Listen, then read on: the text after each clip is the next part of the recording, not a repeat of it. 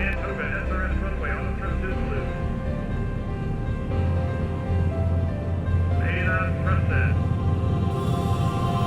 500. Ready, rotate.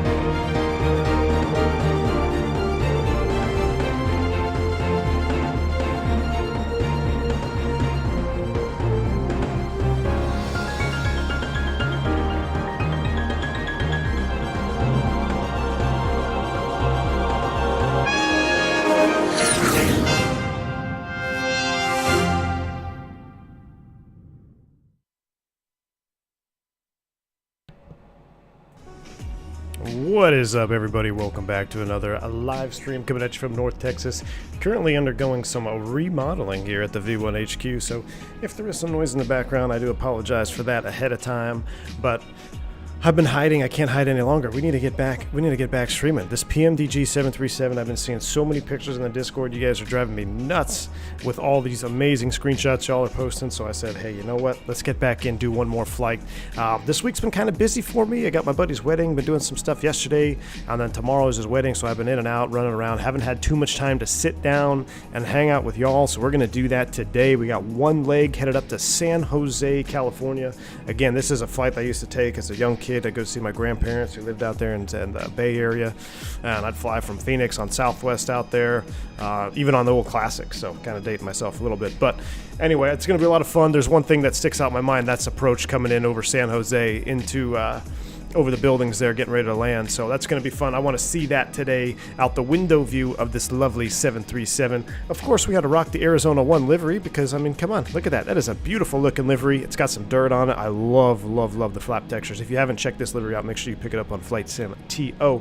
Excellent stuff. Aaron Hastings, what's up? Good to see you, man. Bunny Cam Wen. Hey, that'll be coming here in a little bit. Milltown 24, good to see you. Juan, what's going on, man? Hey, Juan, we're getting really close to our South America tour. I think we're only about 10 subs away from 25K. Once we hit 25K, we're doing a South America tour. It's going to be a lot of fun, especially since it looks like there is some, what is it? There's like an Airbus or something coming out, right, for Microsoft? I think somebody was saying there's some Airbus that's coming out soon. So we'll have the PMDG, we'll have an Airbus. It's going to be a lot of fun. So if you want to see that, make sure you subscribe to the channel right here because it's going to be a wild ride. Jones, good to see you. Tom Pasco. As of right now, It actually feels cooler than it has been. I don't know if it's just because it's only about 80 degrees out here in Texas right now, but so far I'm not dying, which is good. I'm actually really loving this. Gina Hoffman, good to see you. Dougal McTavish, always a pleasure to see you, sir. Welcome in. I heard you're getting ready to fly some airliners again. Get out of that GA stuff. Start flying some real airplanes around. So I hope we can convince you here pretty soon. Always a pleasure to have you on board. Scott, good to see you, man. Welcome to the stream. All right. Let's do it. Let's do it. Mike B, your son's going to pilot the 737? Awesome. I'll tell you what, I was going to do a flight today into Quito, Ecuador. My buddy just flew a 700 down into Quito last night, down to minimums. He said they were doing the R&P approach down there, and he sent me some pictures of the airport and stuff after. I'm like, wow, that's awesome. So I was going to do that flight, but it would have taken 5 hours for us to get down there unless we left somewhere closer. So we're going to start here today. We're going to relax. We've got a lot to talk about. There's a lot of news. There's a lot of stuff happening on Microsoft. So there's nowhere else I'd rather be than right here with y'all today. So let's get this fired up, shall we? Bill Barrett, always a pleasure. Good to see you, man. Welcome to the stream. Flight Sim Experience. What's going on, guys? All right, let me go ahead and get that out of here. And we are on VATSIM. Yes, we are. We're ready to rock. Into the cockpit we go, cold and dark. Have you guys ever seen this before? This is the PMDG 737. I don't know if you guys have seen this aircraft yet. I'm just messing. Obviously, we've all been staring at it. I don't think anybody has streamed anything else, and I can't blame them one bit because it is just a beautiful work of art here. Let's go ground power on. We're going to get the airplane fired up. Screens are going to come to life. A yellow outer marker. What's going on, man? Welcome to the channel, sir. Welcome on board. All right, let's head back over here. Let's start from the top down, shall we? Let's go IRS into nav. That's good. Leading edge, flap devices and slats. That's good. I'm going to put this into heading and status mode. You could do all your checks, all the clackers and all that good stuff. I think something else has to be on for the shaker to go off. I'm sure it's modeled. I just don't have it properly set up yet. But that's right. Continue to come down the overhead. Batteries on. Right now we're on ground power. That's good. So that looks good. Yaw dampers can stay off. Galley power, it is on. I thought it was in the off position. Galley power is on. Good to see that. Everything else looks good here. Source is in auto. Just doing the quick overhead check. Logo light. Man, it is daytime. We'll get the logo light off. Steady on there. Everything else looks pretty good up here, right? We'll turn the chime on. I don't know if it makes a difference on this model, but we'll leave the seatbelts off because we do have to fuel the aircraft and such. So down here, I'm going to just brighten these up just a tad. We're going to get those screens turn on. Make sure I get my DU brightnesses all up. And let's head over to the FMC. Everything's coming to life. Shaker needs power for 4 minutes. 6 minutes, 4 minutes? Awesome. Good to hear it.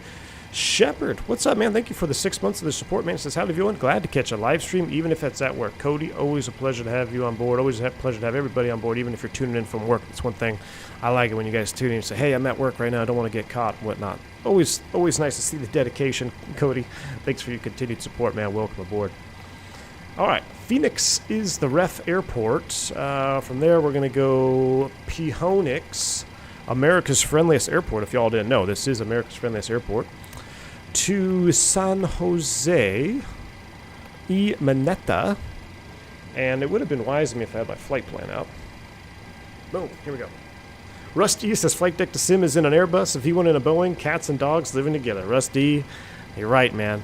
It's just because, at the end of the day, Boeing is made in America, right? So maybe I am a Boeing pilot at heart. I do not know. All right, we're going to depart here. I don't know what's in use. I guess I should check the weather. We are live weather, live time today. And, of course, if you know anything about Arizona and Phoenix, it's pretty much severe clear 99% of the time. Look at that, 10 miles clear, 290. It's already warming up. It's not even 10 a.m. yet over there. 100 at 7, so I don't care. I'm just going to blast off 25 right because it's a close taxi out. So we're going to do 25 right. Interesting route here. I don't have a SID. How did the... Oh, hold on. Fetch from server. There we go. I do have a SID. It's the Keynes 2. Keynes 2 to Herber. Execute that. I'll go route, activate, execute, arrow right. After the Herber transition, we're going to Kriv. Dougal, you're on a coach to Rome in this puppy? Oh, that's awesome, man. That is awesome. CURIV. Was it Flight Deck to Sim was in Italy last night, right? I watched part of that stream in the Phoenix 320. Man, that airplane looks delicious. All right, J212 to DCAS. But you know what? I don't even know if I'm going to be able to know how to fly an Airbus after all this PMDG stuff. J212 to DCAS. Then we're going direct to Boyle. That is set. I was hoping that you would have won the giveaway yesterday, Scott. I thought that would have been funny. I did enter the giveaway just to see what would have happened. That would have been funny. Boyle to Avenal. AVE, man, hearing these old routes reminds me of when so the first jets I ever flew were Citation jets, and I flew them out of Scottsdale, Arizona, not too far from Sky Harbor. I did come into Sky Harbor a couple times, but that was when I really got my first taste of like airways and jet routes and all this stuff. So all these waypoints, they bring back so many memories of when I was a very young aviator, just learning out and like makers, Trox for the Silicon 5. Cool stuff. I believe Trox is on the Silicon 5, so to avoid the double entry, which is the stupidest thing Boeing has ever done in the FMC, we're going to load up the approaches here. I think we want to land... Which way do we want to land? 30s? Right? I think we want to land 30 left. Or is it 12? I think it's ILS 30 left, and we're going to load up the Silicon 5 from Trox. Silicon 5, Trox, execute. You just landed in San Jose 350 smooth? Good to hear it, man. I picked up the Orbix San Jose. There we go. So we're going to go, we'll just delete this disco right here. Oh, you can't do that. That's right, because it's non-intuitive. Let me just copy and paste it. 1940 FMC coming at you. Makers Trox. Actually, they didn't even have them then, so I can't say that. But Makers Trox, Silicon Valley. And then we have a disco here, which this one I do like keeping. The Airbus does something very similar. Keep that disco there because until you really know exactly which runway you're going to land on, I like to leave that disco in there. And you have to be careful because sometimes in the real world, and this is true in sim life too here, the star, the arrival, will actually auto-link these together. And air traffic control, depending if you're on VATSIM or not, they may not want you to actually fly the whole transition because on the star it may say fly runway head or track heading after this fix, but if you link these together then the ATC is going to wonder where you're going. So it is good practice in real world and in the sim world if you're on a network. Leave that disco in there until you're 100% sure you know which runway you're landing on and ATC wants you to go there. That's just a pro tip from real world stuff coming at you. But all right, that is set there. We'll go to the init ref page. We're going to leave that out. I'm going to arrow right over here to our FS actions. Let's go ahead and I like doing real-time fueling, so I'm just going to go, I forgot to do this before the stream started. I'm going to set this to 2500. Then we're going to call the fuel truck. We'll do real-time fueling. So, first things first, let's go ground services, arrow right, fuel truck is here. Our target for for our Simbrief flight plan is... Standby. Gate fuel 11.7. So I'm going to round it up to a nice 12,000 pounds of gas today. Rayman, what's up, man? Good to see you. RNF 30, right, Christian?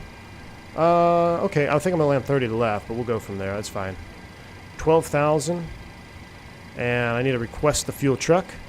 He's on arrival hold for something. Cargo. So I need to set 2,900 up here. We're going to start the forward cargo first, and then we're going to do the aft cargo. I like how they do that. Can I request them right now? I think something's in the way. Oh no, they're arriving right now, so that's cool. That's what I do like about it. It kind of makes it all kind of real time. You have to wait for certain guys to show up and leave. Cost index 36, that's not going to happen, man. Carda says pro ramper tips on this stream.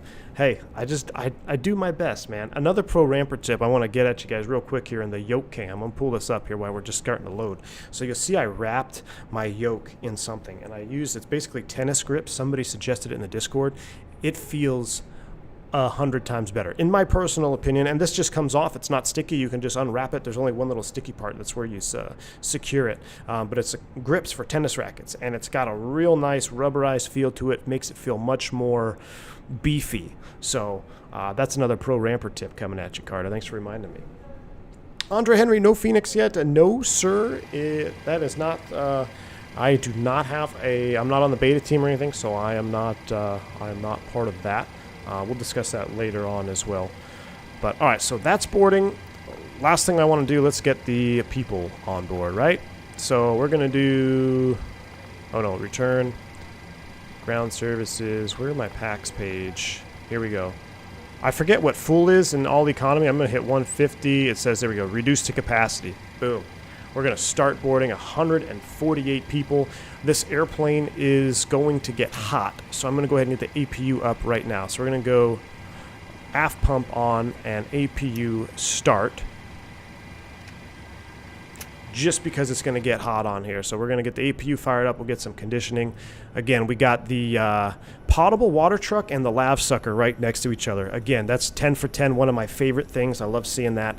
Cross-contamination, nothing like some hot bean water with E. coli flakes in it from the coffee pot. But hopefully the rampers don't mess that one up and they know which port to plug into. Yoke Cam, Andre Agassi edition. Aleem, what's going on, man? Welcome to the stream, dude. Rainman, you ordered your Flight Sim Projects Airbus grip? Excellent, man. I know they're backed up. It takes a while to get your orders in. It's only going to be more... Wow, listen to the spool up. It's only going to, get worse as the Phoenix releases, but again, I got a whole dedicated video on my Airbus side stick, exclamation point side stick, if you want more information on that, but yeah, I'm loving it. I cannot wait to give it a shot with the good old Phoenix 320. Love from Pakistan. What's up, man? Welcome to the stream.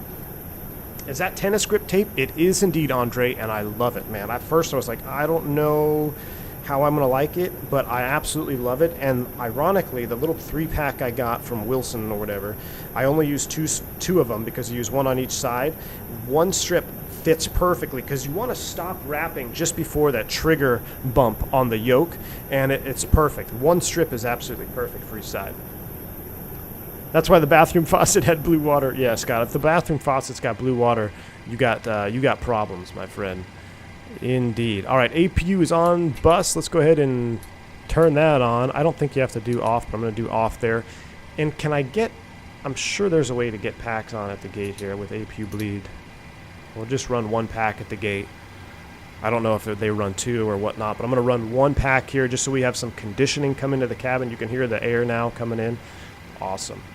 All right, our landing elevation. I got to pull this all up from Navigraph. I probably have to resync this, so give me a minute. Resync this. One thing I've loved about seeing those Phoenix streams is the way their Navigraph is integrated in that EFB. Just looks amazing. Looks amazing. All right, now we're back on it. Let's pull up our flights. I don't want high en route. I want my actual flight. Nope, didn't want to do that, sorry. Bring you back.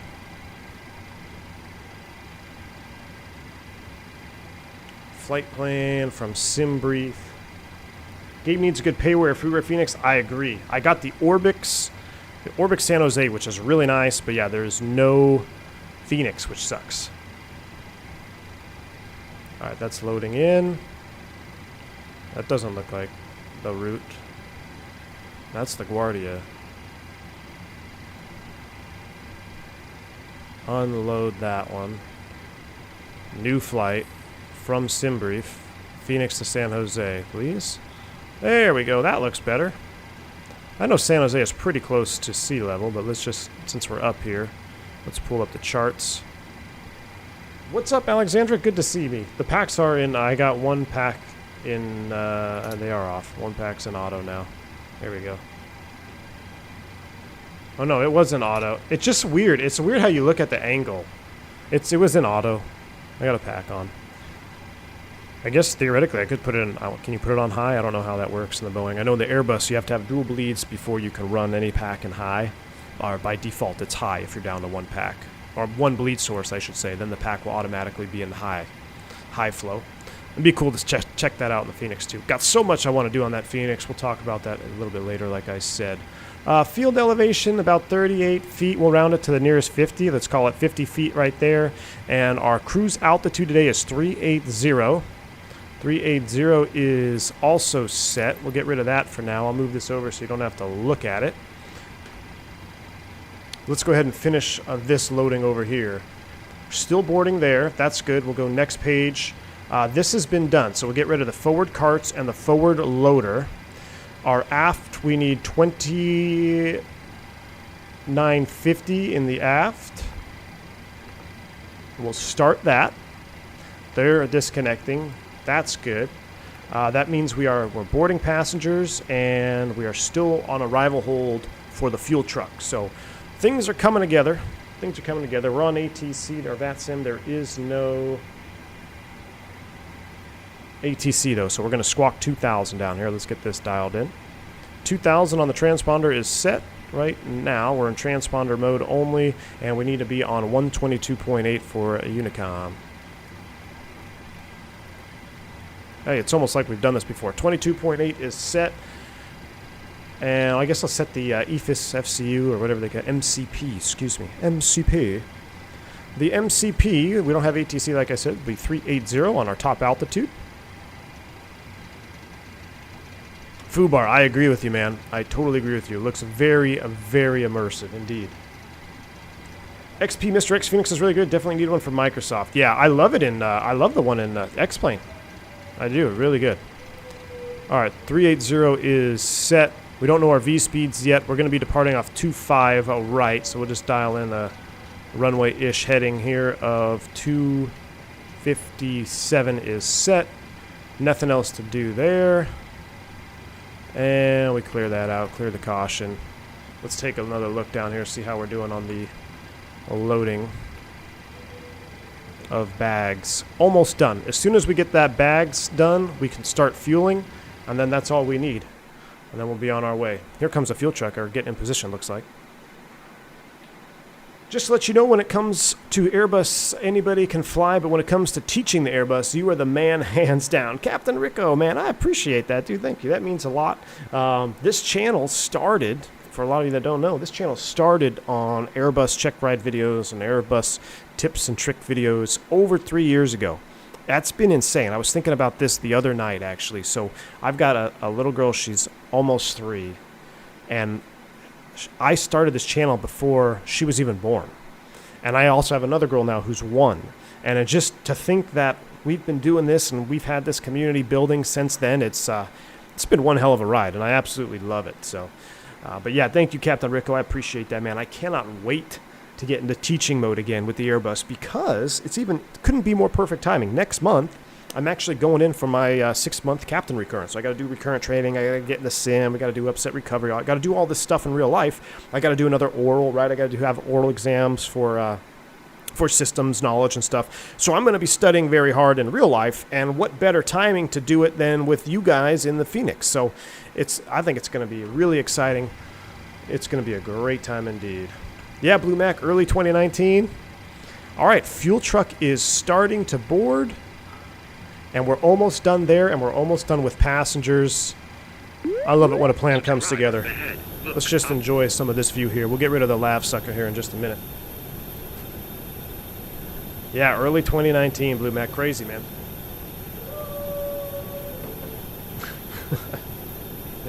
Christian says there's only 252, or there's 252 watch and 62 likes. I appreciate that. Yeah, hit the like button for guys, hit the like button for this livery, right?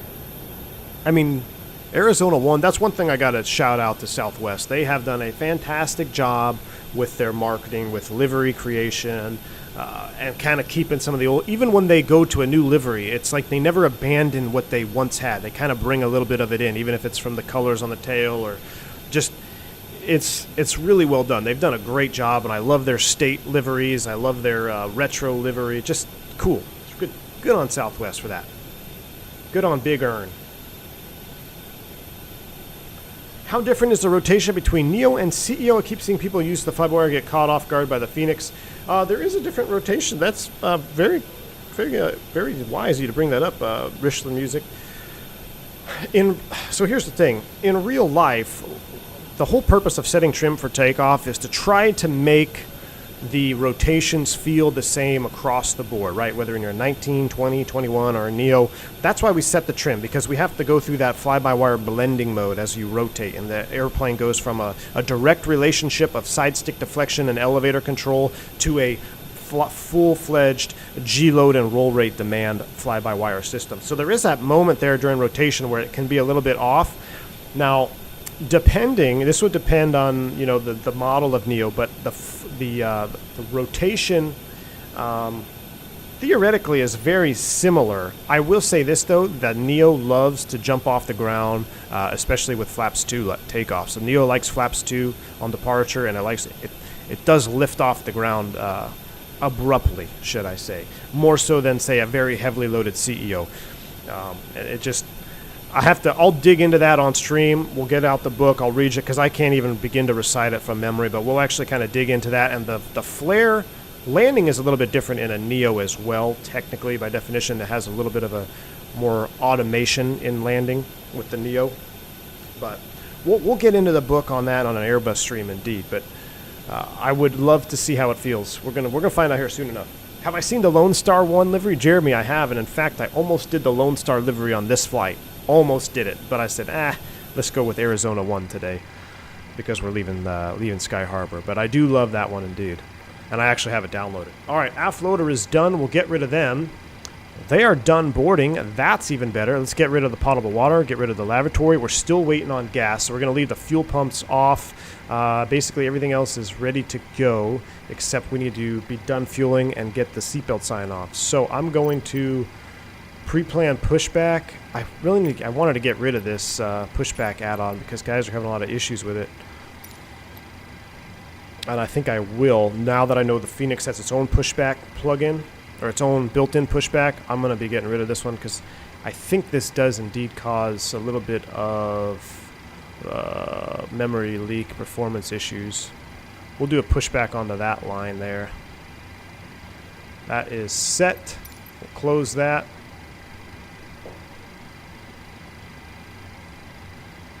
Berto360, glad to see you tuning in, man. Welcome to the stream, man. Welcome aboard. We're just getting fired up here. Fueler is the only guy left. We're just waiting on gas right now, and then we're getting out of here. So you joined at a perfect time. Welcome aboard. The best livery is the Sports Illustrated one. Can't disagree with you there, Aline. That's called toolbar pushback, but it's been giving guys some issues, so I'm getting ready to can it here for a little bit. Ed Reed, what's going on, man? Why do simmers fly with nav lights on during daytime? When I was working rearward aviation, would not use them for fear of burnout, since a no-go item for night flights. Thanks. I believe... I don't know. I've never turned them off. In fact, if you don't have them on, I believe you have to ride it up. They have to be functional, even if you're not flying at night. I know you can defer them for daytime. You can defer them for nighttime too, right? As long as you have another position light. I'd have to actually check the regs. But never have I experienced in my 121 career or my airline career here in the States that we fly with nav lights off. They've always been on, whether it's been at the regional level or mainline level. So we've always had them on. So... But yeah, I get where you're coming from. I don't know. I'd have to check. I'd have to pull out the FAR AIM and actually look into the regs. There might be something in there for 121 ops, but I don't know.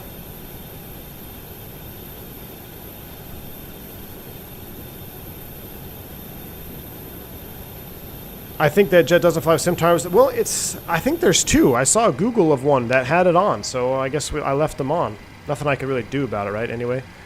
But yeah, I kind of wanted not to have the split SIMTARs, but... Alright, 11998 with a target of 12. That's done. We'll release him.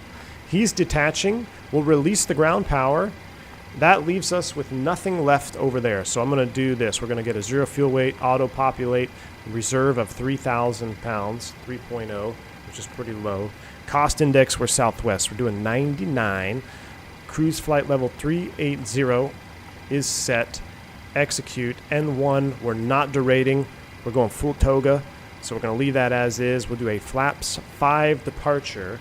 Takeoff CG is 18.4%. 18.4 is set with trim of 6.46. 125, 128, 134 is set.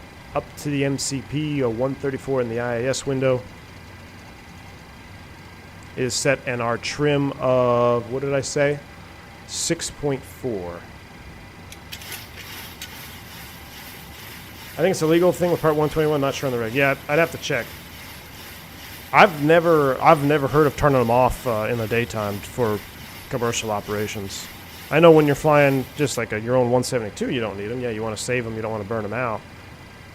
All right, what was it? 6.4. We're getting towards the bottom of that band, but that looks about right. 6.4 is set there. Let's get our fuel pumps on.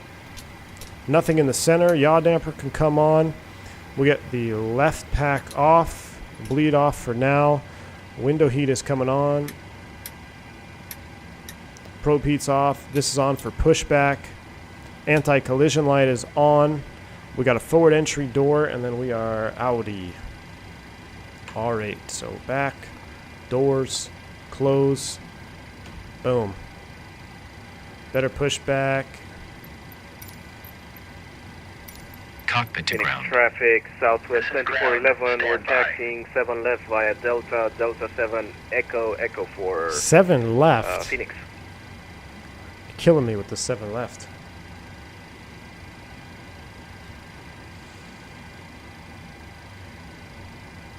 Yeah, Ed, it could definitely be a letter of waiver. I'm not sure, man. That's something I would have to dig up for you. Definitely have to dig it up for you. I know. Here's a fun fact, though. If you guys are wondering, if you ever see this, maybe as a passenger, pretty hard to see as a passenger, but on the Neos, or I shouldn't even say on the Neos, on the... Okay, sir. The bypass pin is installed. All doors and hatches closed, and all ground equipment is removed. Got the world's longest pushback conversation here. Okay, cleared for push start. So, parking brakes are released. Commencing pushback. You can start the engines in sequence. Roger You will that. start in the sequence. Okay, so what I was saying is on the Neo or modern Airbuses now that are being pushed out from the factory, or if they've gone with the LED retrofit kit, if you ever look really closely at the nav lights, there's 3 bulbs in one container. You have 2 navs, so whether you have 2 greens or 2 reds, and then you also have a tiny little indicator light. It turns blue. If you ever see a blue light in the wing tip, that means that that LED bulb is about to burn out. It's approaching burnout, so that's just a symbol for maintenance when they see that they have to replace the bulb in the nav light. So that's one thing that's kind of cool. You never really talk about that. I wonder if the Phoenix has that modeled, but I don't even know if they have LED navs or not. But anyway, yeah, if you ever see a little tiny blue light in the nav light on the winglet or on the tip of the wingtip, that is indicating that LED bulb is about to burn out. So, all right. 107, where you want me to take off from? 25 right, man. There's Southwest taxi in the wrong way. All right, let's come up to the overhead. Let's get ready to start. So APU bleed is on.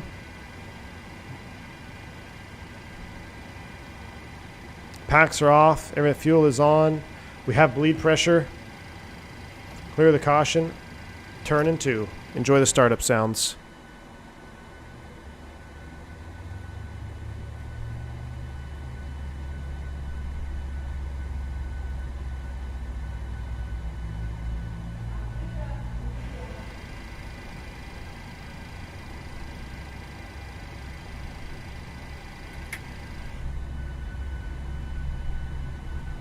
Okay, pushback completed. Please set your parking brake.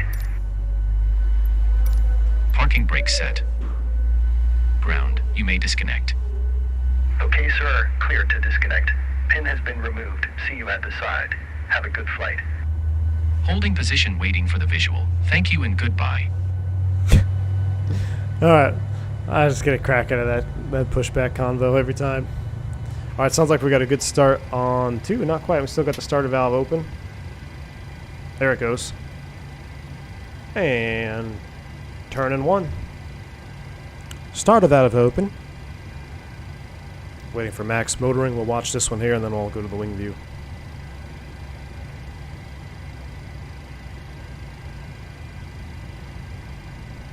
And approaching 25%. Close enough.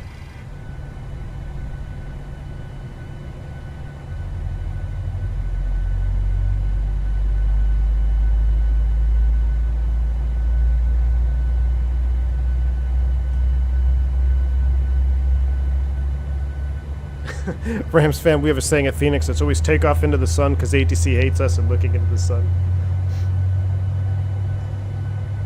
Tango Delta, your desk is vibrating from the startup. I know, it's awesome, isn't it? I freaking love it, man. That bass, the boom, it's really good. All right, that is closed. Looks like we have 2 good starts on the overhead. We'll go Gen 2, Gen 1, APU off. That's all done. APU, we're gonna go pack auto, auto, auto, off. That's in auto. Window heat is coming on. Oh, I forgot to turn the seatbelt sign on. Seatbelt sign is on. Gen 1, Gen 2 looks good. Overhead panel is checked. We're going to do a flaps 5 departure. We'll extend that from the juice view. So let me bring up a Yoke cam here. Daytime edition.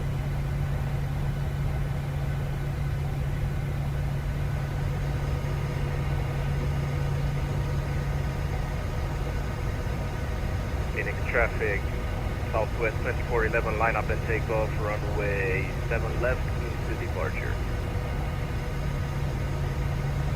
Phoenix traffic, Southwest 357, just off of Charlie 6. We're going to be taxiing runway 25 right. We'll wait for that departing traffic to clear.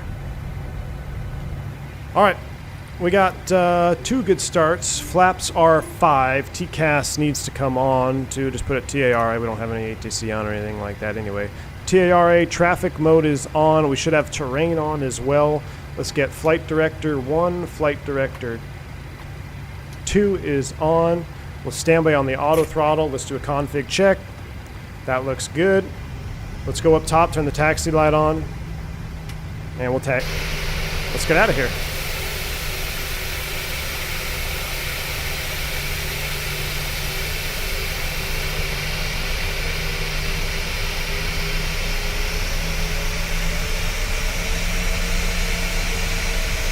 Is that a yoke or a tennis racket?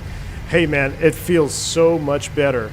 It feels so much better than the default plastic on there. I know you guys are gonna hate me for it, but it feels so much better. That default plastic on the TCA yoke is just immediate immersion killer for me. This at least feels like I'm gripping something with some backbone to it, you know? All right, we're gonna basically make a little jaunt here to the left. Where's that traffic that was departing? Did we miss him? Kind of wanted to see him take off with model matching. Oh, there he goes. That's cool. Oh, that's awesome. Look at him just climbing out. Another Southwest. He's in the California livery. That's fitting. Cool, he had climbed out above us. I put, it's a tennis grip. How often do you single engine taxi? Quite often, man. Quite often, to be honest with you. Depending on the size of the airport. Quite often. It's a very common practice in the U.S.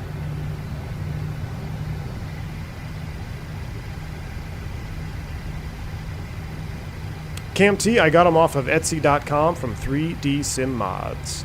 But yeah, they're actually Airbus levers. So I got some Airbus throttles on there. I got an arming speed brake, and I've got a flap detent, all from 3D Sim Mods off of Etsy. Oh, should have went to RTO. Yes, we are on VATSIM, by the way. Someone asked that question. I can't believe that everyone didn't get to stream the Phoenix. All right, man, it is what it is. I'm not part of the beta team, so I can see why they want those guys to get first dibs on it. So I asked to be part of the beta alpha like way back when, no response, but it is what it is, man. All right, here we go. I don't think anybody else is down there, right? No. All right. Sky Harbor traffic, Southwest 357, departing runway 25 right, out to the west. Sky Harbor. All right, let's do this. Let's go. Let's light it up. Start up here. We're going cont. Logo light on just because, and one switch to the opposite position of all the other switches because Boeing. Auto throttle is armed. Let's roll. Wojtek, what's up, man? He says, what's going on? Airbus pilot is flying Boeing, and he loves it. Boeing pilot is flying Airbus, and he loves it. Changing of the guard, my friends. Changing of the guard, it seems. At the end of the day, Boeing is made in America, right? So maybe this is where my true calling is. Listen to that sound, though. God. That sounds so damn good. I'm going to do it again just because. Listen to this.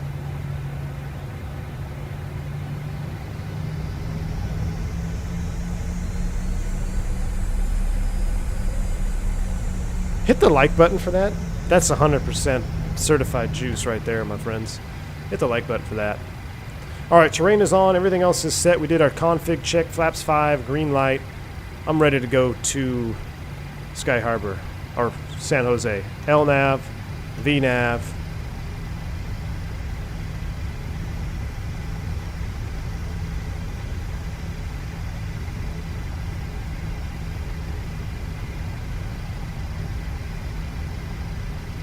Good old Phoenix.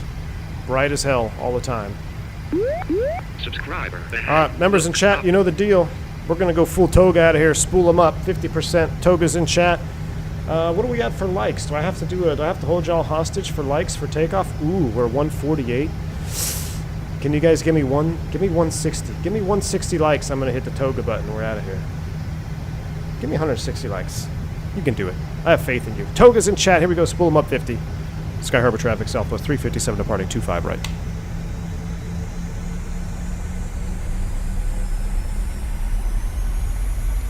Stable.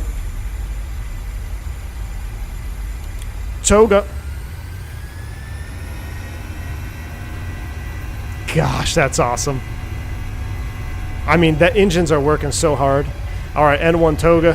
Sky Harbor traffic, Southwest 1542, lining up 25 right. Thrust set. 100 knots. Check. Oop, shit. Wrong one. V1, rotate. Here we go. Nice and easy on the stick. Watch that tail. Nice smooth rotation. Positive rate. Rate of climb. You're up.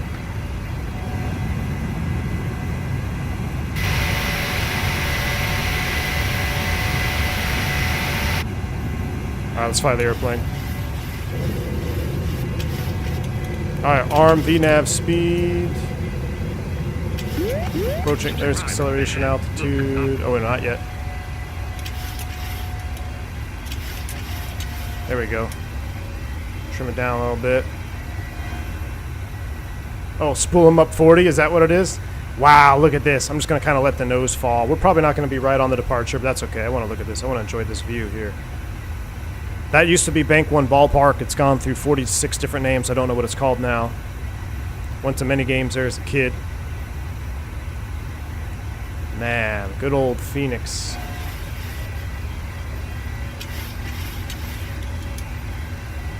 Approaching flaps 1. Let's go flaps 1.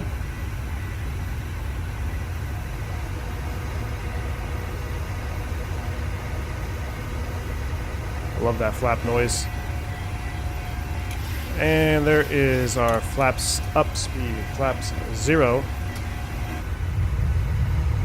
That's real. That's real. Are you kidding me? That looks real.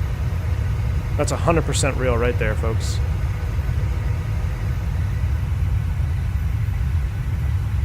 That looks so freaking good. Look at the dirt here. I love this livery.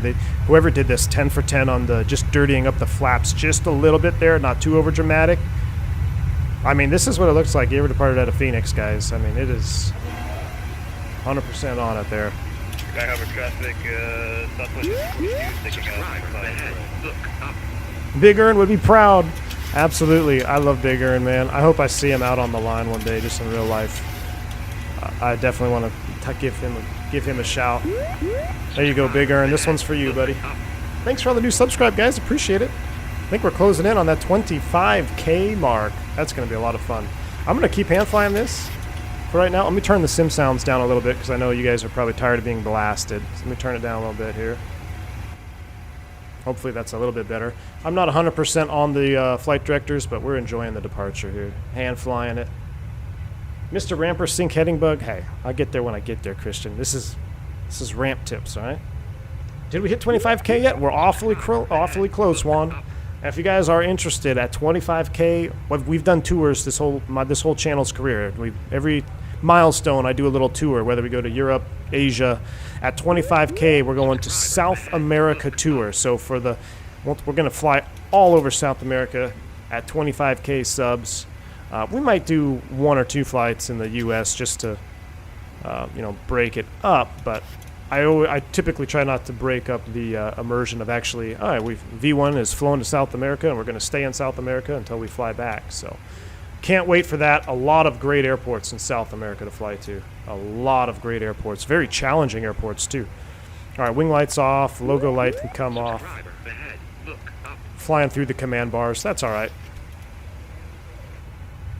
Yep, I've been off all week. Off all week, man. So I'm pretty much back to work next week, so that's probably when the Phoenix will release. So if you guys want to know, and I'm just kidding. I obviously don't know. I don't have any insider information. Nobody knows. Nobody knows when it shall come out. But Murphy's Law says it will probably release as soon as I start a trip. What is the cover for the Airbus side stick? What do you mean? Is that a cover for the Airbus side stick? I don't think I see the Airbus. Do you see it over here maybe? Oh, this is all part of the Flight Sim Projects side stick. So just do exclamation point stick, and I'll give you all the information you need to know, man. Airplane flying so good. We're accelerating to 324 knots. We're at a 15.4. Still hand flying. Remember, I talked about this on one of the first streams I got with this yoke. Don't get in the tendency to over control the aircraft. With this yoke, it is so nice. It feels so good to manipulate that it's very calm, and that you might want to get into over controlling. Set the pitch attitude, trim it where it needs to be, release, and just let the airplane fly. Apologize for the hammering there. Yeah, see, I know the flight director wants me down lower, but I'm all right with that. We're still accelerating. 8 degrees nose up. Still climbing at 3,300 feet a minute. That's insane. Ali Ahmed, thank you so much, man, for the 10 months of support, dude. Crazy, thank you. He says, been a long time coming. Congrats on 25K, boss. Hey, Ali, thank you so much, man, for your continued support as a private pilot member on the channel. Thank you for that. It's been a long time coming, but it's been fun, man. This has been... I never knew how much fun I would have when I started this YouTube channel 3 years ago. Over 3 years ago now, 2018. So it's been one hell of a ride. My passengers getting hammered. Exactly. We'll go ahead and set standard. It should be sync. So we got 1, 2, and 3 is set. We're out of transition altitude, so I guess I'll turn the autopilot on now. So let me do my best flight deck to sim impression. Command A. And RTO can come off, and gear lever can go to the off position. We're climbing out. Let me zoom the range out a tad. We don't need terrain anymore on ND, so we'll get rid of that. Let's enjoy this view right here, because that looks pretty dang good, huh? I'll put you guys back into normal cam here as well. Captain McGee, thank you so much for the $10 dono, man. The $10 super chat. I appreciate that, sir. Says, oh, well, on the Phoenix. Only your review matters. Hey, man, thank you. There's been a lot of good content put out with the Phoenix. I honestly, I've been so busy with other stuff this week, with personal life stuff, that it's been hard for me to keep up with the Phoenix content. I did watch Flight Deck the Sim. Most of his stream yesterday looked freaking awesome. So I've never really was a Twitch person, so I think a lot of the content was on Twitch. I never was into Twitch, so I'm not really, I guess, familiar with the platform, and I really don't know what to look for on that. But I have seen some clips from Twitch. I did watch some Flying Fabio, I believe. I watched a clip from him, which was very, very good. Very knowledgeable guy.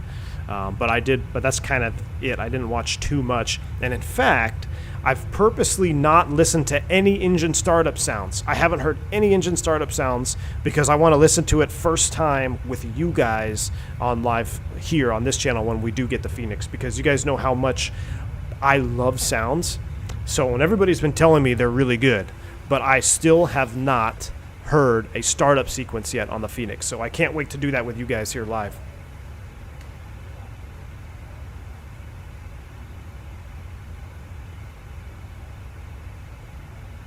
Geo, thank you so much, man. I'm sorry about that, man. I saw it slip by there. Went off the top of the chat, man. 25 months. What's up, V1? 28 months. Yeah, Geo. Dude, it's been awesome, man. Thank you for your continued support, Geo. I know you've been around this channel very, very long time as well. So it's awesome, man. Thank you for your continued support. I hope you're well. I hope the family's well. I hope you're not working too hard, man. I hope you're enjoying that 3090 at home as well. I'll tell you one thing, Geo. I'm loving the 3090. I know how you feel now when you first got your hands on it. Carta Joel, the legend himself, 33 months. Thank you, sir. Congrats on 25K. I've learned so much ramper knowledge. Indeed, Carta. Thank you so much, man. I'm glad I can pass on some information as a ramper. You know, I've got to have that good ramp knowledge. Thanks again, Carter. Shout out to Carter just for he's just an awesome community member between his work with doing mod duty here on this channel, or just being a member, and then of course all of his engine mods on X-Plane. I mean, shout out to you, Carter. Thank you, man, for being just such a staple in the community. Are you a co-pilot or captain? I'm a captain, man. I've been a captain on the Airbus for quite a few years now. Well, not quite a few, for a decent amount of years. 320 Sim Pilot series on Phoenix is great. He demos normal and alternative launch, pushing it in places, makes you realize what a marvel of engineering. Indeed, Cam, indeed. I know, indeed. I love, that's what one thing we're going to do. I think on, I'm thinking the first stream we do, we're going to do a normal flight, A to B, and then the second stream, I've got something planned, but we are going to just absolutely, or the second leg, I should say, whenever I do get to fly out, we are going to absolutely put it through its paces. Any comment on flight deck to sim using Flex 61 yesterday? No, we don't flex on this channel anyway. I don't know, what was the out of a limitation, Flex 61 or something? Did it use a Flex 61? That's really high. Typically, you really only see that, at least my operator, and we only flex in the 319s that high. That's getting up there. Flex is 60. Now it's time for some Double Oak Bourbon. Thank you, Flight Force, for the $5 super chat, sir. I believe you're flying in behind us, right? That was you that lined up behind us in Sky Harbor. Thank you, Flight Force, for that $5 super chat, man. Appreciate you. Double Oak Bourbon, indeed. Sounds like a seat on a wide body. Congrats, brother. 25K. It does indeed, Christian. 25K. Thank you, sir, man. Thank you too, Christian, for your continued support and the newest mod member here on the V1 channel.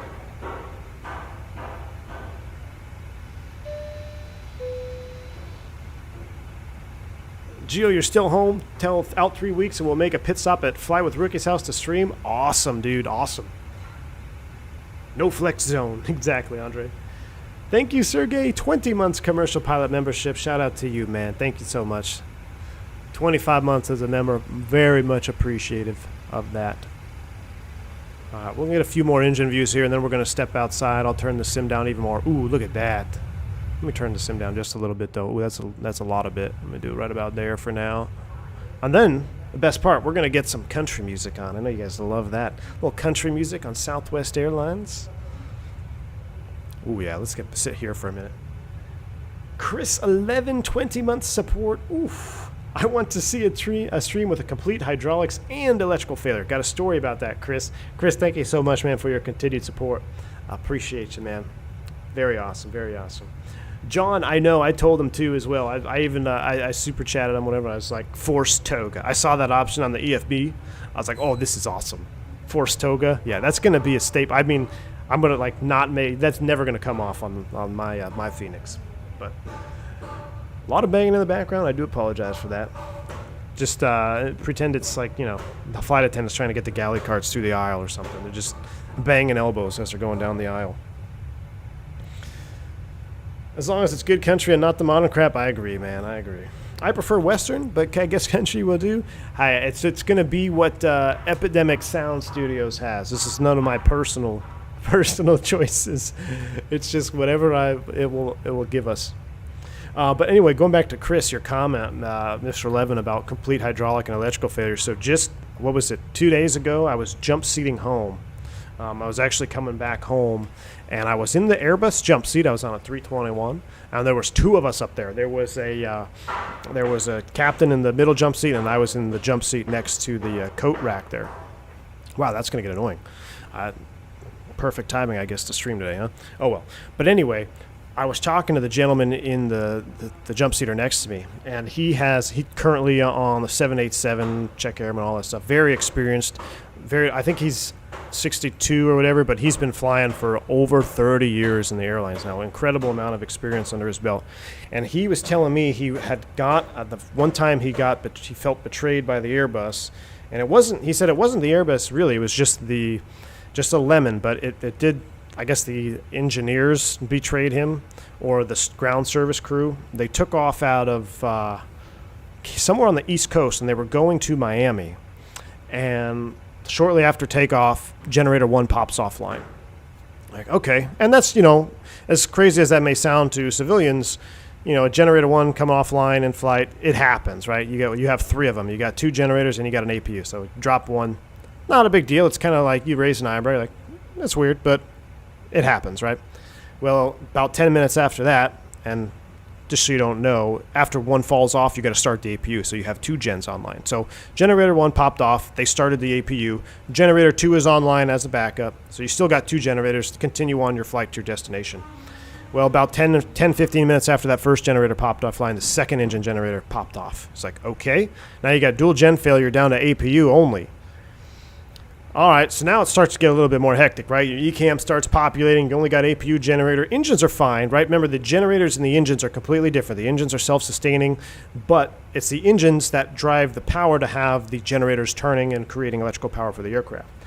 But now you're down to 1 generator, so you're thinking, okay, probably going to be diverting here. We got something going on. I got the APU on. Engines are fine. We're still flying. Not a big deal. Well, about 5 minutes after engine 2 generator went offline, APU generator, done. All 3 generators done. And he's like, it was the weirdest thing. Rat pops out, boom, and he said, and I've never flown with the rat out personally, but he said it was literally like flying with a King Air sitting next to you, like a King Air just right next to you, because it's so loud. That prop on that on the rat on the Airbus is pretty. It's forward of the wing fairing on the left side of the captain's side.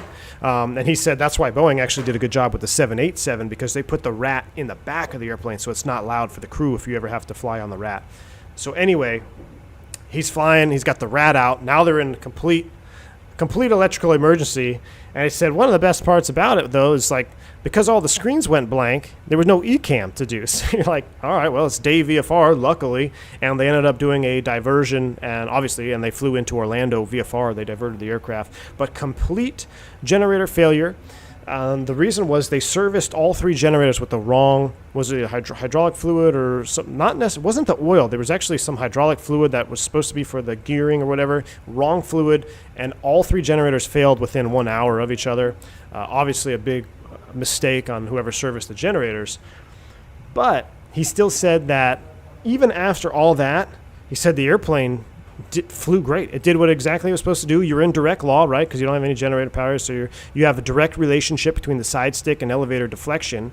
So it's a little bit more sensitive, but he said the airplane flew fine. Just complete electrical failure, rat out, landed, not a big deal. So that just kind of reminded me of that, Chris, when you said that I want to see a complete generator or electrical failure. But, yeah, that's very uncommon. I had my electrical emergency in the Airbus, and I talked about that on podcasts for the members. But it's nothing like that. Not all of them. So that just reminded me of that.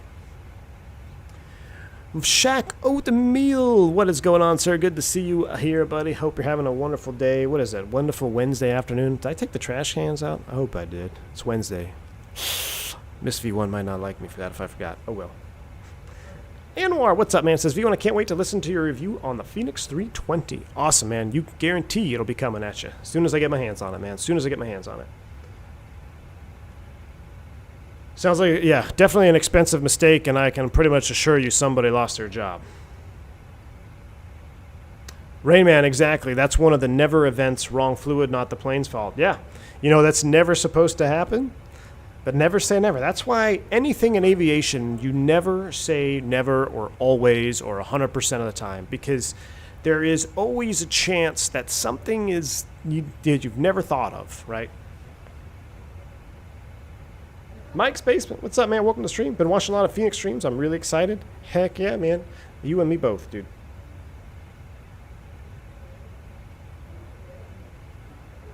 Don't you have a Honda diesel generator in cargo for such emergencies? No.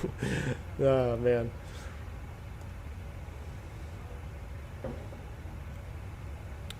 Aleem says, pro ramper tip, put the right fluids in the right holes. That is a very good pro ramper tip, Aleem. Put the right fluids in the right holes. You're 100% right about that. Where's country music? You're right. Here we go. Let me go ahead and turn down the sim so we don't blow our ears out. I'm going to go all the way down to I'm going to lower that. Let's come up front here. We're 35, climbing 380. We'll get the seatbelt sign off. It's been a smooth ride. We'll start there. It's smooth I don't know. This cost index 99 is a little bit nerve-wracking. Let's do this, just because we're going to be parked outside. I'm going to do 7.9. 7.9 is fine. Watch your ears for a minute. Not too bad. Where we want to park it, right about there. That looks good. We'll leave that up there, and we're going to turn this way down, like all the way down, even more, right about there. Then we're going to see what we got. Hopefully it won't be too loud or too quiet. Oh, that's a little loud, I think, isn't it?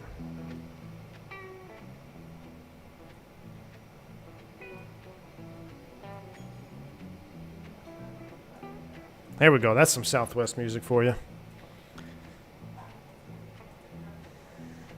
It seems like if you take the best of Fly-by-Wire and the best of FS Labs and the best of Tolis and put it into one plane, you have the Phoenix. Hey, that's what it looks like, Mike. That's exactly what it looks like, man. Live from the stockyards at 350. Yes, sir. You got it, Al. I'm actually going to be in Fort Worth tomorrow for my buddy's wedding, so we're going to be just southwest of Fort Worth, actually. Captain McGee, you're right. It is no slouch. The PMDG is no slouch. I'm just more excited because this airplane proved to me how viable this sim is, and I love it. And so I can't wait to see what I cannot wait to see what we got coming with the Phoenix. Cannot wait. Ooh, yeah, look at that. Is that the Rio? No, it's not the Rio Grande. Good old farmland out there, man. Burn a lot of holes over this desert as a young aviator. A lot of holes out there. I did my training out of Phoenix. Flew corporate jets out of Scottsdale Air Park, so did a lot of stuff for Vegas, California. The amount of times I went back across that border, California-Arizona border, if I had $1 for every one, I'd probably be able to retire right now. Carta. Santiago, what's up, man? Says, how much performance you get with the 39er with respect to previous system config? Here's the thing, Santiago. I don't know what I really was running, like, number-wise with my 1070. But I will say this. My 1070, if you set up your graphics properly, a 1070 can run the sim just fine. And especially with the PMDG. The PMDG is extremely well, optimized, right? So I have no doubt that if you have a 1070 or a lower card, you can run the sim if you just have your settings right. And I posted my original 1070 settings in the Discord. I believe it's just in the FS 2020 general section. Just go to pin messages, and I got my settings that I ran for my 1070 card. Now, when I got to the 3090, I kind of made a mistake. I should have just kept my settings the same and then seen the difference in performance. But what I did is I immediately started turning things up. So I don't really know where I would have been. But what I can say is I'm running pretty much everything on Ultra with the 3090, and it's just crushing it. I mean, I'm getting, 47 frames right now. I mean, we're out over the desert in the PMDG, so, and that's with most everything on Ultra. But, Mike's, he's running it on a 1070 Ti. Yeah, you can definitely run it on a 1070. It's totally fine. You just got to be careful where you set your settings, that's all.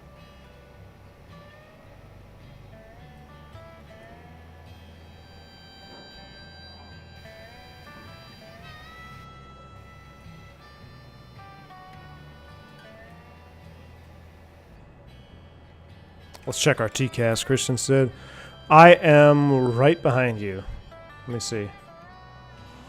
I am about 5 miles. We're 5 miles in trail, Christian. I'm doing 7.9 Mach, 5 miles in trail. Should be good.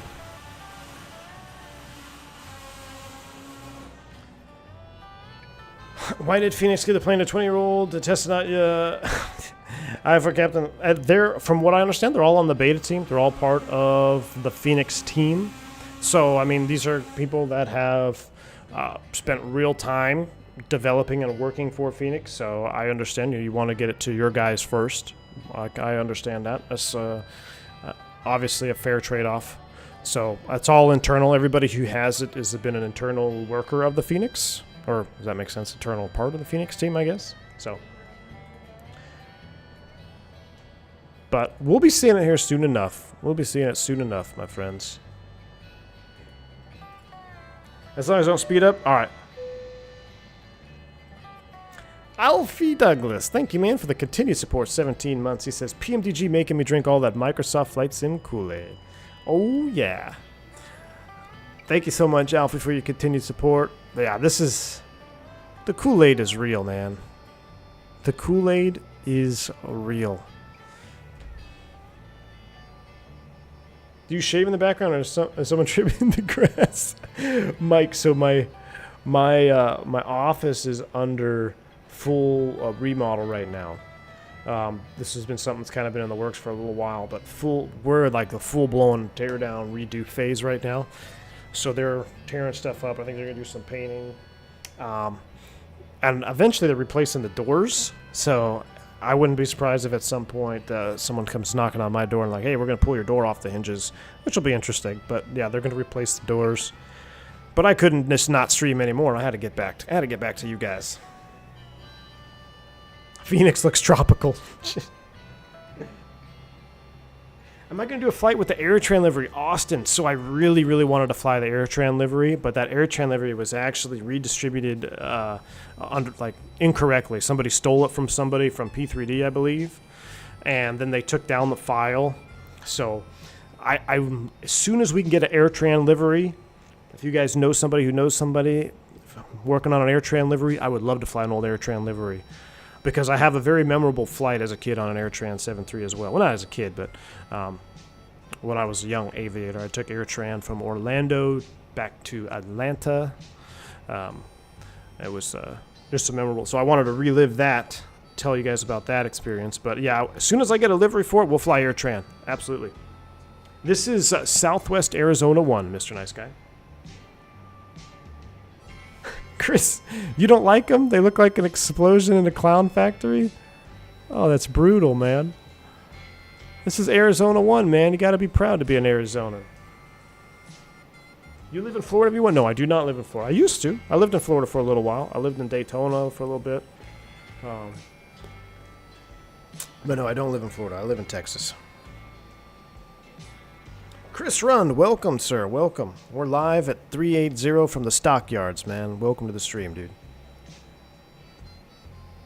I fly out of Phoenix to SoCal all the time with Microsoft. Love seeing the Salton Sea pop up. Yes, sir. Tony, so you guys know the Salton Sea is actually below sea level. Kind of cool. That Salton Sea is actually below sea level. Salton Sea is a big VFR waypoint. There's actually a pass there, right? I forget what the name of the pass is, but a VFR... We used to take students all the way from Phoenix to SoCal. We go over the Salton Sea and then go into John Wayne, all that stuff. William says I flew AirTran a couple times way back. Good times, yes sir. I love seeing some of these older liveries pop up. I really like the American Retro. Looks so good, even though it's a 700. Just that old brushed aluminum. 10 for 10 on the recreation of that. Almost flew that today too. Almost went down to Mexico, but... Banning Pass. Thank you, the other Jason. Thank you. Banning Pass. Yes, sir. There we go. Is that the Salton Sea right there? Yeah, it is, right? So here we go. There's the Salton Sea. It's actually below sea level. Where's Blythe? Blythe Airport's around here. I got a funny story about Blythe from a flight student. I think it's over here, actually. I think Blythe is here. Palm Springs. And then, yeah, this is the Banning Pass to go right through here. Very popular VFR transition route because when you're flying at 172, you're not going to climb over these mountains, especially in the summertime if you got two people in there. It's very hot. You'd be maxing out you'd be getting close to your max ceiling there. So almost everybody goes right through the Banning Pass, especially if you're on an IFR flight plan because I think the MEAs are too high unless you have oxygen. Southwest acquired AirTran. That was nasty.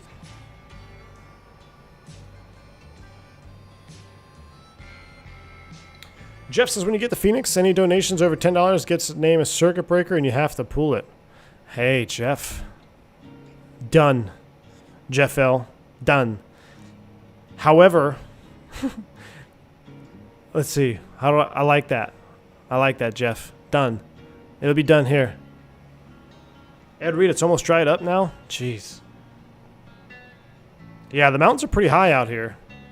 I don't have a VFR chart on me, but actually I have my iPad next to me. I could, but yeah, very bumpy in the summer, exactly. Too bad there isn't an American Trans Air livery for the 7.2. Oh, yeah, I know. I wish we had a 7.2 in Microsoft. Could you imagine if FlyJSim was like, hey, we're bringing the 727 over and the Classic over to Microsoft? Oof.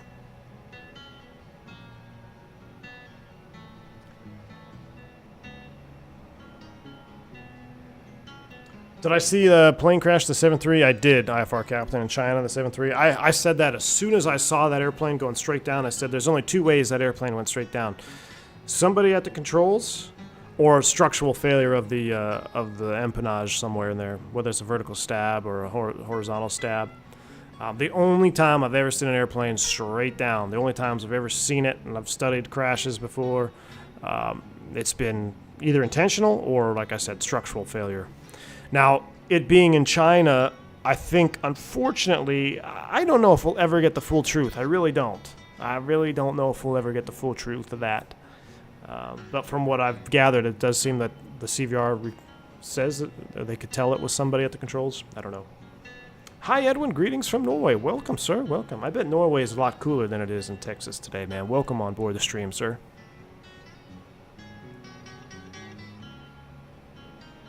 My dad always used to say if something was filthy, dirtier than a gas station bathroom in Blythe. Oh, man, that is true. That is 100% true. I believe PSP is over here, right? I think it's kind of hard to tell with this. Or I believe PSP, Palm Springs Airport's right there.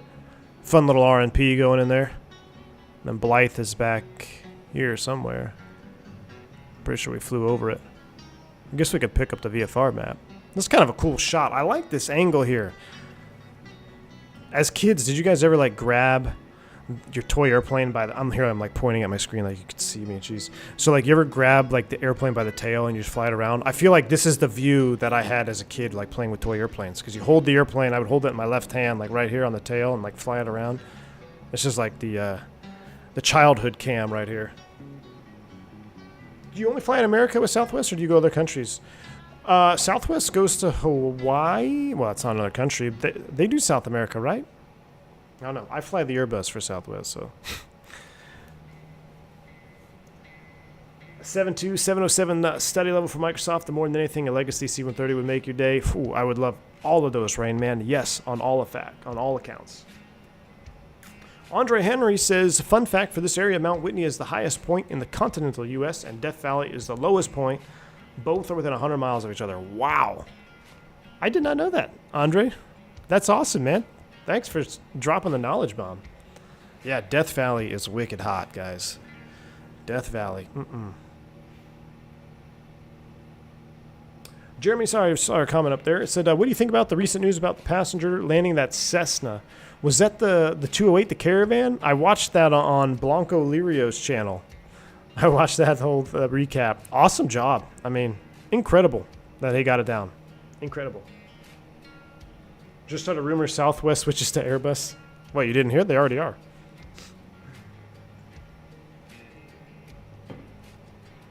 Childhood camera. Very poetic, exactly. You used to go to the AOPA Expo and PSP? Yeah, I think I went to a couple of expos. What was it? I think there was the NGPAA that was in Palm Springs, and then there was I think there was one there I went to as a recruiter. Blythe is back on the Arizona border. You passed it on the Victor Airway out. Okay. Yeah, I thought it was behind us. Yeah, there's PSP. You can see Palm Springs right there now. But this is, look at this weather. So I don't know if this is 100% true to real time right now, but this is very, very true to real life. So as soon as you come in past the mountains here, you get that moist air coming in over the ocean. You get this, like, sometimes it's a fog bank or a marine layer, broken clouds. They build up, overnight in the early morning hours. And then as the day gets hotter and hotter, this burns off and it goes back and it'll be VFR all the way to the coast. But it's just kind of cool to see that, how we're actually flying into a nice little transition zone. The weather's not popping in and out like an X-plane. Awesome. Christian, make sure you tell me when we hit TOD. Jeremy, yeah, they do. The pilots are everybody I know, I've got some friends at Southwest, very, very happy there. It's been stagnant for a while. I mean, I think upgrades over 10 years. But, and here's the thing, the guys work for it. I mean, you never see a Southwest pilot that doesn't work. I mean, those guys, they work hard for their money. They get compensated well. But overall, very good culture. And Mr. Big Ernie, I like seeing him. I like watching his videos. I didn't even know who he was until Christian started talking about it, and then it popped up in my YouTube feed, and I watched one. I'm like, oh, I watched another one. And now I just see Big Ern videos pop up every now and then. Yeah, Sculpture Shock. This shows the powers of Microsoft, no doubt. You just see how, like, this is 100% true to real life. Now, again, I don't know if this is the exact weather that's happening right now, but this is exactly what it looks like during these conditions when you have that moist air come in, builds up, then it burns off by noon, because it's only, in California right now, it's still, 10, 12 in the morning? I can't remember if they're 2 hours or 3 hours behind. Let's see, 10:42, so it's only 10:42 in the morning. I think I should do some Spirit flights later today in Microsoft with the fly-by-wire at my space. You know, I was thinking about, maybe should I do another leg today? Should we just stream all day? I got nothing going on. I had my schedule cleared for today, and I don't know what. I thought I'd be tired after this flight, but maybe we should do something after this leg. I don't know. 12 to 13 years to upgrade, Aleem. Whew. Sitting in Orange County right now, it's looking decently accurate. Good to hear it, Rams fan. Good to hear it, man. Do it. So what we have to do is, are we at 25K now? I think somebody said we're at 25K. So we have to plan our route to get down to South America. And I don't think we can not go to South America without hitting up Cancun first. So maybe we got to start in like San Diego. I don't know. I have to look at a map. Let me pull up Sky Vector. Let me see what's going on. What could we do? We keep this view for now, or do we want to go back to an engine view? I was kind of vibing with this view right now, to be honest. Going right over the mountains right now. Let's leave it like that. Let me pull up Sky Vector, see what we got going on. JetBlue hostile stream takeover. Jeez, Russ. Yeah, that's a whole nother situation popping off right now in the U.S. The hostile takeover of JetBlue and Spirit. Oof, not good. I just tell you guys right now, not good. And it's hard to explain. Aviation is kind of a weird...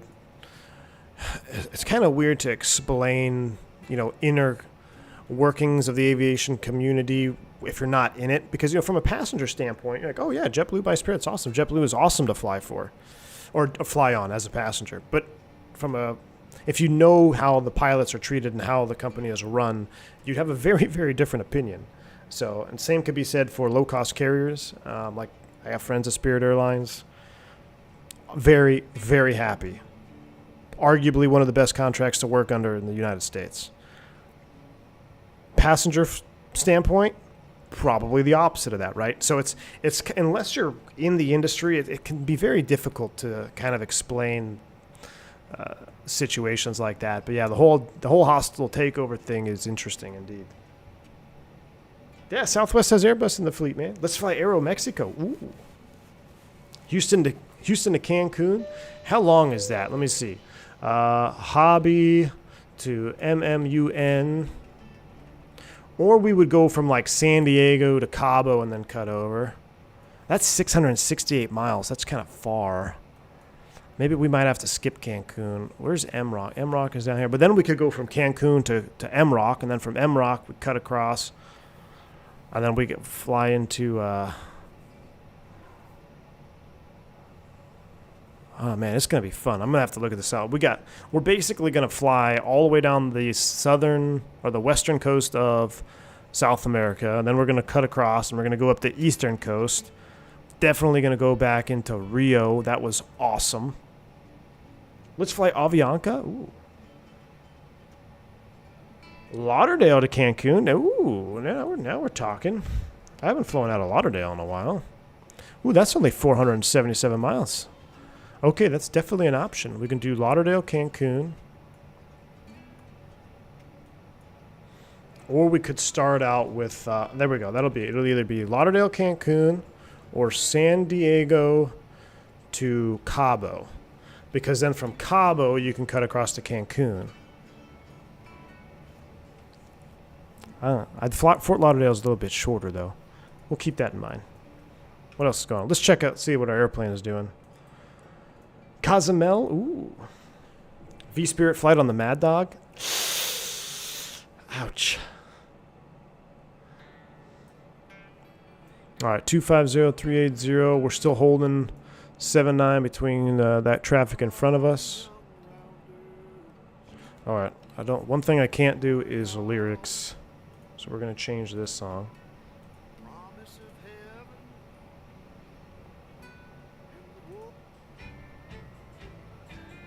A San Antonio Shuffle, huh?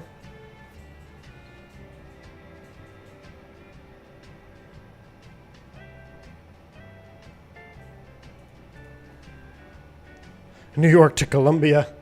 That's a long one. That's a long flight, Jeremy. Sean, I have not yet, my friend. I have not yet.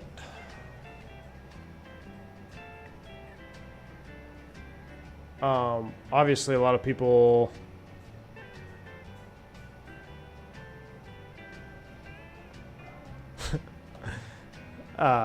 there's been a lot of posts on the bell like, yes, I did speak with Amir. I did. Or I did get a DM from him. But I'm not at liberty to discuss any of that. So all I can tell you is nobody knows when it's going to be out. And you'll see it here when you see it here. We need to take the BAE. Ooh, yeah. We're going to fly the BAE. Yeah, definitely. So we're going to be flying, I'm thinking, for South America, since it's pretty much exclusively going to be in Microsoft. It's going to be PMDG, Phoenix if it's out, BAE 146. I'm going to be throwing some Neos in there.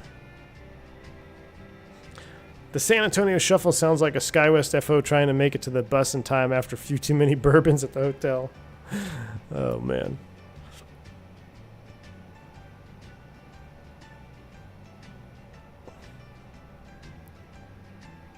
But yeah, you see how, look at this. You see how the clouds are being held back by the terrain here? Very cool. Very cool to see that actually in play here.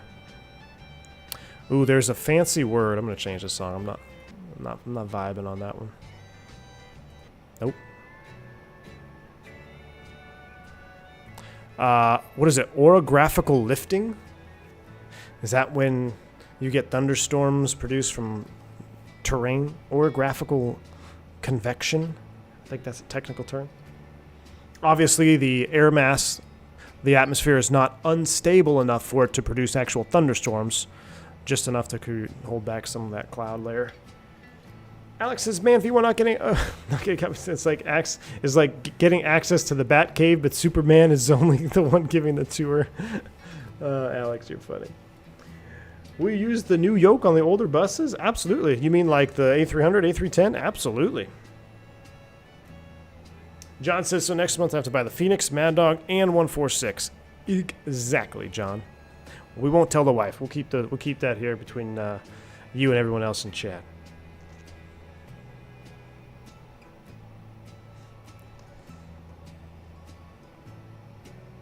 I think the way Microsoft has fixed their weather is awesome. Shows they're listening to the community. Andre, you're right, man.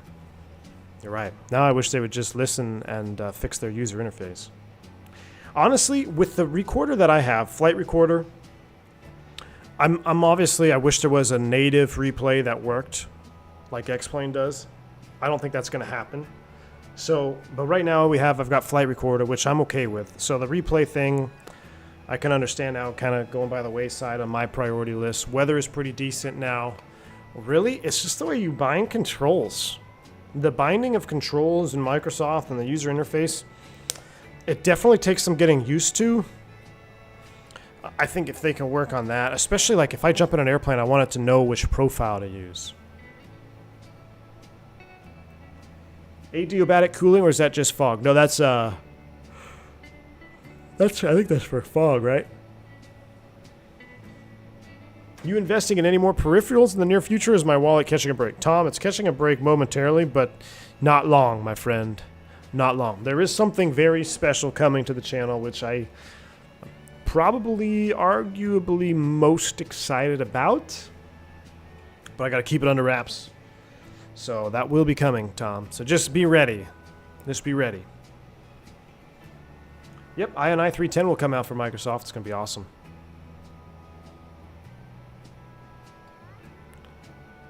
I think the dynamic weather in Microsoft and the environment make up the fact the PMG flight model isn't quite as good as Zebo. Yeah, I think so too, because it's that overall sim experience, right? You're looking at an overall sim experience. So for someone that's just coming in and wants to fly, like being able to just fire up and have all the ortho you need, you can go anywhere in the world, just about. I mean, it is. The sim experience is something to be said. Look at that. Turning northbound, baby. If you DCS flyers, Wing announced 3D... I know. Jeez, Rain Man. Don't even bring that up. I can't. I can't. I will not. I'm not even going to look at it. But I know exactly what you're talking about. Robin K, yeah, I messed with that. I mean, the flight recorder that I use, I'm actually happy with. I'm happy with the flight recorder program. Adian, what's up, man? Welcome on board. We're just cruising. Good old Southwest Airlines. What airport's that? I should know that. It's not King, man.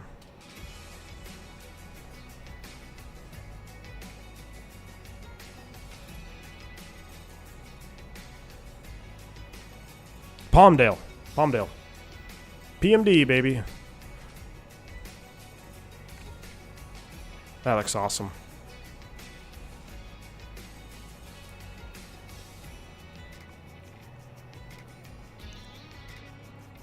Let's see how we're doing up here. Everything is good. What's our TOD, Christian? How we looking? Let's go to the Prague page. Probably should check. 146 miles from TOD. Awesome. Ooh, that's a cool shot, though, right there, too. That looks real. Welcome to real life.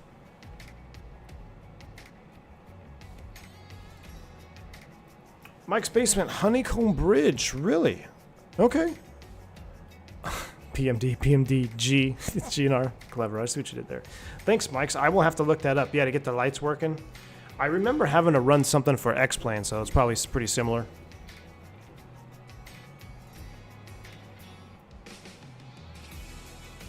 All right, Christian. Yeah, so you're probably just in front of me there. Looking good, man. Rain Man, yeah, DCS has a very good control binding process. Very, very good. No doubt about it.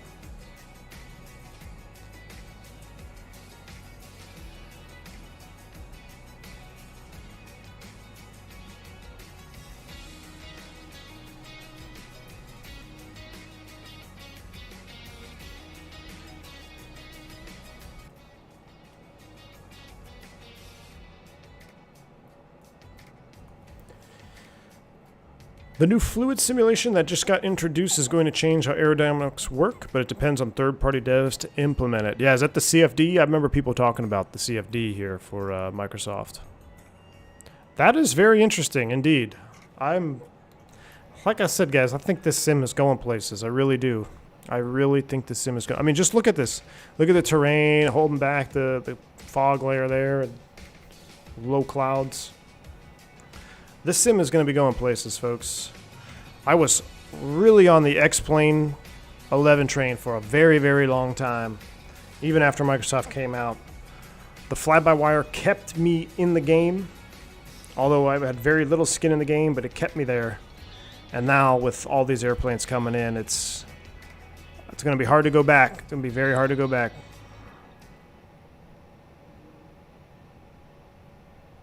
I did for a little bit, Rain Man. Yes, I did.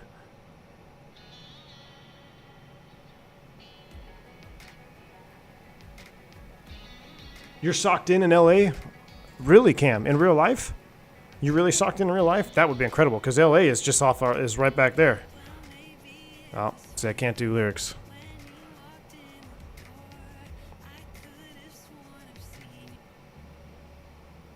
I'm not saying she was bad. I just, like, someone else is just singing makes it hard to chat.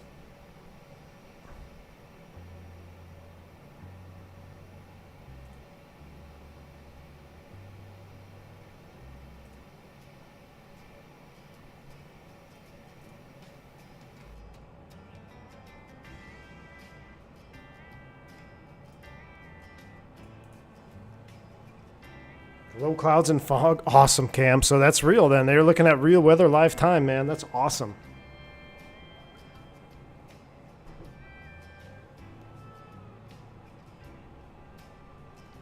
Mike's basement, yeah. If they're introducing fluid dynamics, they get very realistic modeling. Yeah, even in the atmosphere. I totally agree, man.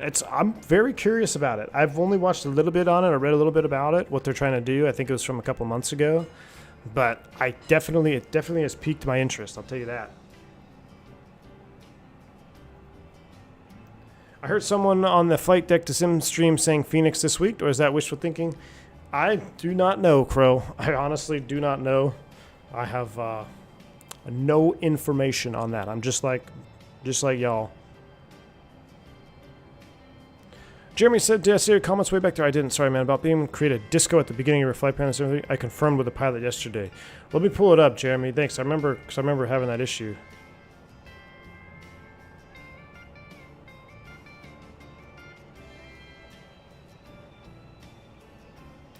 Maybe I missed it.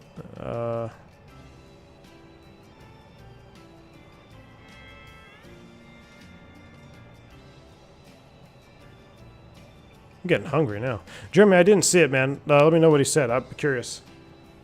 If you wouldn't mind just retyping it, I'll read it. I may need to book a personal day. Here's the thing. I'm off this week, so tomorrow I will pretty much be out of commission because I gotta leave my house around 1 to get southwest of Fort Worth for my buddy's wedding, and I won't be back till late. So there's a possibility it could come tomorrow because I'll be busy, or it will probably come on Sunday because that's when I go back to work. That's my guess. That's my guess. But that's based solely on my assumptions and nothing else. If you ever flew the 172 in real life, try the 172 in G1000 in Microsoft. The plane uses full CFD. Of course I flew the Cessna 172. I will check it out, man. Thank you, Chris.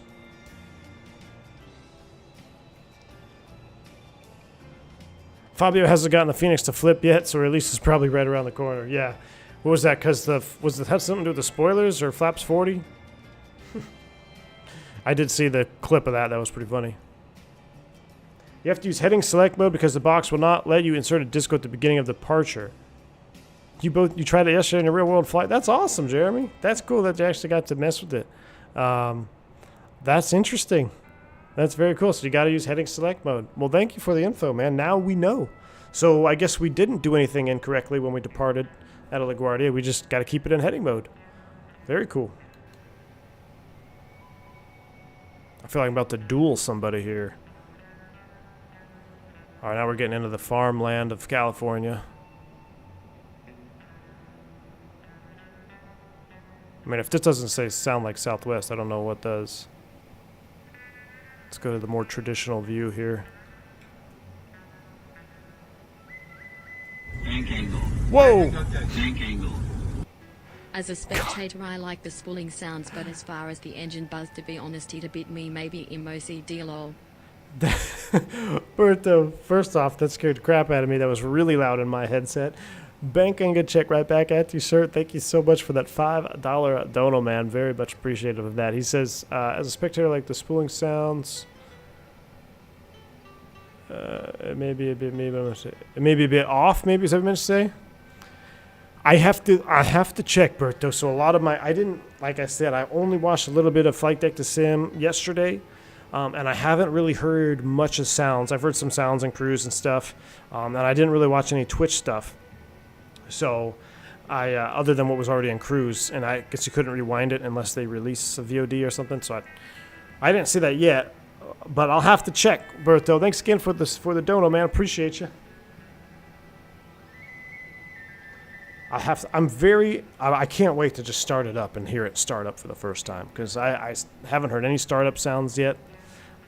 I'm going to turn the volume all the way up.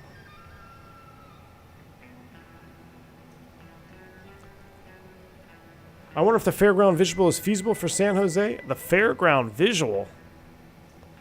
What's the fairground visual? I don't even know what that is. Let me pull out the old charts here. We should probably start looking anyway.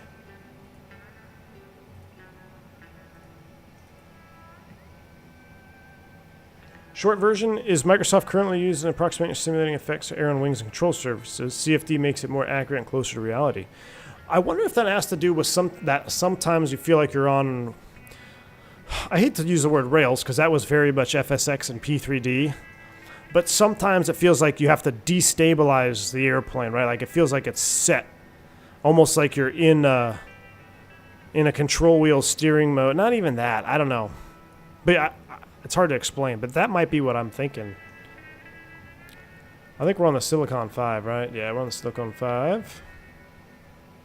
Bottom altitude is Clyde at 4,000. We'll pin that. And approach, 10-9 page. Let's take a look. We're going to land on 30 left. The approach for 30 left is ILS or Yoke. Ooh, special authorization of Cat 1. No, we're not specially authorized today. We'll just do this one here.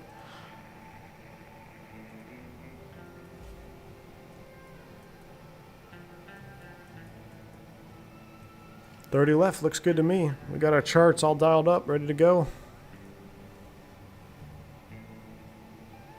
Rain Man, yeah, there is sometimes. But I will say, I think the PMDG has done a really good job of minimizing that feeling. I'm not saying it's perfect, but I feel like they've done a pretty decent job. I feel like this plane flies very fluid-like. Oh, it's for 30 left? Let me check it up, Herein. Hey, Airline. Cam, what's up? It says, your sim settings custom or are you using one preset?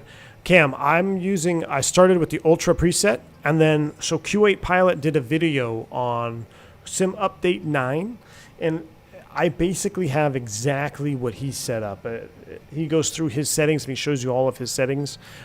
Most everything is on Ultra, and I pretty much just copied what he did.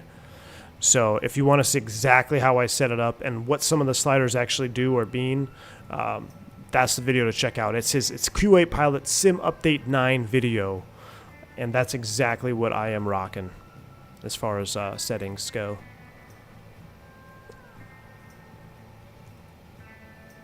You said 30 left. Loud and clear. Not really, but close enough. Fairgrounds Viz. Oh. Santa Cruz Mountains. So that's where we used to go. Santa Cruz, that's where my grandparents have a place. Lexington Reservoir over there. Shopping mall. Wow. I've never actually looked at this chart. We're coming in from the wrong way, but... Oh, no, we're not. Yes, we are. Yeah, we're coming in from the wrong way. What are we landing?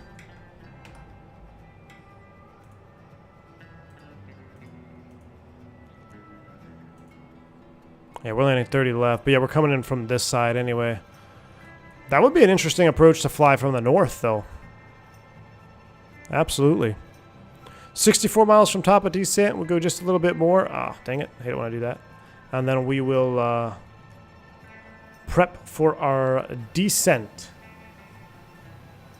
Detour for the Fairgrounds visual? I don't even have track IR running, man. I think I need it for that. Cam, yeah, absolutely. And with the 3080 Ti, I'm pretty sure you'll be pretty darn close. I mean, the only difference really with the 3090 is the VRAM, right? So, and for streaming, VRAM it's useful, I think, because I was always limited on VRAM with my 1070. I know the 3080 still has a lot more than the 1070, so you should be pretty much all right, especially if you're not streaming. And DCS, Digital Combat Sim, takes a lot of VRAM. I peg my VRAM out in my 3090 all the time on DCS. Definitely feel like you're back in Texas. You love the music? Heck yeah, Rain Man. Carl, you did that approach and it did not go well? I think I would need to practice it first.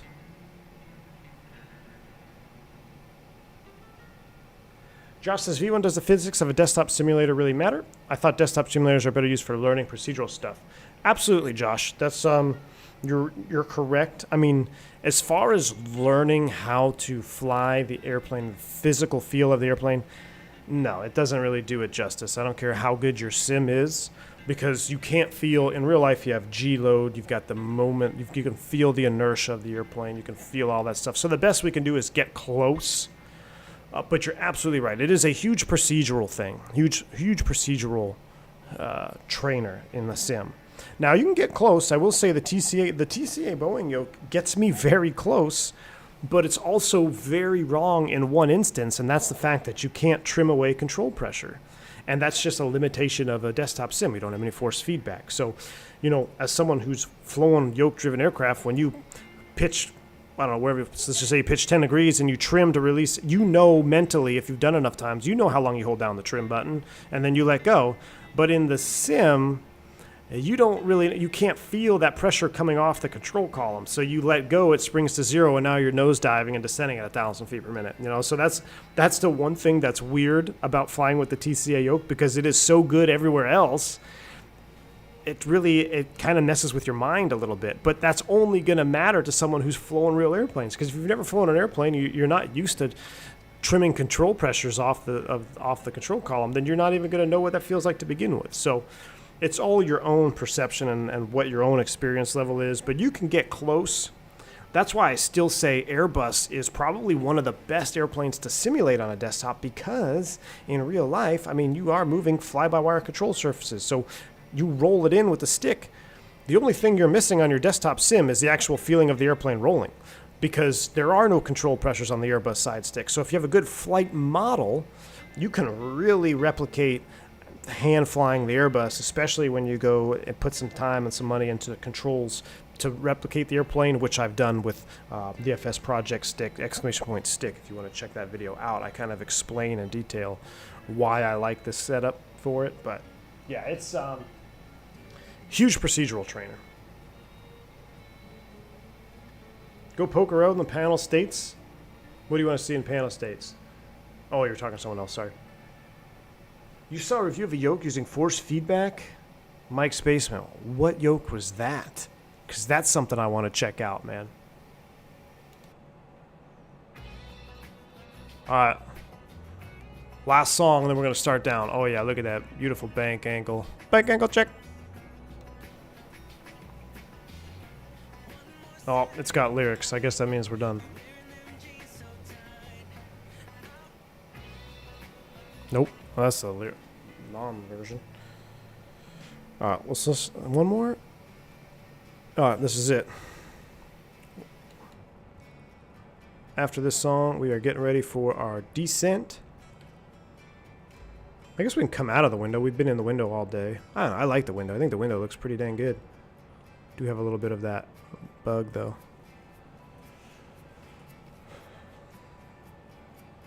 Fundamentals of flight, lift drag, can't simulate that. Yeah, Ed Reed, that's true. Watching from Austin, Texas, appreciate the country music. Jeff fella, Texas represent, man.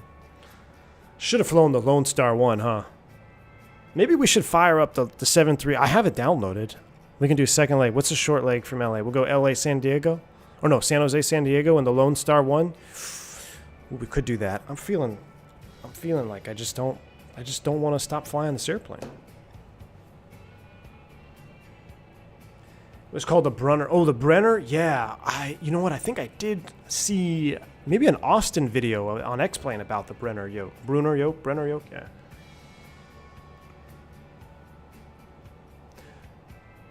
Is there a difference between VNAV and managed descent? So, got to be careful, Ian, with how we use cross terms here, because remember, Boeing has terms and Airbus has terms. So, a managed descent is theoretically a vertical navigation mode in the Airbus. However, depending on how you define vertical navigation, current Airbus on FMS1 don't have a true VNAV. They have more of a geometric, geometric pitch descent mode. The Boeing does have, according to your definition, a true vertical navigation mode in their VNAV push button. Now, what's changing is we have FMS2 coming to the Airbus, and FMS2 does have a true latch function and vertical navigation function as well. So yes, managed descent is quote-unquote VNAV, but depending on who you talk to and the systems and the engineers that you look at, you could debate that topic, but general flat face value, you are correct. VNAV and managed descent are the same thing.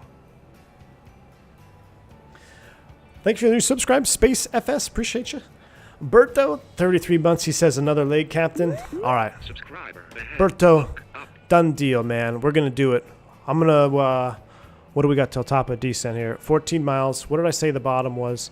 We're going to do this real quick. I'm going to put the bottom in. Where do I go to pin charts? I thought I pinned it. Oh, well. All right, that's the end of that song. We're going to be done with you. Thank you, Mr. Roy Edwin Williams. I'll bring the sim up here. Silicone 5, I said, bottomed out at Clyde at 4,000. So I'm going to dial in 4,000 here just so we start down. And I'm going to get a poll going.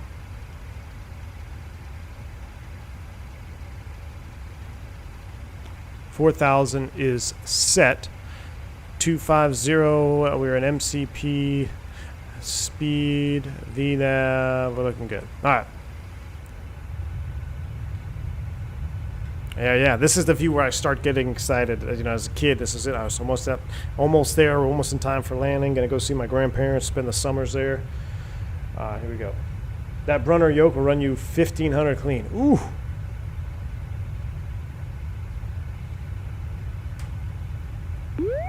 Subscriber ahead. Look up. Thank you all for the new subscribes, Mr. B Walker and BE. I know there was a couple earlier I didn't see. But again, I appreciate y'all subscribing to the channel. Been a huge uptick in that, you know, since the PMDG release.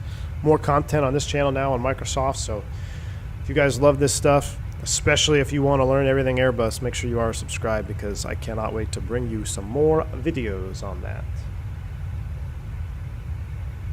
I feel like this is really loud. I mean, it almost feels like we got realistic volumes here. All right.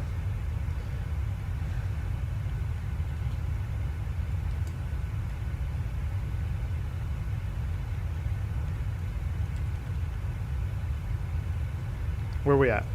San Jose. Let me pull up Sky Vector again here. Oop, I can hear the engines rolling back. Listen to that bass.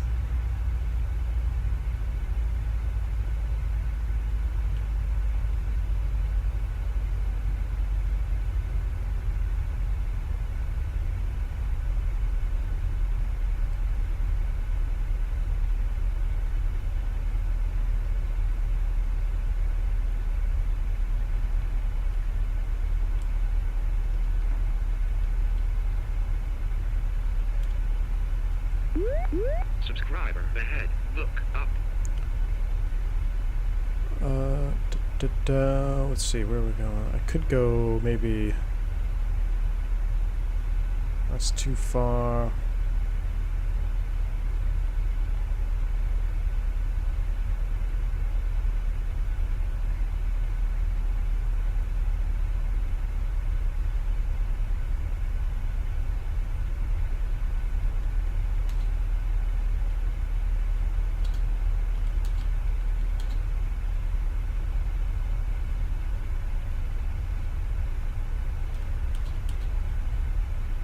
Alright, so we've got San Jose, San Diego, San Jose, Vegas, or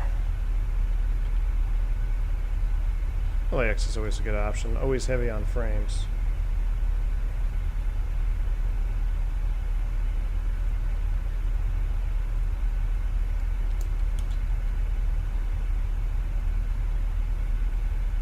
Alright, I'm going to let that roll in the chat, and then I'm going to come up here. Ooh, what do we got?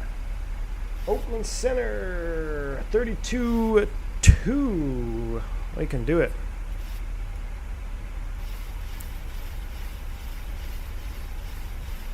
Always comforting hearing that trim wheel running off.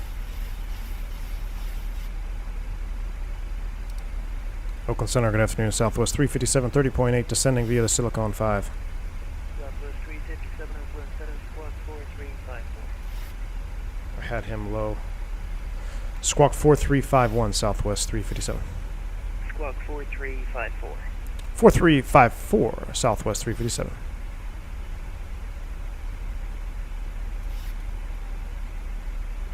4354 is set. We got to do our init ref.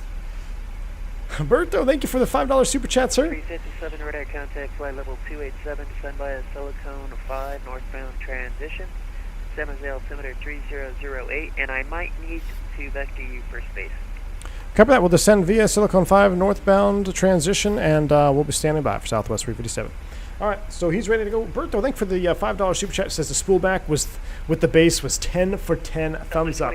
Yes, I agree, man. Just hearing it come off was like, 2411, we're doing 279 right now. It was awesome. Ronald Jones, 2411, maintain. thank you so much for the $5 super chat as well, sir. It says, bet you're excited for the Phoenix. Can't wait for you to get it and teach us about the aircraft. 357, floated 260 knots or less. 260 or less, Southwest 357. All right, Christian, you're holding up the show here, man. Southwest 1542 with descending via the Silicon 5. 260, we got to go spoid break out. Well, we finish your super chat here. Sad you didn't get a beta copy. You're amazing, man. Hey, Ronald Jones, thanks, man. I appreciate it, man. They got a fully capable beta team. There's no doubt about that. So it will be here when it is here. Thank you so much for your continued support, man. Thank you for the $5 super chat. Glad to have you on. Just in time for landing, too. Avman, how do you turn off the cabin lighting on the PMDG 737? I do not know, Avman. That's a good question. YouTube not showing chat on full screen mode is dumb. Go, I hear you. All right, we're slowing to 260. 260 is set. Let's go ahead and finish the rest of our init. 242 radar contact 7 north past roadless, flight level 310, descend by a Silicon 5, northbound transition, San Jose altimeter 3008. All right, let's come down here. Init ref, flaps 30. 131 will bug 136, 110.9 and 306. Southwest 863 on the ground, San Jose, with the weather ready to taxi. 110.9. 863 Oakland Center, 110.9. Right taxi by a Zulu Alpha. And it was Zulu Alpha 1 to 30 at Southwest 863. 306 on the approach course.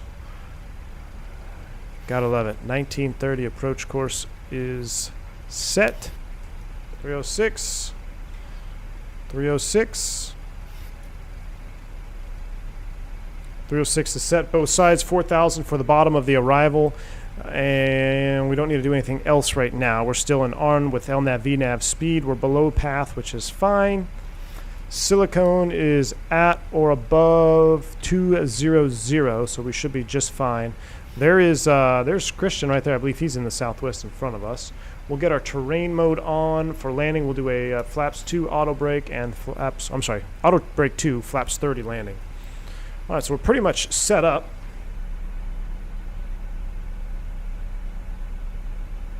Cam says they picked everyone British, it seems. I was kind of making fun. I made a little comment earlier. I was like, yeah, it's like anti-American. But no, I'm sure they're not. I'm sure. And maybe it's easier for them to all work on the same time zone, too, you know? How do 7-3 pilots even get in their seats? Just clamber over the pedestal? Pretty much, Crow. Pretty much. It is a very tight cockpit, man. Very tight. Flaps 30 is normal? Yes, Russ. Yeah, flaps 30 for the 7-3 is normal unless it's a short field or maybe high landing elevation. Yeah, exactly. I'm keeping you slow so you can entertain people. Thanks, Christian.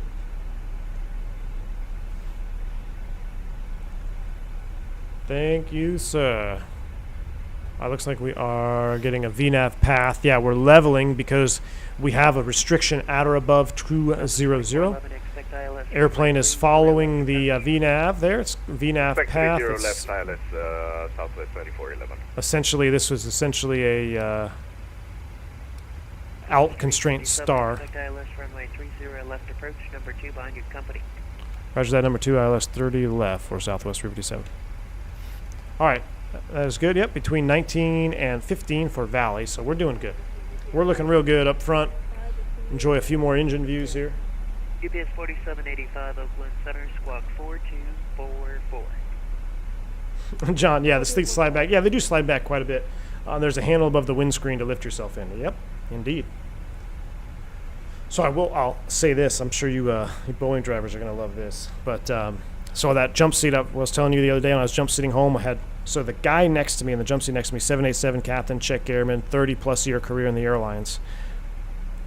And the captain of the flight, also 30-plus year career in the airlines, instructor and program manager of the 777. Dude's been around forever, right? He's now, it was his second trip in the Airbus. We were on a 321. And he's like, this is the best airplane I ever could have chose of to retire on. He says, I don't know why Boeing could not invent a side stick. These airplanes are meant to fly with the side stick. I absolutely love the Airbus. And this is coming from a Boeing guy. And the guy in the 7.8 guy, he said, yeah, I was on the narrow body for 15 years. And it's one of the best airplanes out there. You know, very dispatch reliable, which it is.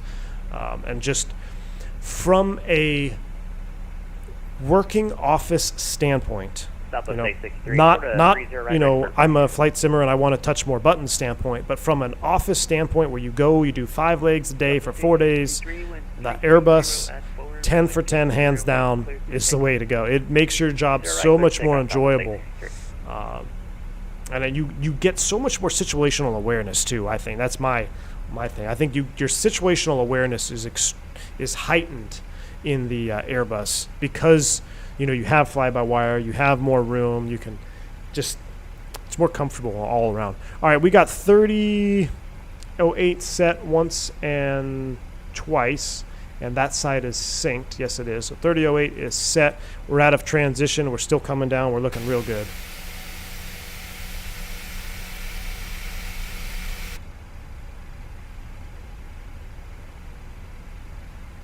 Dougal side stick for the win. Yep, indeed, man. Indeed. I won't even tell you guys what he said about the Max. Maybe I'll bring that up on the next leg. So, because the 777 guy that was the new captain on the narrow body, he actually went to Boeing when they were previewing the Max, because I mean he was like the 7.3 guy at that point, and they actually were allowing pilots from different airlines to come and they actually go up on the Max and they tour the Max. They get to fly it, and I'll tell you guys on the next leg what what was said. Might not make you guys very happy. Ooh, it's a very close poll here. San Jose to San Diego and San Jose to LA. 8% you want me to go away. I love it. Absolutely love it. Max feedback, next leg. Gino, you're absolutely right. That's kind of what I'm getting at, you know, and it's obviously it's not scientifically proven, but it's just, it's my, look at this light fog over here. That's cool. It's very true. You know, you have a much higher workload, and there is no secret behind a higher workload environment puts you have less capacity for situational awareness. That's just a fact. Now, obviously, Boeing drivers are they're extremely competent in their airplane. They can very much minimize their workload because of their training and because of their confidence in the aircraft and because their familiarity with it. But at the end of the day, I think you can't really argue with the fact that the workload is less on an Airbus than it is a Boeing. Therefore, a lower workload allows for an increase of something else mentally, right? You have an increase of capacity for something else, and hopefully you're increasing it with situational awareness and not talking about flight attendants, you know? Because I'm not saying that just because you have an ability to have an increase in situational awareness means all pilots take advantage of that. I only flew on a Max 8 once. It's quiet for sure. The day after I saw the documentary too. Nice. I mean, the thing is now, I mean, the Max now is no less safe than any other Boeing out there. You know, it's gone under so much scrutiny that it's no less safe. I don't think anybody should be worried about getting on a Max as far as a safety standpoint, from the airplane anyway. 2411 at Clyde, cleared ILS runway 30 left approach. Lauren, you're on the right track. Southwest 2411. And I actually learned something too. At Clyde, cleared ILS runway 30 left approach, number 2. At Clyde, cleared ILS 30 left approach, number 2 for Southwest 357. All right, so we are cleared approach after Clyde. So here we go. We're going to go legs, and we're going to sync it up now. Clyde, Jens, we're connected. We got to slow to 250 now. Spoid brake out. We're cleared approach. I don't know how they do this in the Boeing with their lights, so I'm just going to turn them all on. 82 Oakland Center. Cont, logo light, that's on, that's on. We're looking good. 250 on the speed. We got to hit 8,000 there. I'm not going to arm the approach button just yet.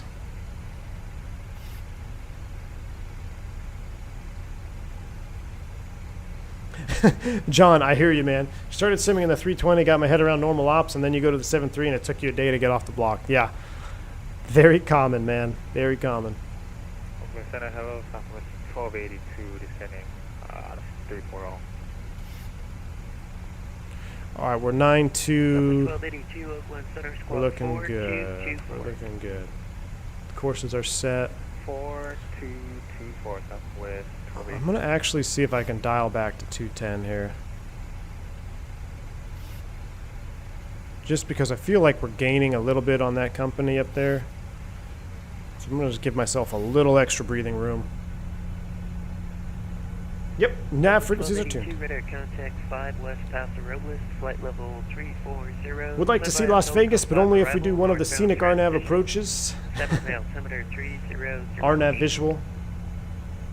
Alright, 3008. 219s. It looks like San Diego is going to win. Silicon 5 arrived. Silicon 5 Southwest 1282. It's close. It's getting close. All right, we're 220. We're still looking good.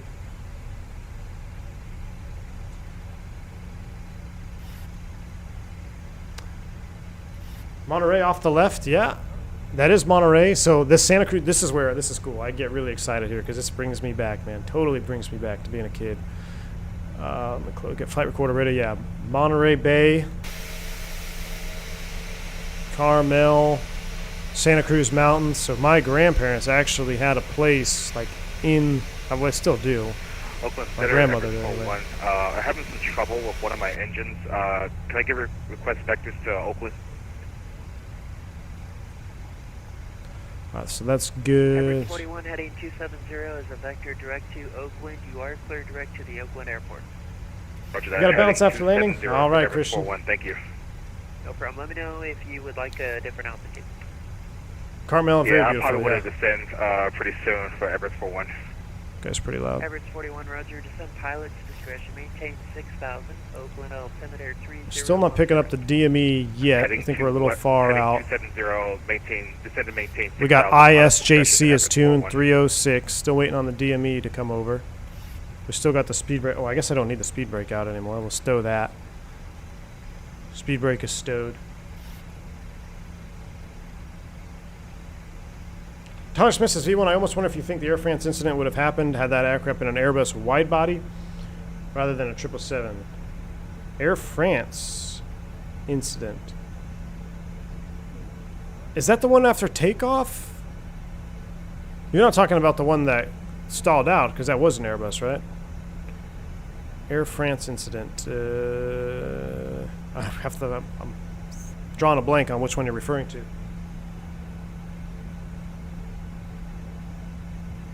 Yeah, it does. It does, Tyler Smith. It gives you stick priority. I mean, yeah, Air France 447, but that was an Airbus. Everett 41, let me know when you're direct to the Oakland airport. Fails. Roger that. I'm turning heading now for Negative. Everett Not 41. yet.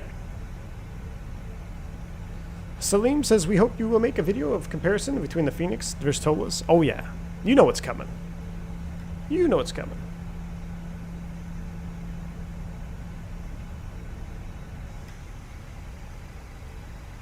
You know it's coming. All right.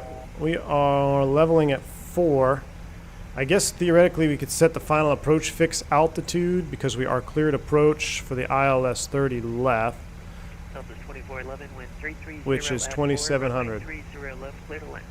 2700 is set. Clear to land, Southwest 2411. We'll keep on coming down. I'm hoping we'll be able to join it, right? Because we're not. Oh, it is synced up here.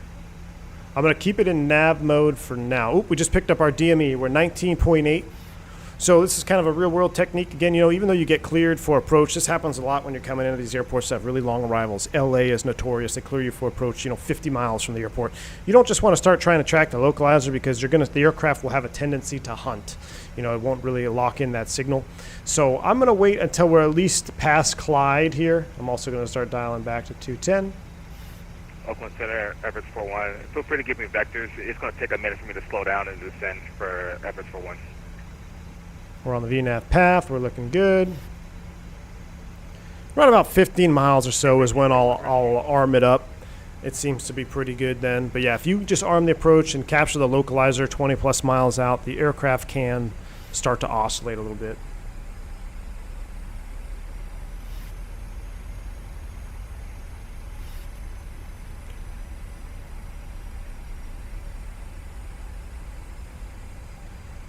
I'm going to come back to 180 on the speed, maybe.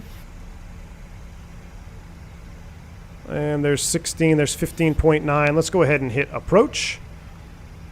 There we go. MCP speed, VOR low. Glide slope is armed. We're slightly above it, right? Southwest 1542 at Glide cleared ILS runway. Oh, we need to get the recorder going.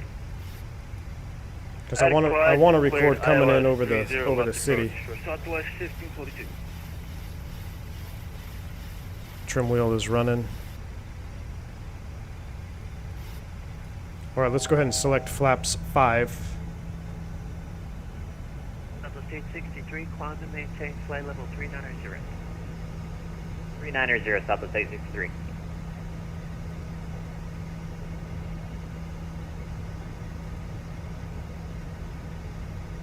What is the route that screams America? Flying it from American Memorial Day. Oh, probably something into DC River Visual with the Freedom 1. Who's that? I think that's for us. Is that for Southwest 357? Aver. Southwest 357, 30 left, clear to land. All right. But yeah, Shaq, do Freedom 1 livery, Southwest River Visual, DC. I don't think it gets much more American than that. There we go. There's glide slope capture. We'll set going altitude is 3,000 is set. Recording is on. Runway 30 left approach. Southwest 30 left, Southwest 1282. Come back to 160 now. And we're cleared to land. Our lights are on. I think I can go one more. We'll go yoke cam coming up. I think if I go one more notch, that will avoid the gear horn. So this is the Orbix San Jose scenery as well.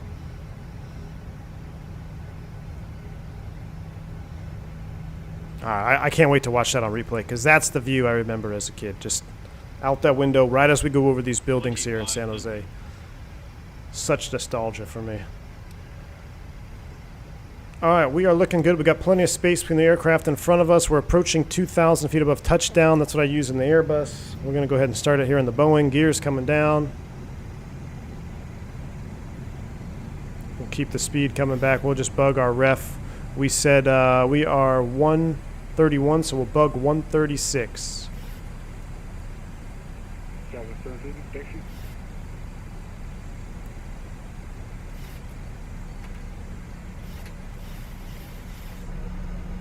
Number 715 Oakland Center, runway 1 left taxi by Alpha Mike, San Francisco, altimeter 3009. All right, we're going to go one more notch.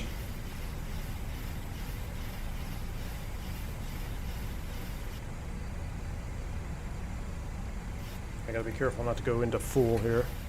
I believe that's flaps 30. And it is.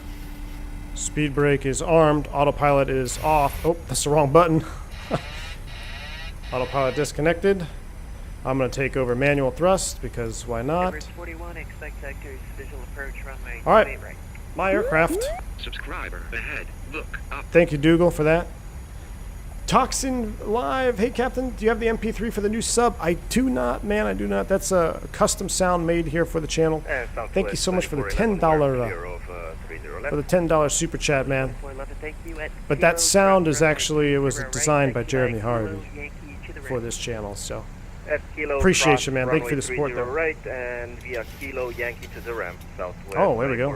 Thank you. Oh, a little X-Plane 11 Little X-Plane 11 coming to haunt us right there, huh? Alright, let's follow the slope. I have a hard time following the glide slope in this airplane for some reason. Visual approach, runway 28 right, Oakland.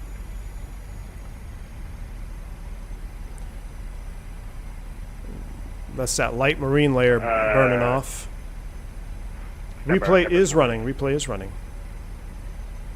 Everest 41 Oakland Center. Is it possible I can get runway 30 or 12? I need all the runway I can get for the DC-6, Everest 41. Everest 41, roger. You can expect vectors visual approach, runway 30. And the DC-6. Roger that. Expect vectors runway 30, Everest 41. Appreciate it. You're welcome. Alright, we're on speed.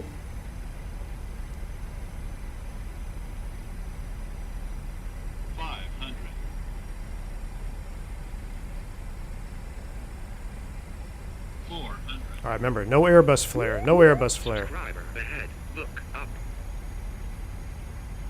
No Airbus flare today. That's interesting, loading in that building.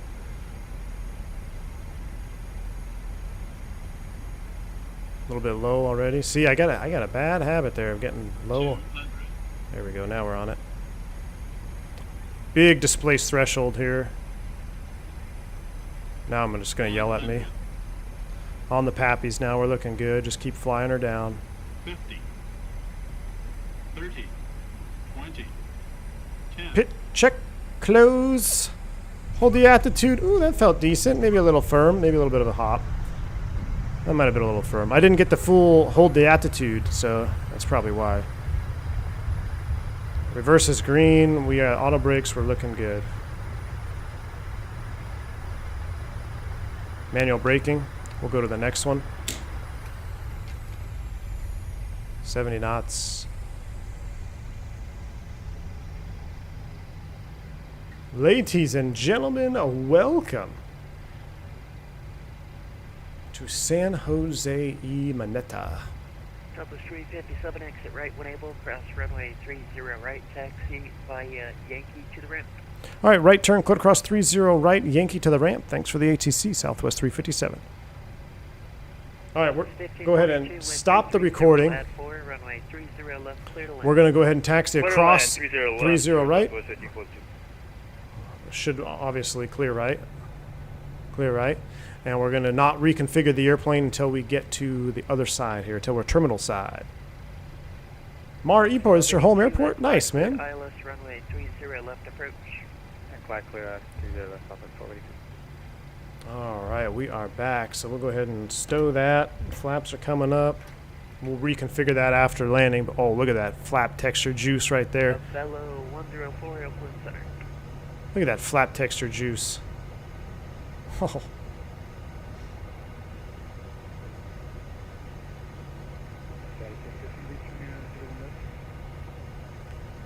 That was a negative 71? Ooh, maybe I did. I got just enough of Flight Deck to Sim's impression in there. That's the only way I butter it. If I don't say that, I end up smashing it every time. So, like, if I forget to say that, I do smash it. Or float tremendously. So, he's got something going. My question is, does he say it in real life? You should imagine if you're the FO and you're flying with Mr. Flight Deck and coming in to land. Check. Close. Hold the attitude. Butter. Superb. Oakland Center, good afternoon. Alright, let's go down here to the southwest gates. We're southwest. Let's go ahead and bump up this taxi speed here. Hello, I don't have a flight plan on file. Toxify in live. Thank you for the $10 super chat, man. There, I missed on landing. Thank you so much for the continued support. It says, can you send me his info on Discord? Toxify, I will send it to you. Send me a DM on Discord. I'll give you his Discord info as well. So just send me a DM. I'll get you. I'll send you a DM. Oh man, look at this terminal though. Orbix 10 for 10. Oh my gosh, the color of this terminal hasn't changed in like 30 years. It's amazing. I love it. That's exactly what it looks like. Those jet bridges look a little bit high. This is a little frame heavy, I will say that. I am getting I don't want to say stutter, but I can definitely tell it is a tad bit frame heavy. We'll go down here and park next to these other Southwest airplanes. So this is, yeah, the Orbix San Jose. Not bad performance, but I feel it. I can feel it in the sim. Real nice chaps. Outrageous. Yeah, he's got some good ones. Unbelievable. I've been watching some flight deck sitting there. How y'all think I'm getting this Boeing from A to B? Look at that California 1 livery. Absolutely mega. Alright, here we go. We're going to turn left here. Oh, I got all my lights on, but we're going to leave the lights on for replay mode, right? So don't kill me in chat. Don't kill me in chat. Here we go. Coming left. Southwest 715, radar contact, climb and maintain flight level 350. 350, 715. Yeah, see a little bit of stutter there. I wonder if that's that pre-caching option I got going on. Someone says when you turn and if you have stutters in a turn, it's could be that pre-caching. Terminal looks nice. Toxified. Wow, thank you, dude. There's a monster dono. Thank you so much for that $50 super chat, sir. We'll get to it in just a second. Oop. We are set. Brake set. Toxified. Thanks, Captain. Thank you, man. Thank you for that $50 bono or dono, man. That's appreciate you, man. That's awesome for that $50 bomb. Try to say dono and bomb. Bono. Interesting. All right, let's watch the replay. Let's take a look. We're going to disconnect from... Oh, somebody just landed, though. I want to see... Ah, we just missed his landing. Just missed it. There he is on the rollout. Somebody else is firing off. I don't think anyone else is on final, so awesome stuff. Disconnect from VATSIM temporarily. Let's go into replay mode. Oh, I didn't reconfigure, son of a gun. That's right. It'll take a second. The flaps will come out. Let me put you guys into replay mode. All right, what are we doing?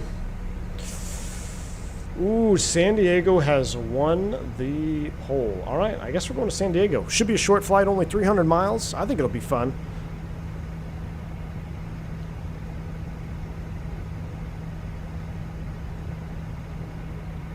How is the Boeing TCA compared to the Honeycomb?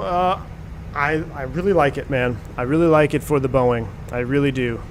It's it does feel quite nice, I will say that. That's the gear horn coming down. Let's go ahead and actually, this is a pretty good replay time. We'll go ahead and just watch this here. We'll watch it from the wing view. This is the view that I would always, if I could always sit here, I would always pick this one. Just in front of the leading edge with the engine. We'll watch the buildings go by. We'll watch one or two from inside, and then we'll watch a couple touchdowns because I want to see that. And then we'll do a turnaround. We'll do a quick turn. I'll get some water, and we'll do a quick hop down to San Diego. Now the question is, do we do it in the 7.3 again, or do we do it in the BAE 146? We got to stick with the 7.3. We got to stick with 7.3.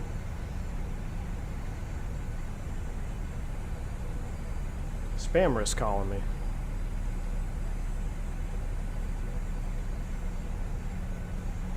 Orbix San Jose looks pretty good. Yeah, Fullscraft, it looked really good. It was a tad bit frame heavy, I would say that. I'd put it up there with a Flight Tampa Vegas. You know, Flight Tampa Vegas kind of brought my rig down a little bit. This one definitely did as well. Not unflyable by any means, but I felt it. I definitely felt it.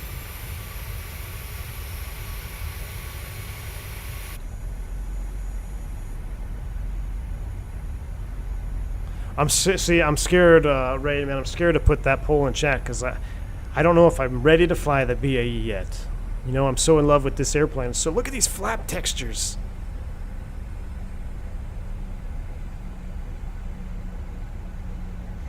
Tosh Missiles, I remember my first cold and dark in the 7.3 took me forever to get right, and the Airbus took 20 minutes. Exactly. That's what we call progress, Tyler Smith. Technology and progress come together. You got an Airbus.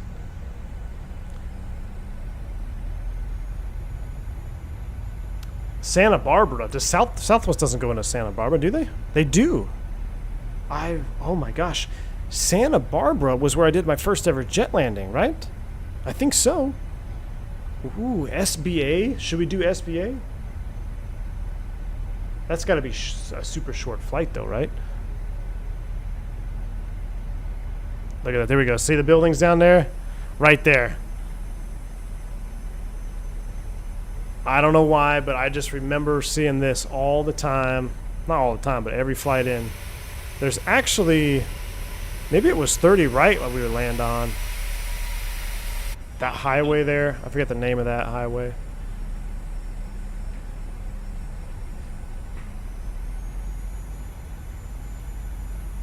I haven't flown, Mike, the fly-by-wire experiment when you say it's VATSIM ready. Mike, I would say it's VATSIM ready. The only thing where I'd say where you might get a hang-up is if you have to do a hold. Just be careful with your entries. Be ready to do it in manual. You know, get ready to do an open descent as well. Like if you're on a VNAV arrival and something doesn't work out, be ready to take over with an open descent to vertical speed. Other than that, yeah, I think it's absolutely VATSIM ready. I've flown it on VATSIM a couple times.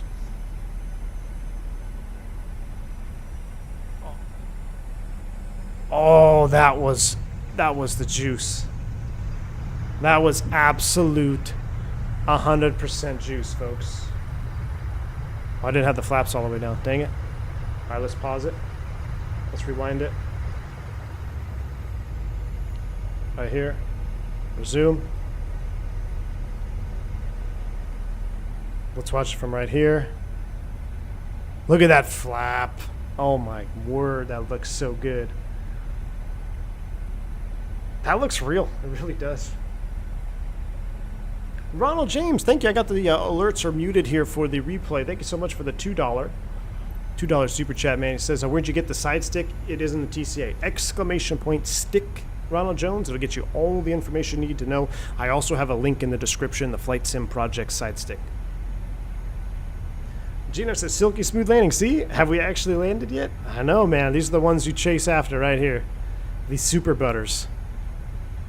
Or they mega butters. I guess it'd be a mega buttered because we're in a Boeing. Yeah, the grease stains on the flaps make all the difference. I agree, man. All right, we'll watch this one right here. God, that looks real. Oh, that was good. I'm going to be very interested to see what this looks like here on the touchdown. All right, let's go into external cam. Awesome. Pause that. We're going to back it up a little bit more. Not quite as far. Right about there. Resume replay. Let's go outside. Tox55, thanks again, man, for another $10 donut, man. Very much appreciative of that. Captain, imagine if they added vapors when you rotate. Oh, yeah, I know what you mean. Like going right over the wing, that get that airflow. You know why that happens? That's because that's the Bernoulli, right? Accelerate the air, cools it to the dew point, and then you actually can see the moisture in the air. Very cool. That would be next level. Thanks again for the $10 super chat, man. Awesome. Thank you so much. Uber butter. Ultra butter. All right, here we go. Let's see. I know Dougal likes this view. I don't know if you're... There he is. Dougal's still here. Dougal, this is your view right in here, right? Let's see how we did. Check. Close. Hold the attitude. Oh, yeah. That was... I'll tell you what. That was very close to a smash. Very close to a smash, but we got her down.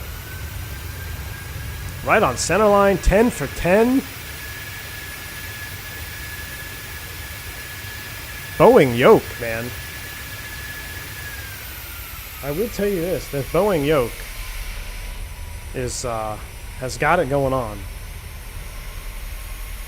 Hold on, let me go pause here. I'm gonna go, no, screw it, we'll go resume. I was gonna try to set up a camera on the ground, but in true flight deck to sim style.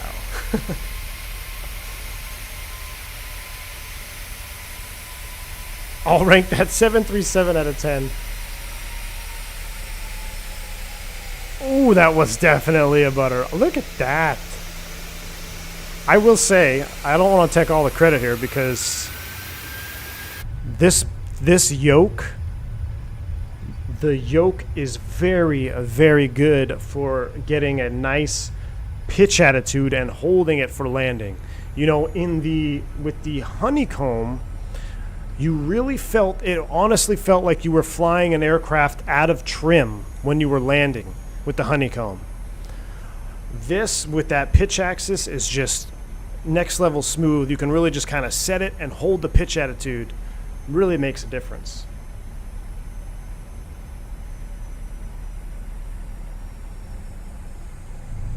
That was good. Get some pancakes to soak up that butter with the runways closed. Thanks, Shaq. Alright, guys. I guess we're going to... What did I say? San Diego? Actually, got to scroll back here. Yeah, San Diego won. So I'm going to put you guys on a full replay all the way back to the beginning. I'm going to let you guys enjoy the sounds. We'll toggle a view or two. We'll put you on this side here. Resume. We'll turn down the sim just a little bit so you can enjoy it without it being in your ears. I haven't looked out this view anyway. Alright, enjoy the replay, guys. I will see you here in about 5 or 10 minutes or so. I'm going to get the airplane refiled, reset up for a turnaround down to San Diego. It's going to be a fun day streaming here at the V1 HQ. I hope you guys are ready. Thank you for tuning in. Hit that like button for me for that landing too if you haven't already. Cheers.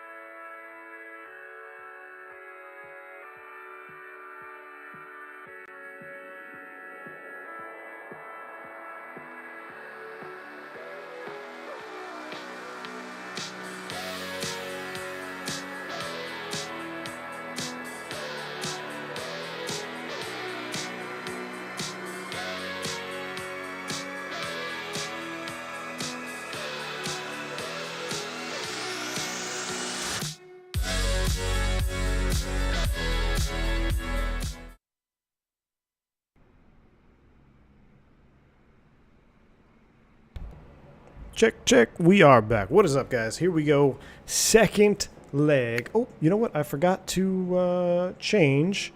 Is the overlay. Give me a second.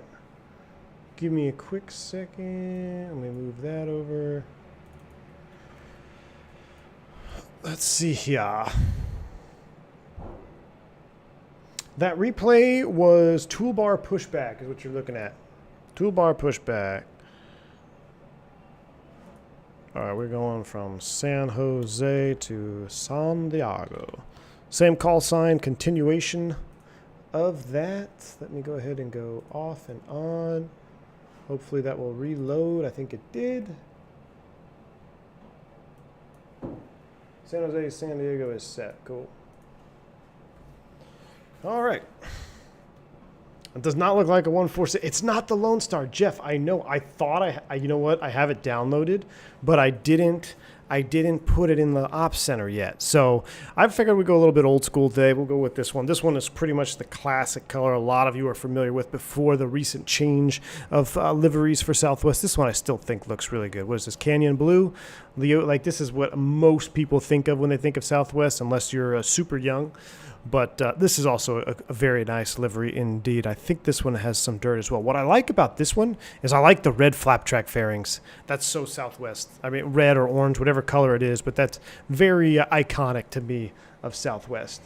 Al, it's still your favorite? Awesome, man. Yeah, so we're sitting here on the gate. We're pretty much in a turnaround state. So I'm going to come over here. We're going to go back to the FMC, pause and knit. This is a real quick flight plan. Let me just put this in here. San Jose, next page, left. Bring it back, set it there, route, San Jose to San Diego, very quick, up and down, should be for a good time. I don't think I've taken the Boeing Yoke into San Jose yet, so that's good. Let me that is there. Let's go ahead and do the PMDG setup here. I'm sorry, let's do the FS actions here, ground services. One thing we want to do is we need to get our fuel, which we got a min dispatch fuel of 10,000, so we're going to take 11,000 because we do have an alternate as well. We'll set that there. We'll go ahead and start the fueling process right now. And the passengers, we're going to take 137 people. We'll go ahead and start that as well. And bags, we're taking a little bit less. We're taking 2,500 up front and 1,800 in the back. That is set. We'll go ahead and start both. That's on arrival hold. That is set. Hopefully we don't do a tail stand here at the gate. Reset that. Come down here. Let's finish our departure arrival. Do I like the old gold livery? Jeremy, I do. I flew it. What was it? One of the last stream I did. I think we did the old gold. I love it, man. It's probably one of my favorites, but it doesn't have the heart. You know, like it should have the heart on the side. I wish someone did one with the heart. I'm sure someone will. But I do like the old gold one, Jeremy. That one, to me personally, is what I think of when I hear Southwest. Because honestly, when this livery came out, I didn't like it as much as the gold one. I was like, oh man, I don't really like it that much. But all right, here we go. We're on the Septons one. I don't know how to pronounce that. Septons one's off 30 right out to Valerie. Route, activate, execute. Next page from Valerie, we're going to eBay. I wonder how they got that name. EBAYE is set. That's a direct to, so that looks good. We're also going back direct to Avenal. We just flew over Avenal. I should have changed the name of the stream to Day in the Life of Big Ern, huh? Avenal from there, Fillmore, Fox, India, Mike. That is set. Execute. We're going to try to do this super quick, just like Southwest does. 20-minute turn. J1 to LAX for the Comics 2. LAX. Put that in there. Execute. Now back to the departure arrival. San Diego, we're going to do Loke 27. Oh, should we do an RNAV? I don't know how to do an RNAV. Let's just do the RNAV and see what happens. RNAV Zulu or RNAV Yankee? Let's do the RNAV Yankee 27. Hell, I don't know.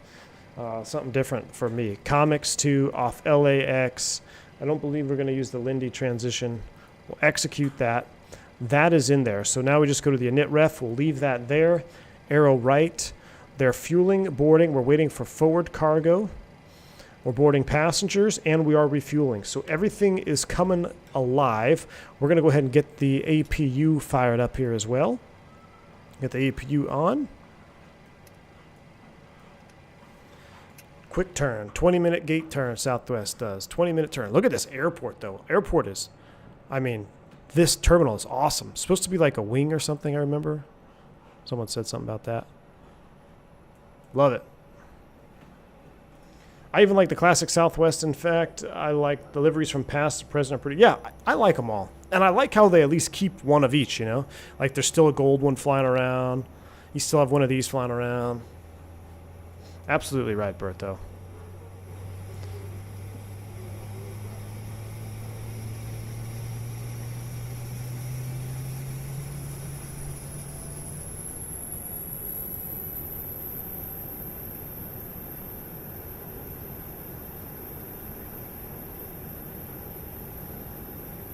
Love that APU spool up.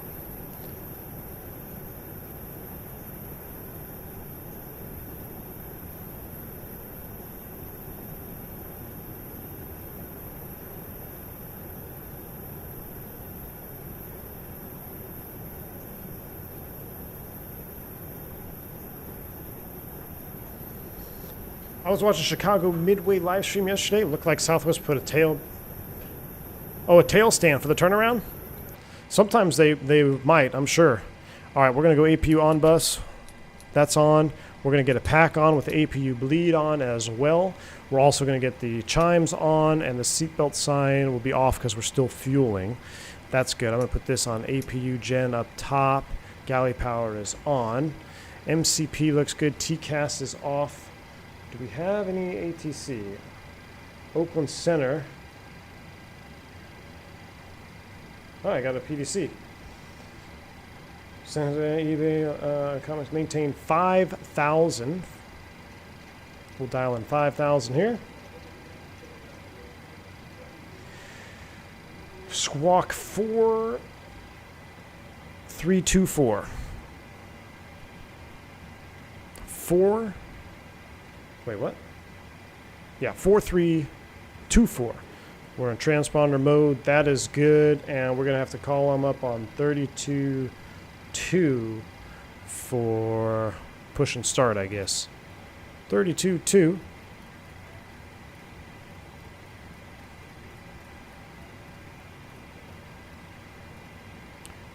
.2 is on. Walker 876, can you maintain your own vertical terrain and obstacle clearance?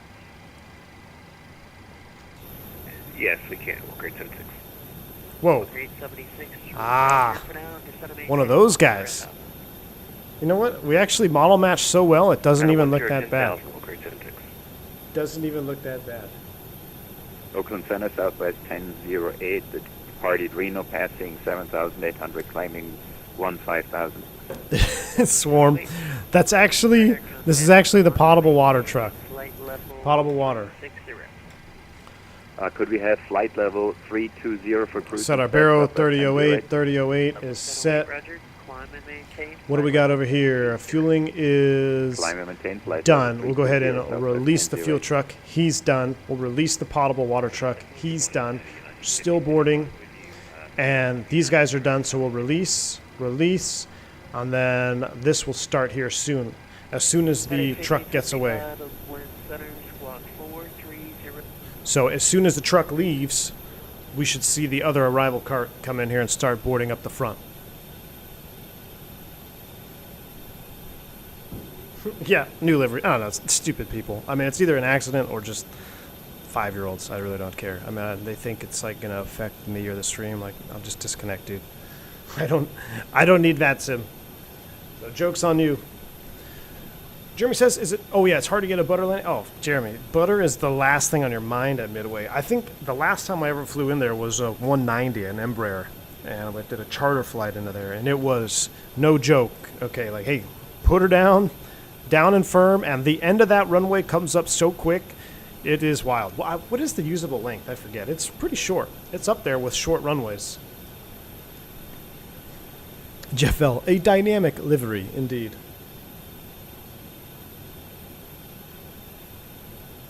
RNAV approaches are pretty simple in Boeing. You just leave it LNAV, VNAV. All right, Robin K., we're going to give it a shot, man. I think I did that one RNAV into Rio, which was awesome. I highly, highly encourage you guys, if you haven't, all right, forward carts are arriving.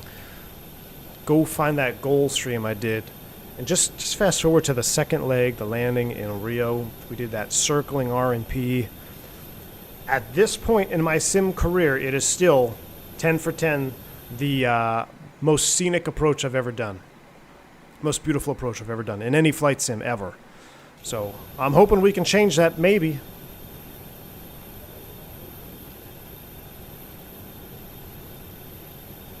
Yeah, well, it's simple. Is there any Southwest that's logged in at San Jose? That's easy how you can find it. I feel like there'd be a way to end that. You just find out who logged in. I mean, it's not that hard. You can see who logged in at this gate on top of me and then just ban them for a month. My last landing in Microsoft at Midway was in the middle of the snowstorm. Oh, and all I wanted was to do is get on the ground. Don't. That's exactly what you got to do, man. Just put her down. Just put her down. All right, let's kind of review. I guess it's an LNAV, VNAV out of here, so there's really not much to worry about. How are we looking on... okay, so that's done. Start that. Passengers are done boarding, so we're literally just waiting on cargo. Beautiful. And that's going to happen quick. So everything else is set up top. Fueler's done. We'll get the seatbelt sign on. Do a little announcement. Blah, blah, blah, blah, blah.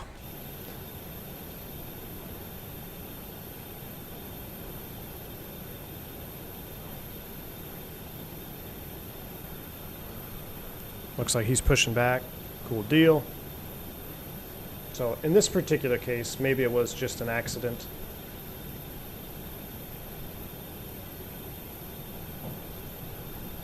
We just gave birth to another 737. And we're giving birth to the new livery. Wow. Jeremy says you're flying to Burbank in real life next month and I'm nervous. How firm? It depends, Jeremy. It's all going to depend on your pilot's background. It's the Air Force or Navy.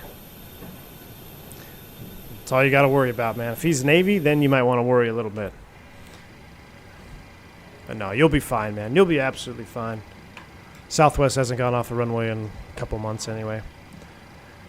All right, we're almost there on the fuel. We'll just chill here. Are you fully PMDG? Yes, sir. Have you, Here you see a Boeing in its natural habitat.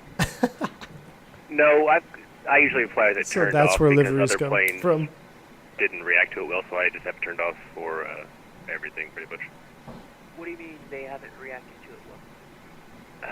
I forget. We the just plane witnessed I a had, birth. maybe the Twin Otter or something like that. Great. It just- Someone's going to clip that. it It's would going to be show like giving icing birth to a even when you 737. didn't have it on, so I just turned it all off. Okay.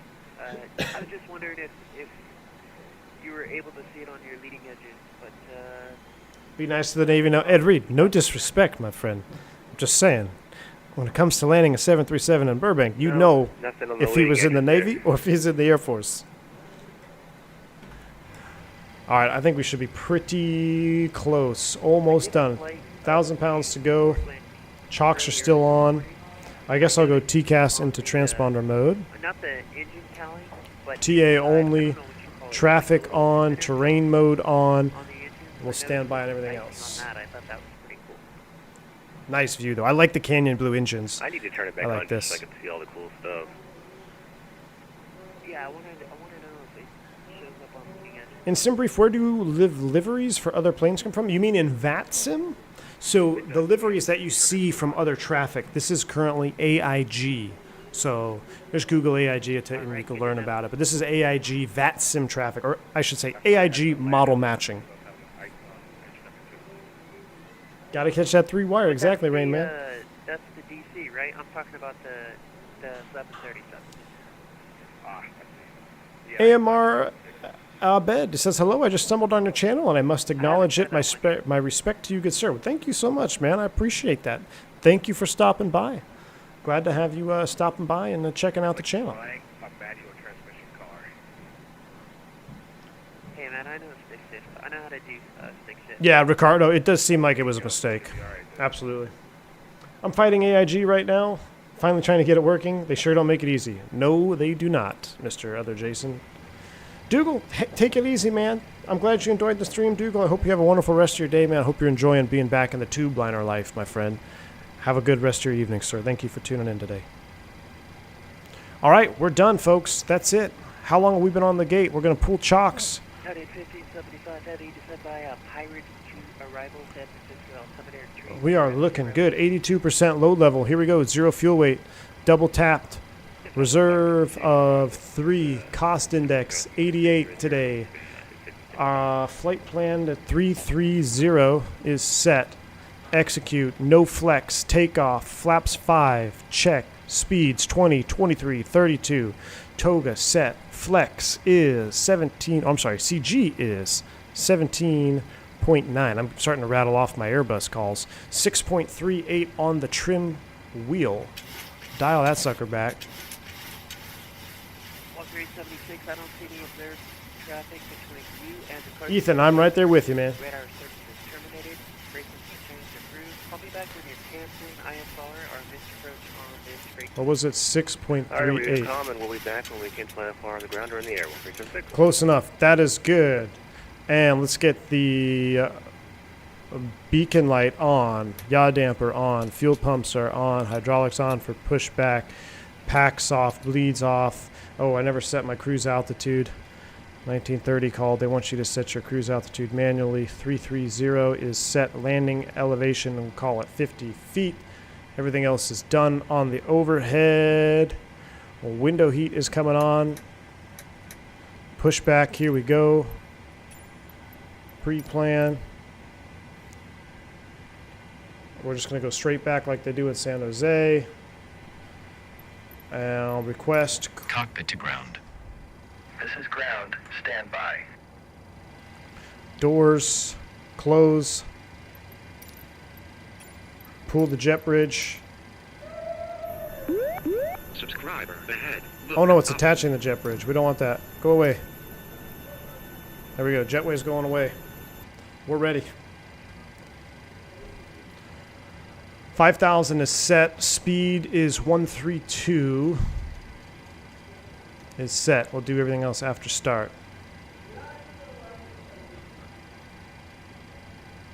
Okay, sir. The bypass pin is installed. All doors and hatches closed and all ground equipment is removed.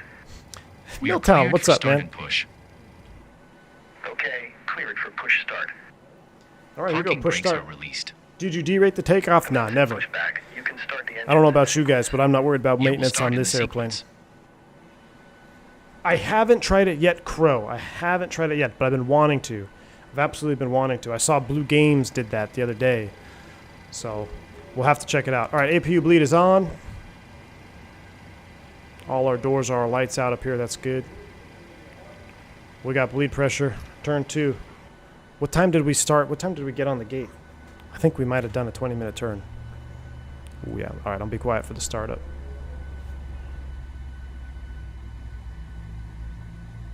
No consider Walker 876 on the ground at Carson, wish to cancel IFR. Walker 876, the time now 1920 Zulu, your IFR cancellation received, your IFR is closed. Good day. See you later, thanks for your help, sir.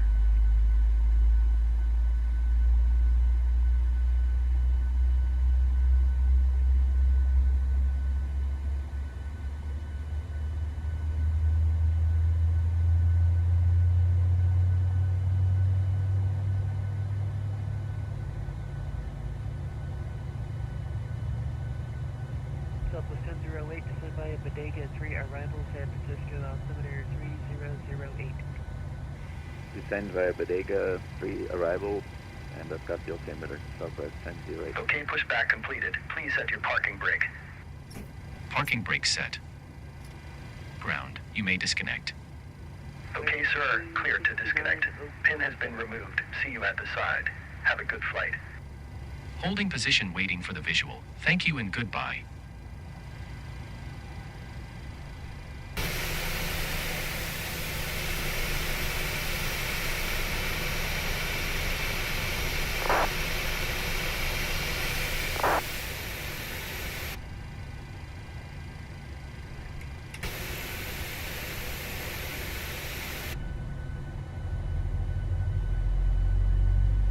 Oakland Center, Southwest 181, climbing 1,400 feet at San Jose 3 departure.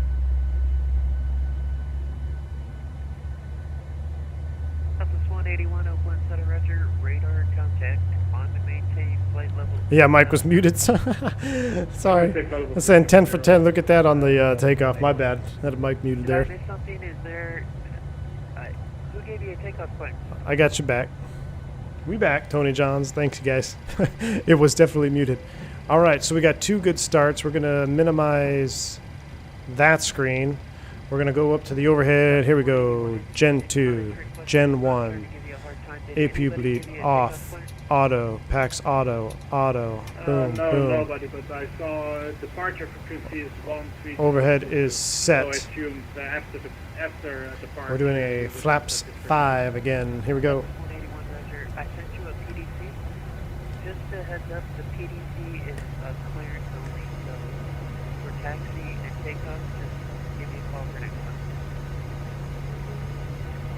Roger, Southwest 181.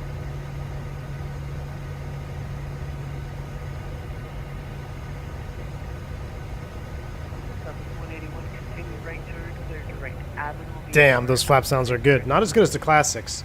Not as good as the classics. Cleared Avenue VR. They're good. All right, we're ready to taxi. Flaps 5, RTO, flight directors,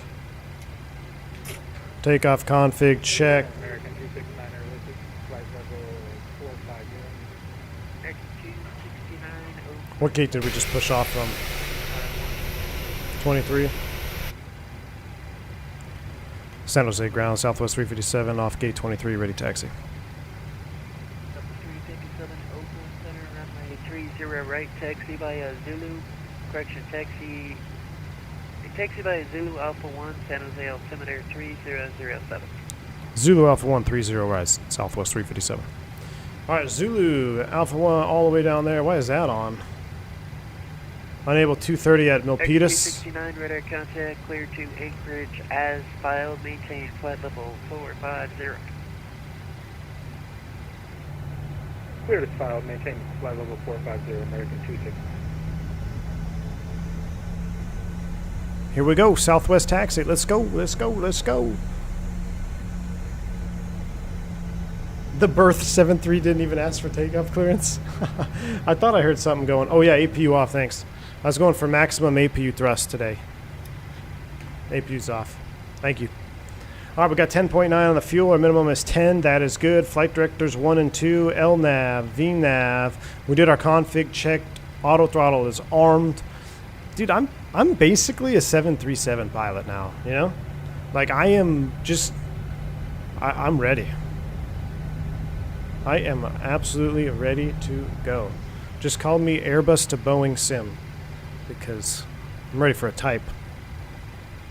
United 1575, heavy expect vectors, visual approach, runway. OP Tech, make sure you're not arming your speed brake. If you're getting that takeoff config warning, it could be because you're arming your speed brake. That's an Airbus thing. I had that on one of my streams earlier. I can get the auto land to work on this 777 here, if that's alright with you for United 1575. United 1575, heavy, that's okay with me. You can expect vectors ILS, runway 28 left approach. All the way down to Alpha 1 and a right turn. V1 to Sim. Yeah, Berto. Spool sounds for the win. Here we go. Let's do it again.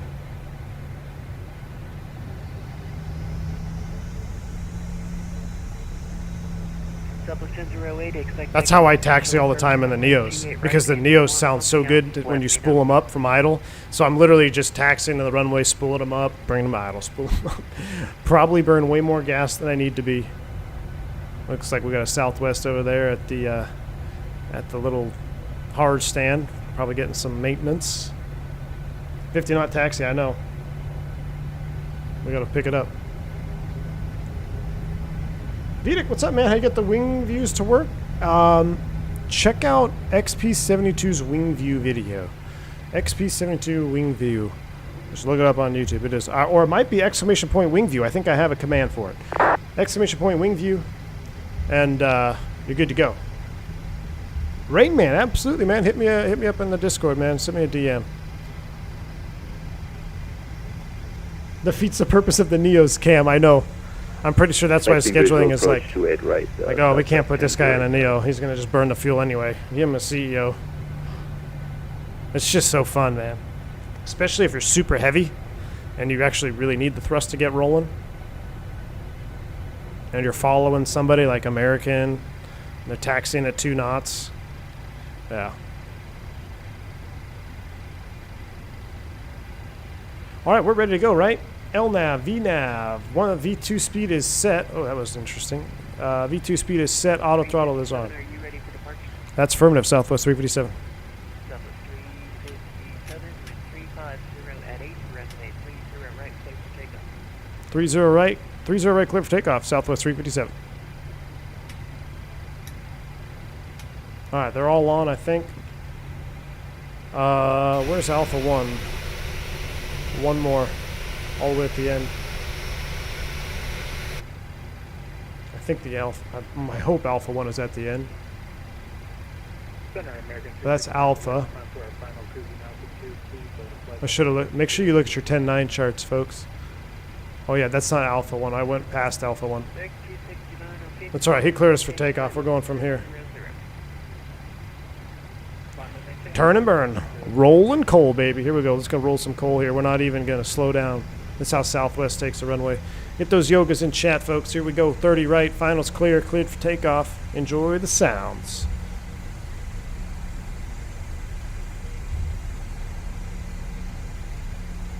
I'm not sure if Class A airspace is at 600 and above, or just starting at 600 or above 600. Here we go. I think it's above 600, but that's And not my time. throttle hold. No, it's check. V1. Damn, that was quick. Nice and easy. Positive rate. Gear up. Bye-bye.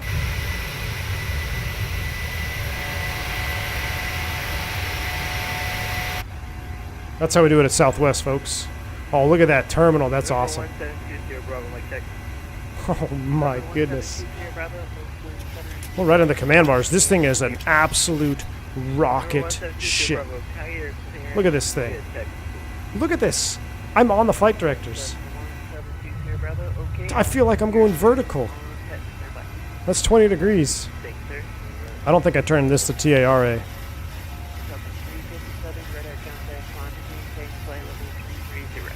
Climb and maintain flight level 330, Southwest 357. All right, all the way up to 330. We're going to dial it in here.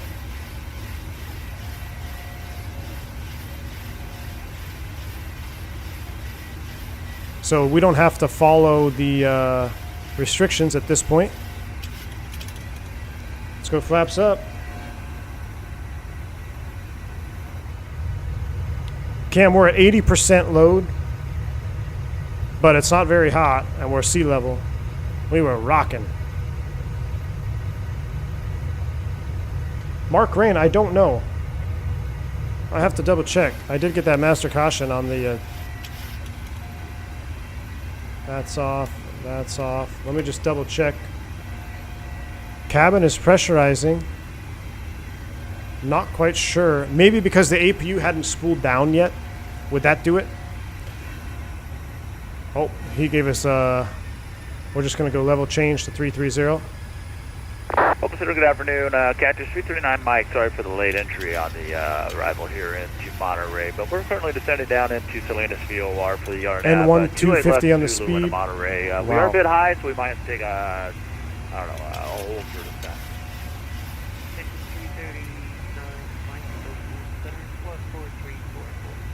Master caution, not an Airbus. There we go. Look at that.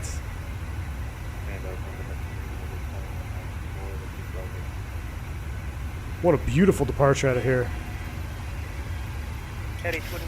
All right, we're 250. We're a level change up to 330.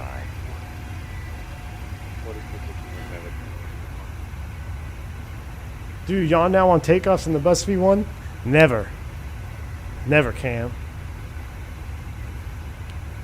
Chatty Cactus.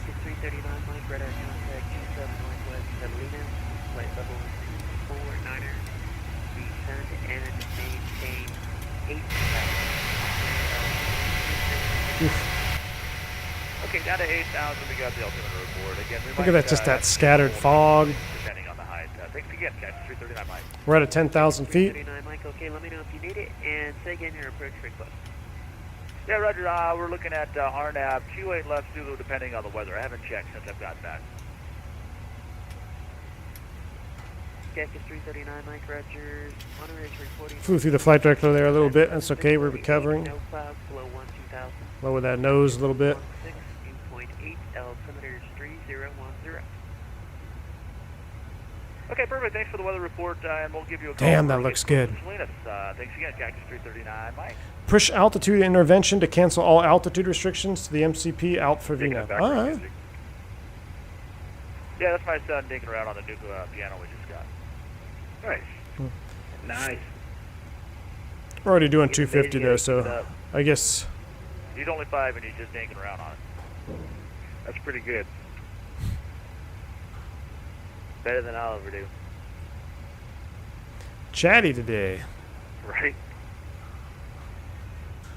United 2194, radar contact 23. Swiss Tony, I believe. I'm with you, man. Flight level 320, descend by a server 4. David Glow, I know. I'm trying. We're trying, man.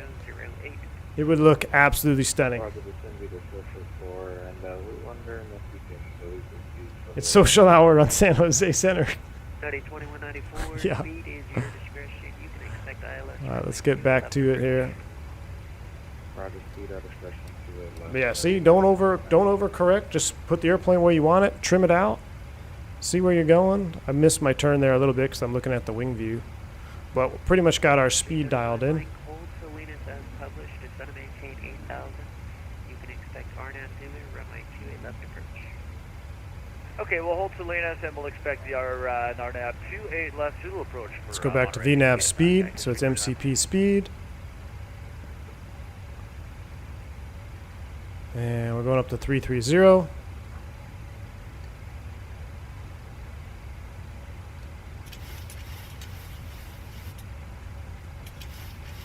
Now, altitude hold. When we do this, I'm going to do this. We're going to go Command A. We'll just do level change. We'll do this. We'll go level change 330 with a selected speed of 320. And we'll go ahead and set standard on the altimeter. Standard is set.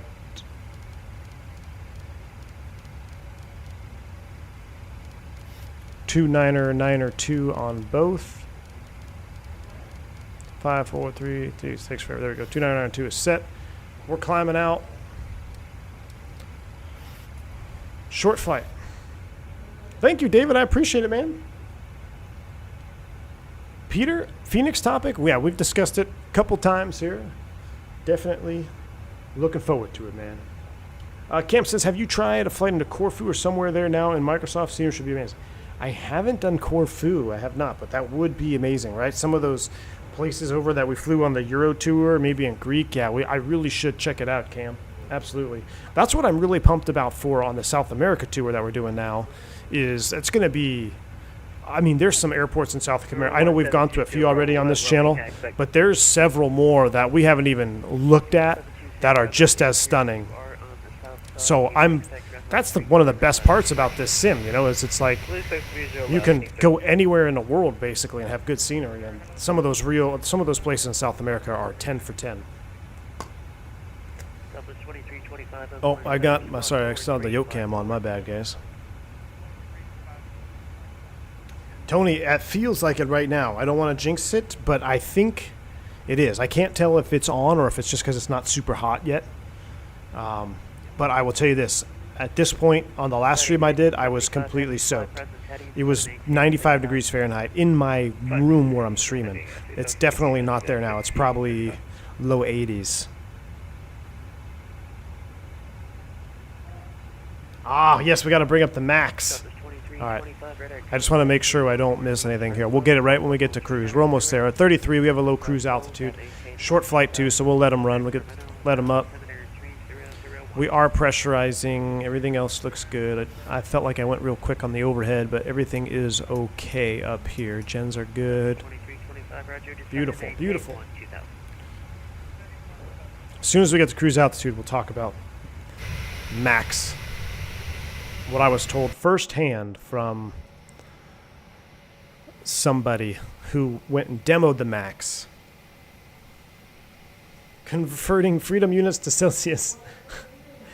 80 of those 95 degrees was just the 3090. 339, Mike. Yeah, yeah. Salinas at or above 4,000. Cleared RNAV Zulu, runway 28 left approach, Monterey. Okay, Salinas at or above 4,000 and clear for the RNAV 28 left Zulu for Monterey. Thanks again, Cactus 339, Mike.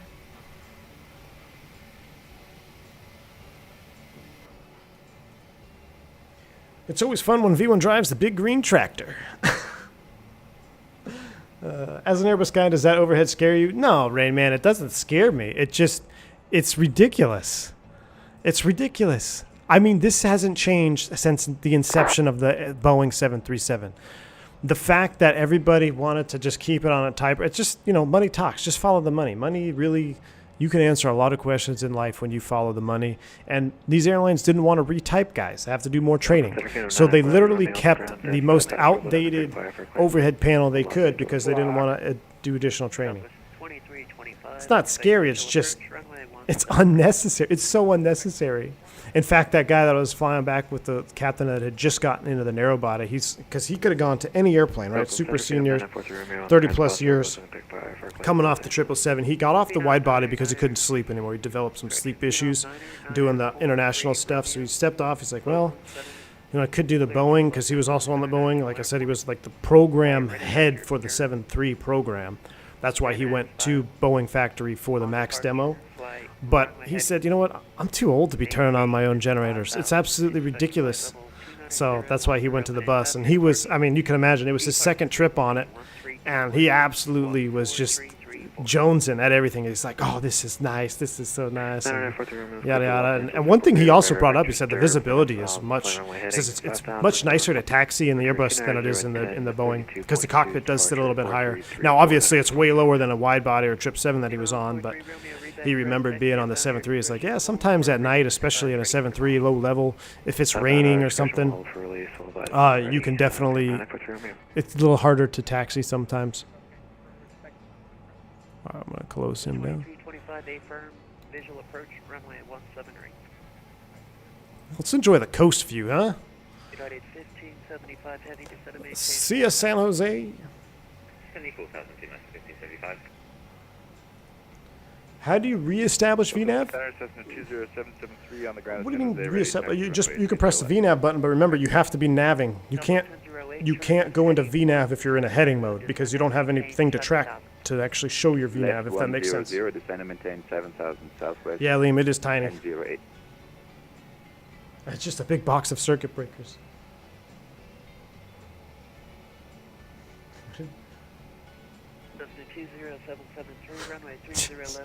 Liam, I just read your comment. My God.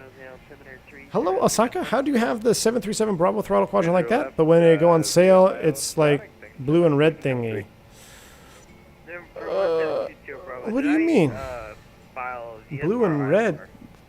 Osaka, my throttle is just a Honeycomb Bravo throttle, and I have mods from Etsy.com, from 3D Sim Mods. 3D Sim Mods on Etsy. Are you wanting IFR or VFR? Wanting VFR, sir.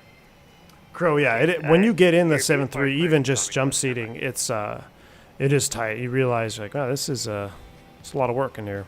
That's why I said, want to go back to the original comments I made earlier, like situational awareness and all that. 773, are you IFR or VFR? 773, we're also VFR. That's the 773. Yeah, you wish the circuit breakers were modeled? It'd be kind of cool to mess with that. There are loads of failures you can do, though. United 1575 Heavy, turn left heading 310, vector localizer, descend and maintain 3,000. Jeez, you can tell the 737 guys are strolling by because their luggage works don't have all the pockets.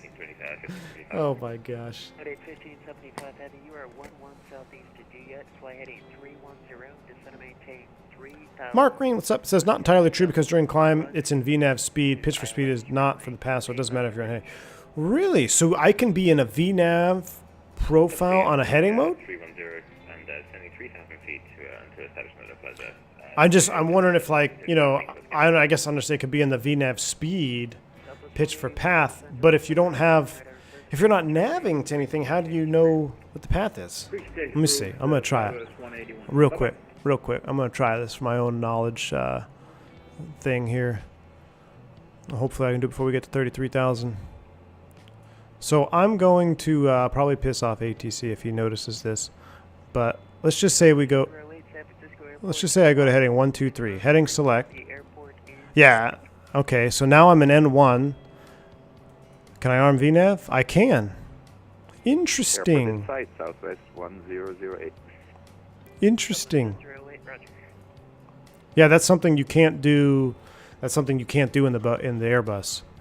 Let's go to direct eBay, execute, and then hit LNav again. Very interesting. See, that's a big difference from the Airbus then, because the way the Airbus looks at it, and that's kind of what I was getting back to, is the Airbus isn't a true VNav, depending on your definition of VNav, because it can't do that. It has to have that path. You fly turboprops much? Yeah, I got about probably 15, almost 2,000 hours in turboprops. Maybe not quite that much, maybe like 1,800. I love the turboprop, man. Turboprops, that's like awesome. Awesome flying. I think if anybody has an opportunity to fly a turboprop before they go fly jets, I think they should do it, because it is truly number one, it's a good learning experience, good step, and you can learn a lot with the turboprop. Definitely can. Roger, copy the wind, clear to land. We're going to go one more time on the cold, and then we should be good for heights on the way back in. But thanks again for the clearance. Runway 2. You don't fly a 7.3, you wear it? Oh, that's what he was talking about. Paul Schuth, yeah, he answered your question, Osaka. Yeah, so the red and blue, that's the grips. So the throttles will come with their own set of... Caution by turbulence, number 2. I think I've had about enough of that. The throttles will come with several different grips, and yeah, the general aviation grips are part of the default package. You get general aviation grips. You also get Boeing grips with it as well. So it's a pretty good deal.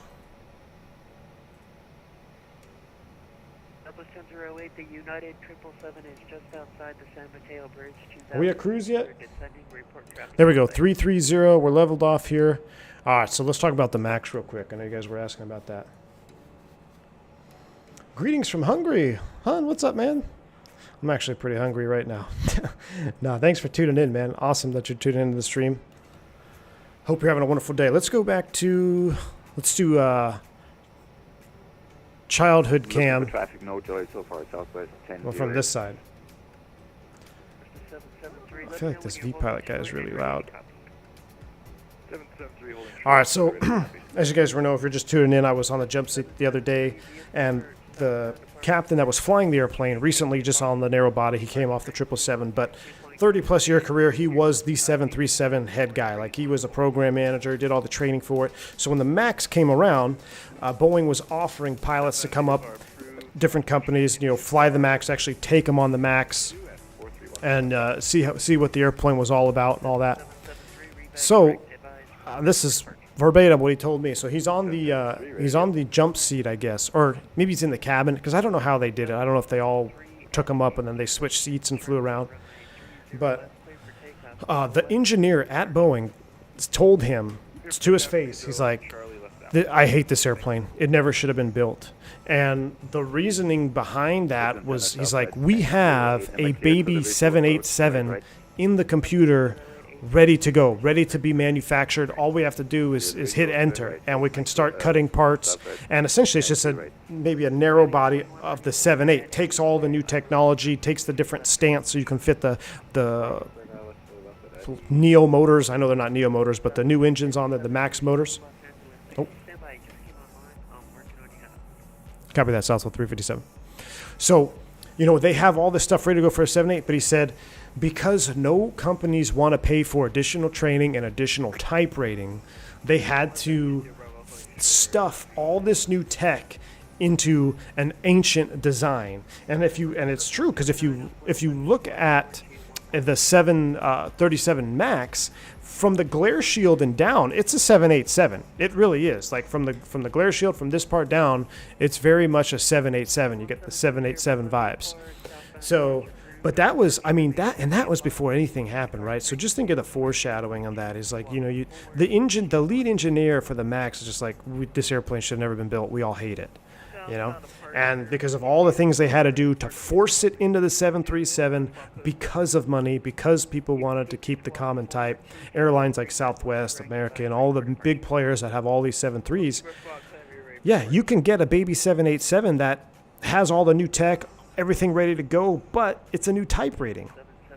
So it's a shame, when you see that, because at the end of the day, you look back on how everything went down. And, I mean, all because of money. I mean, you put almost 600 people in the ground because of money. And that is a cold, hard fact. It wasn't an accident. The crews, you could say what you want about the crews not being properly trained, or they didn't have the wherewithal to do X, Y, Z, whatever. But that's not the reason why. I mean, the reason why those people have perished is because of money and corporate greed. And that's just, it's sick. It's absolutely sickening.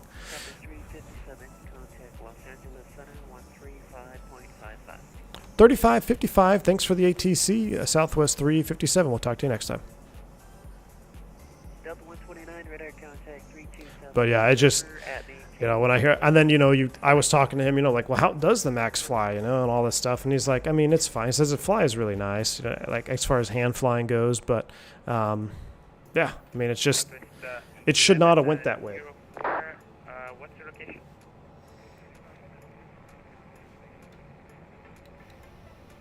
Surface 1104, copy, expect PD. South Angeles Standard, South 147, coming through flight number 214. Southwest 473, listen to today's squawk 7327. 7327. Center, good afternoon, Southwest 357, level 330. Southwest 357, listen to your day one, aboard. Are we here? All right, so for this RNAV approach, we basically just LNAV, VNAV it down, right? Should be good. W1239, listen to today. Would you like to depart? I wonder if that was the rumored 797. Yeah, I don't know. So I don't know that much. I don't know that part of it, but yeah, just it sucks. A lot of those execs have been removed, but yeah, there was definitely a problem with company culture. Here's the thing, Aleem, too. Like, the CEO of Boeing, yeah, he stepped down, but only after he takes this $40+ million severance package. And now he's running another company making I don't know how many millions of dollars. Like, that should just, that pisses me off when I think about it. I mean, but that's just the world we live in. The world's an evil place, unfortunately. And it's just, when you think of this guy, like, there is no responsibility in politics, if you will, or there is no consequences. It's all corrupt, and the fact that, you can walk away from that with a $40 million plus severance package or whatever it was, and then go run another company. He's not running an aviation company. He's running something else now. But no responsibility for anybody.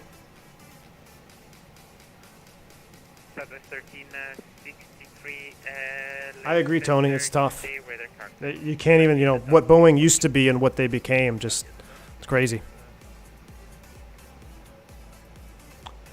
Do you see yourself at some point in your life switching your type rating if you're able to do something different? David, it's, every pilot has their own goals for what they want in their career. And, some guys want to chase the money, which that's pretty tough. I mean, pilots make good money, but it's not like money like running your own business, and there's other ways to make a heck of a lot more money. So that's kind of a tough one.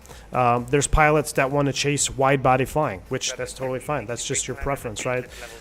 They chase that. Then there's also pilots that chase quality of life, which is the ability to change your schedule, the ability to have days off when you want, the ability to say, you know what, I don't want to fly this month, I'm going to drop all my trips. You know, that's what we would put in the quality of life category.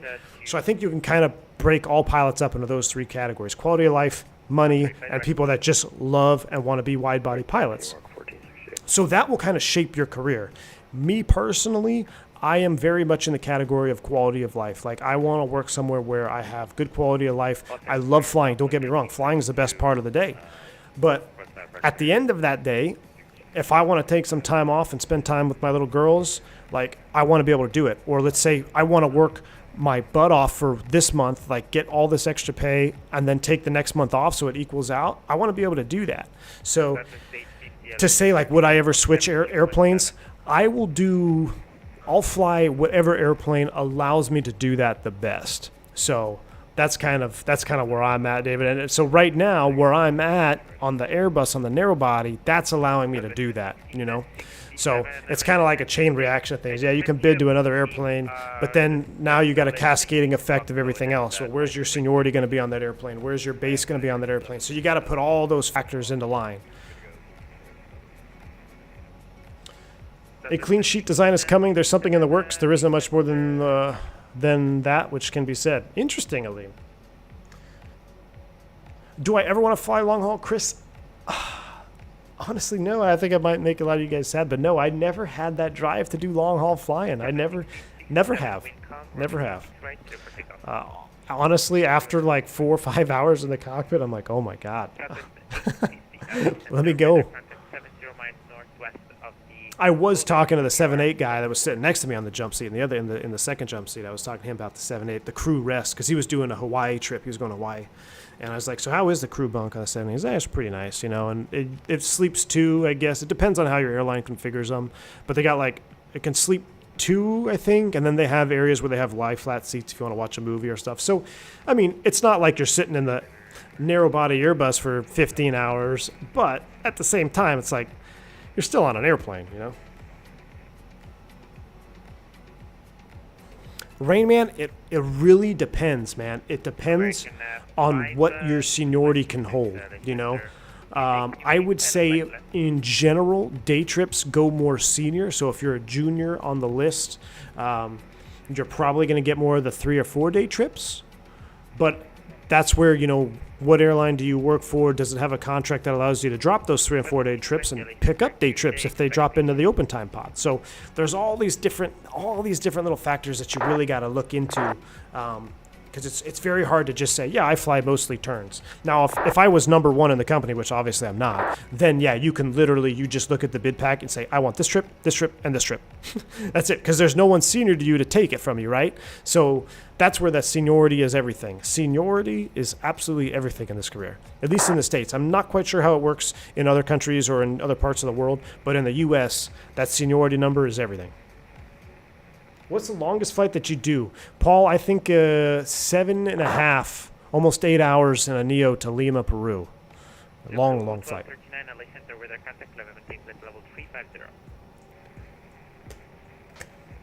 My first flight ever in the Airbus, 319, Miami to LA.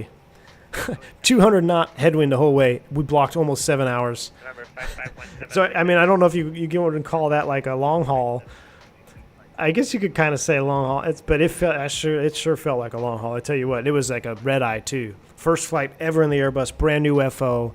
We're doing Miami to LA with a 200 knot headwind. Unreal. By the time we were landing in LA, I was like, I have no idea where I'm at right now. Like, your mind is just fried from all the information, from being tired, from sitting in the airplane for so long. You're just like, what? Cam, I saw you posting about the A321 Neo, the Neos doing the transatlantic flights. Hell yeah, man. I tell you what, Cam, that 321 XLR it's a game changer for the airlines and what they're going to be able to do. Now, obviously, crew rest becomes an issue. Like, do you have a relief crew, and how do they set up the airline for the crew areas? But I'm telling you, Cam, the Airbus is such a phenomenal platform because you're able to put, something that started as the 320 CEO like Phoenix is dropping, and now we have these 321 XLRs with Neo motors. The fact that it can fit and step into that role almost seamlessly. I mean, really, there is no additional training. You might have to do an iPad training app or something to learn about the fuel tanks. But other than that, I mean, it's a seamless transition from a standard CEO to an XLR, and it just shows you what an amazing piece of equipment the Airbus is. It truly is. You cannot say the same about the Max. As much as you love Boeing, as much as anybody loves Boeing, I mean, the Max is there to compete against the 320 Neo. That's it. But I think that the Neo and the XLR it's going to smoke. It'll smoke the Max. Phoenix Gib A318. Now that would be something jump and run. Nothing says new add-on like some CBT. Speaking of which, I've got about 10 hours of CBTs I need to do still. Favorite Caribbean destination? St. Martin or what's Tist? St. Thomas? I like flying in there with that mountain. It's freaking, it's sweet. That's a pretty cool flight going in there. Just prior to St. Martin?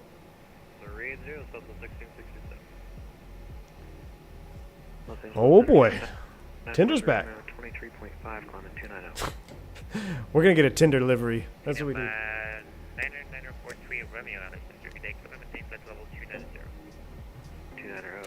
Chris, that's where I was saying, like, it all depends on how the airlines set up the crew rest facilities for those XLRs. Because you're right, at the end of the day, it's a narrow body. But, I mean, look at JetBlue Mint. They've got a pretty good setup there. The Mint section, the Mint going over the pond and all that. It's comfortable. I mean, shoot, Mike Tyson was on it. I mean, Mike Tyson can fly any airplane he wants to over to London. He chose to take JetBlue. So, but from a pilot standpoint, you're absolutely right. I'd be looking at it very closely saying, okay, what's the crew rest like? I better have my own, lie flat area. Because other than that, that's a long way, man. Team Vodka, what's up, man? I didn't know you were watching the stream. Welcome on board, dude. Welcome on board, Team Vodka. Good to have you here, bud. How we doing top of descent here? Prague Page, 91 miles. Beautiful shot of the SoCal West Coast, best coast. Ladies and gentlemen, look at that shot. I'd say hit the like button, but we've got more likes than viewers already. I love you guys. You guys are awesome. 397 likes. Boom, you guys are great. Thank you so much. Always love seeing more likes than viewers. You guys are awesome. Thank you. Aaron says, Aaron says, do you ever get enough time on overnights to do touristy things? Oh, yeah. Any good stories about that? Aaron, oh, yeah, man. A ton, man. I love them. Here, I will say this, in all honesty, after having, 2 kids and everything, I've calmed down quite a bit on overnights. But that's another one of those quality of life things, Aaron. Like, if you're at an airline, like, what are their hotels like? What are their overnights like? What is the quality of overnights? How are the trips built? Do they allow for, 20-plus hour overnights, or are you mostly just doing min-rest overnights? That also goes into the quality of life thing. So, and you can set all these little things up in your preferences when you bid. But yeah, I've got some fun ones, man. I'll have to. I got to get this podcast out. I've been working on one for a couple of days now for you guys. I got to get it out. I'm trying to think which cockpit confessional I should do. If I should do a serious one, or if I should do something a little bit more on the lighthearted side. But I've had some good overnights, man. Room parties. Man, back in the day, room parties were the thing. I think it's in the U.S. anyway, everybody's gotten so sensitive about things. You have to be so careful about HR and everything that you do and say. So it's the times have changed. But, I mean, when I was first starting out, especially at the regional level, I mean, room parties, and you always stayed with your crew, the flight attendants, because that was before Part 117. Part 117 is a rest requirement. And so before then, everybody had the same rest rules, flight attendants and pilots. So it was very common that everybody stayed together. You met your crew, you stayed with your crew the whole trip, and that was the best. Once 117 came out, pilots had different rest rules than flight attendants, so you started to split, so you never really stayed together. very common anyway. Sometimes you did, but it's kind of uncommon now. The more that they maximize these rest rules, the flight attendants are totally on a different schedule than we are. So it's very common to have a different flight attendant for every day that you fly, or a different set of flight attendants. My favorite is Hawaii and San Diego turns with 38 hours in Hawaii. Oh, yeah. Rayman, I think that's exactly what this guy that was on the 7-8 I was talking to. He's like, oh, yeah, it's a short trip. We're just going to Hawaii and back. And he had like, I don't know, 20-plus hours or something. But he's like, yeah, it's a short trip for the 7-8. So 7-8 Dallas to Honolulu. He's like, you don't even have half tanks full of fuel, you know?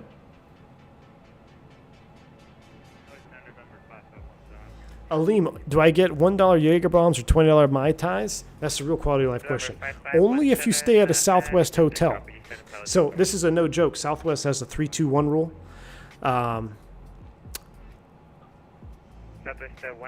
Was he talking to us? Oh, it was like $3 appetizers, $2 mixed drinks, and like $1 beers or something. I think that's what it used to be. I can't remember what it was now. But if you stay at a Southwest hotel, you're probably going to get some good deals. Tinder's warming up for XP stream. Oh no. Oh, is XP going live tonight? Yeah, Lauren. Long hauls will stay together. Yeah, so when you do like a super long haul, you typically will stay together. Especially if you're doing transatlantic, because then it becomes more of a crew. It's actually more beneficial for the company because you block rooms at a certain hotel, and then if you're blocking multiple hotels, then you need multiple transportation companies. Much more common for my buddies on the wide body side that they will stay together, and that's only you're only there for what 30 hours or whatever it may be. So it's everyone's going and coming back on the same airplane. Al, what's up, man? Welcome back. Hope you had a good nap there, bud. Southwest 2694, S Berber, clear direct runway 26 left approach. When using a speed brake to aid your descent, how do you decide how much to use? Is it fuel or calculated? A little bit of both, Ben. A little bit of both. In the Airbus, it's either, for me personally, it's either half. There's three options. There's a quarter speed brake, like if I'm just I'm really close to restriction and I'm only within a couple hundred feet, I might just crack it a quarter. If I look at it, I'm like, okay, yeah, I'm off. I always start with half. I always go straight to the half point. And then if I know, like, oh, wow, we totally blew that. We got to talking or something, or well, that would never happen. But let's say ATC gave us a constraint that we missed, and it's like, oh, wow, we're super high. Boom, straight to full. You don't want to sit there and milk it, because if you milk the speed brake, the autopilot's going to actually start to oscillate because it's going to be making adjustments for that AOA on the wing. So you got to be careful. You don't want to oscillate with the speed brake. Set it, forget it, and go from there. Oh, man, this is beautiful. Where are we flying over right now, Cam? Where are we at? Oakland Center, East Offline, right? United States 369er. Mohammed, thank you for the $5 dono, man. I appreciate that super chat. He says, love your content. Can't wait for you to fly the Phoenix 320. I cannot wait, man. I am super pumped for the Phoenix 320. I'm right there with you, man. Right there with you. Guys, look at this. I remember on our way into San Jose, I said, look at the clouds, like the marine layer. It was pretty thick. It was all the way along the mountains. We're still real time, real weather. As the sun gets higher, this stuff starts to burn back. Typically burns off, is what they call it. Air is warming up, the air mass warms up, and these clouds start to pull back, and they fall back towards the ocean. And we're actually seeing that happen in real time in the sim. That's incredible. I mean, that is incredible to see that go down like that. Absolutely awesome. Leave it right here for now. Ventura, you think? Good deal. I think what? So is that? I think that's the pass, right? Is that Banning Pass over there?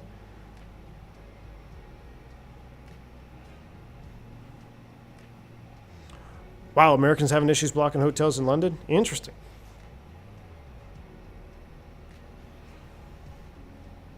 Over Santa Monica? Oh yeah. SMO, man. I spent a lot of good time there, Santa Monica. A lot of good times in Santa Monica. Yeah, there's LA. There's LAX. We're going right over the top. Top down view. I feel like we're Superman or something. That's cool. Delta 1037 LA Center. Good day. Weather contact. Squawk 7240.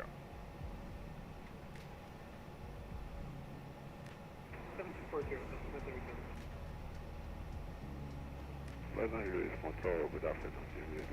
261 Heavy. Lufthansa 261 Heavy, LA Center today.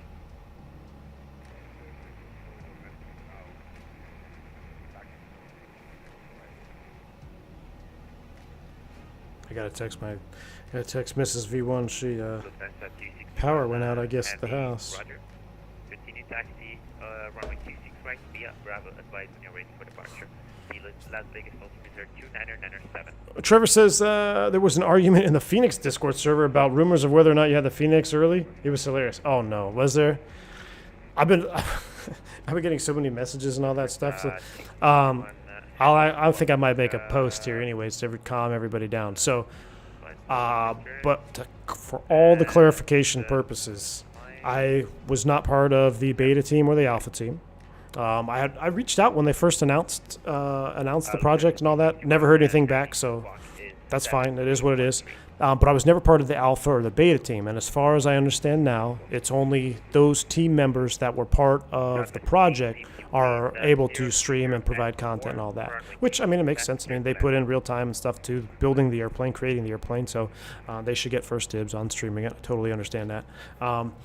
Amir did DM me. He explained that. I said, that's totally cool. And there is more to come with the Phoenix. Was that for Southwest 357?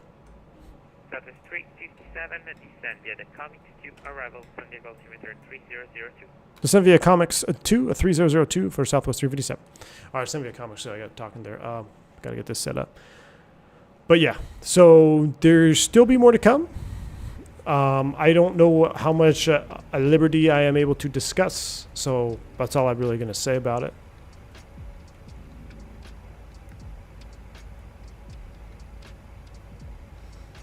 Can't wait to see. I can't wait to get to San Diego. Scholars have believed that the meaning was lost many years ago. It sure has. Yep, I'm right there with you, Rain Man. All right. Comics 2, descend via. Phenom 9943, Romeo contact, local approach 124.5 CL. 24.5, we'll see you, Phenom 943, Romeo. I'll just load up all the charts. Heavy LA Center, good morning. Runway 26 right, back to the Charlie 3, Bravo, altimeter 299. Comics 2, we got to descend via. Basically all the way out to Nadu. It's 6,000. We'll dial that in here. Need some danger zone for the approach. LA Center, Delta 967. I didn't realize I was on sim rate. I don't know how that happened, but 6,000 and we're 3001. He said, right? So I'm gonna set this in the standby just so I remember. Delta 96 confirm. You can monitor uniform 1, 3.8 and switch table. 3001 is set. Approaching TOD. We'll do a brakes 3, flaps 40. Terrain mode on. So for the RNAV, I think we basically just stay LNAV, VNAV all the way down. That's what you guys were saying, right? We said RNAV Zulu or RNAV Yankee. RNAV Yankee gets us down to LNAV VNAV minimums. Oh, we don't even have LNAV VNAV. What? Is there? What's the Zulu? What's the Zulu do? Does that get you lower? Ooh, RNP. Not really. RNP 0.1. We could do that. Let's load up. Let's do this one. Let's do the RNP Zulu 27. So I'm going to change that. We'll go legs, departure arrival. We're on the RNAV Zulu 27 Comics 2. I'm going to put Cloman in there. And we're going to hit execute. So it should all be in there now. We're a little bit high according to this now because of that. So we got the speed brake out. We need 0.1. Get down to 617 on the decision altitude, or we can do decision height of 617. So since we're doing RNP, let's do a decision height, huh? Let's do Let's do barrow mins. What the heck? We'll just keep it easy. 617 on the barrow. 26 and 94 wind at 020 at 4 runway 26 left, here the 2 left. Traffic departing the parallel is a heavy Boeing 747. Whoop, didn't mean to do that. 617 is set. 617 is set. We'll do LNAV, VNAV. We need an RMP of 0.1, which we've got actual 0.0. So we're even better than planned. So that looks good. The init ref, we're doing a flaps 40, 126. We'll bug 131. Auto brake 3. There's nothing to hard tune.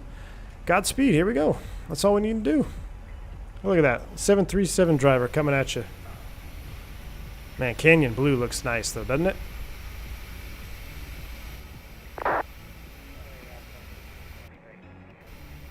Christian is back.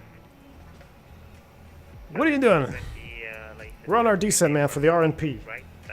It's a good thing we did a second leg today because I don't have any power at the house, apparently. And if you've ever been in a house with 2 kids, you don't have power, and it's 100 degrees outside. Not the most enjoyable experience to be had. So...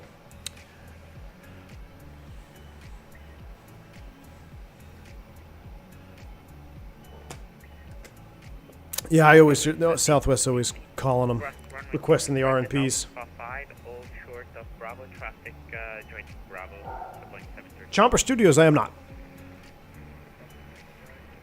We need to do some Desert Gold next. Oh man, look, if I was at home, if I was streaming from home, I might do a late night stream in Southwest Gold, just because I'm loving this PMDG so much right now. Oh, I still have that out. We're back on path, so we're good now.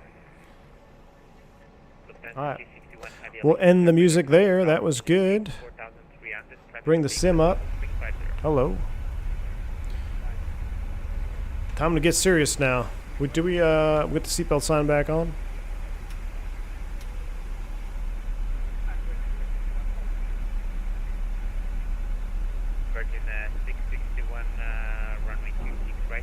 Dorian, most of the time it'll depend on your SOPs. Most common is to use a decision altitude or decision height. Typically, you're going to be doing Cat 2 approaches or greater with an alert height. Some of the RNPs, you can use them. It will all depend on what your SOP dictates. At the end of the day, decision height and decision altitude are the same place in space, just different how they are projected to the crew. Exclamation point wing view. Alex Tube. You went to wash your hair and get a haircut? I need to get a haircut here pretty soon.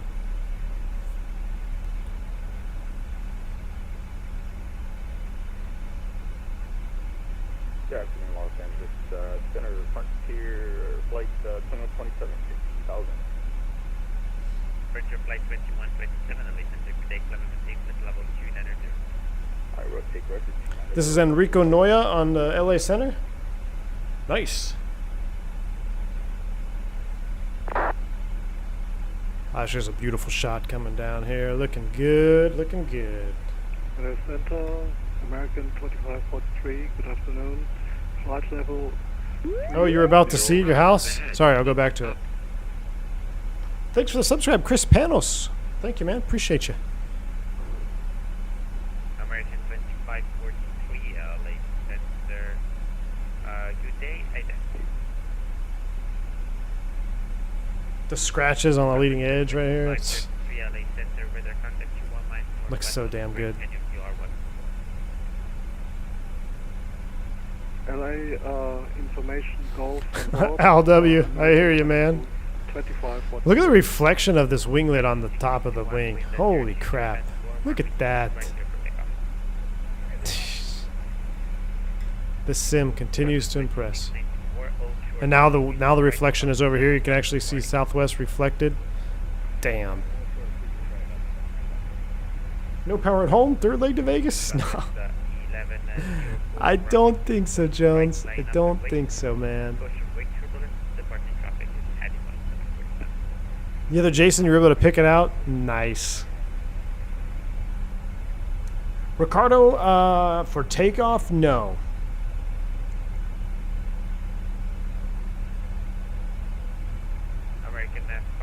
I shouldn't say that. It depends. Depends on the RVR. It depends on your qualification as well. Because you can substitute, and it also depends on the equipment on the airfield, because you could substitute one of them. Go to MSP. Oh, jeez. American 25 43 LA Center, radar contact 219 south of P3 3R West. Welcome. Thank you. American 2543. Let me see if I got the Phoenix, and then I'll... if I got the Phoenix right now, I would do another leg. Let's see. Let me check my infos. Nope.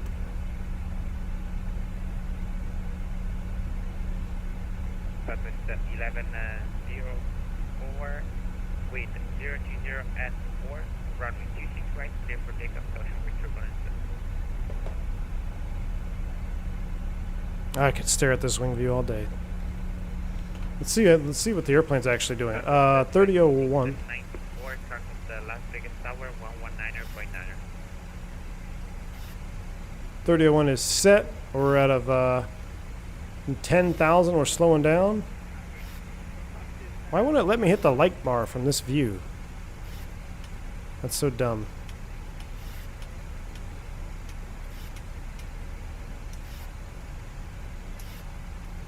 Virgin 661 LA Center, weather contact plan on steam plus level 330.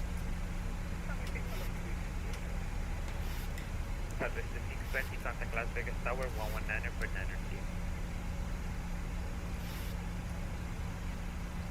VNAV path, get a little high, tad of speed brake. American 526, contact Las Vegas Tower. Is that Top Gun zone? Dun, dun, dun, dun, dun, dun. What's it called? Miramar?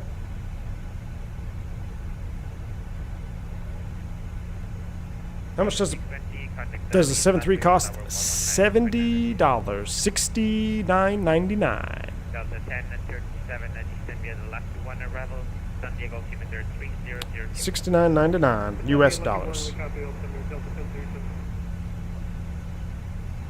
I think so too, Peter. I'm with you. Tony Johns, you're absolutely right. If the Phoenix dropped right now, I would not stop streaming until I literally had to leave for my friend's wedding, and then I would come back at like midnight and probably stream all the way through Sunday at midnight. El Toro closed now. Ah, this is where I took a citation off almost into the dirt while taxiing one time. Montgomery, MYF. Is that MYF? I think that's Montgomery.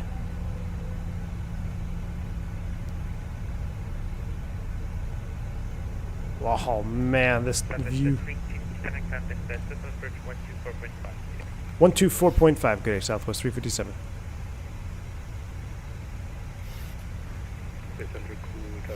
I wish I could scroll these a little bit faster. They are a little slow to scroll. 24.5 is up. San Diego ATIS information is uniform. Air radar contact 4 northeast of, or 3 northeast of, going off-roading in this citation pro ramper moment. Yeah, I almost put me in a ramper for the rest of my career. Approach, good evening to Southwest 357 at 7,000, descending via the comics with a uniform. So 357 SoCal, sorry for the late handoff center, you able to RNAV? That's affirmative, requesting RNAV 27.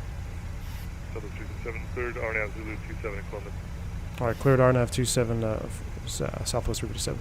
Alright, so I got a little bit of a situation developing on my ND here. Just confirm you're turning right, heading 280. NATO.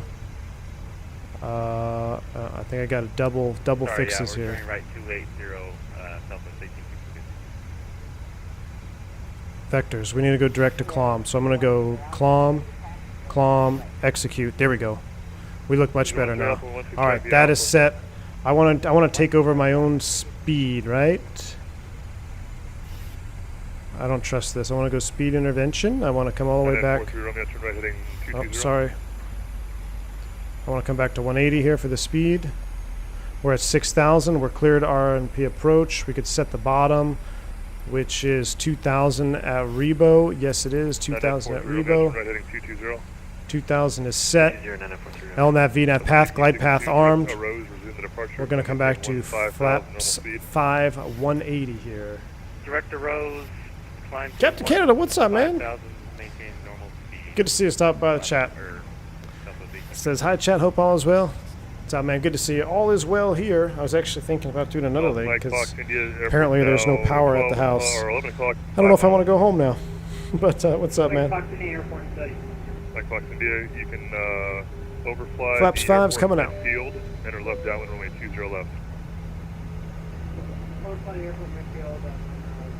Mohammed, welcome to Commercial Pilot, sir. Exclamation point. Welcome. Glad to have you on board the channel, sir.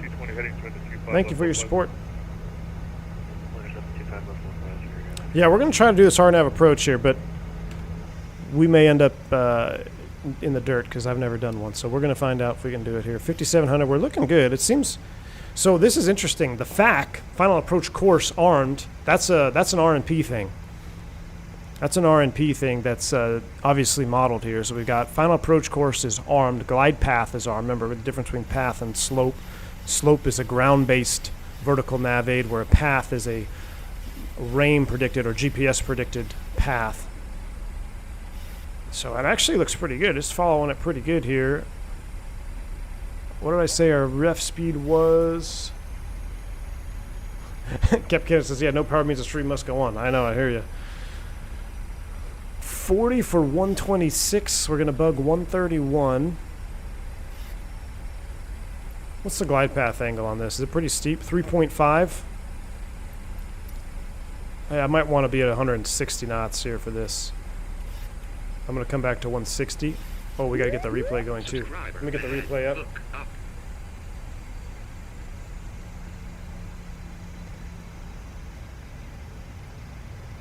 Man, this looks like it's going to be a good replay. I don't know if I should start it from here.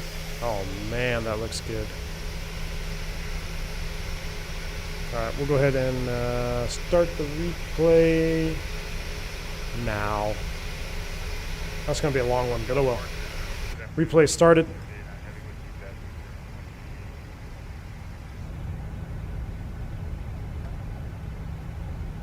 Transmitters off, please.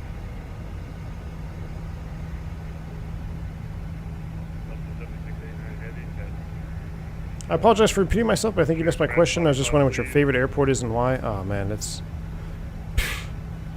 DFW, man, because it's my home airport. That's my favorite airport. I know I'm home. There's too many, man. Too many to name. And it could depend on weather and season as well. All right, we're flaps 3. I'm sorry, we're auto brake 3 on the path.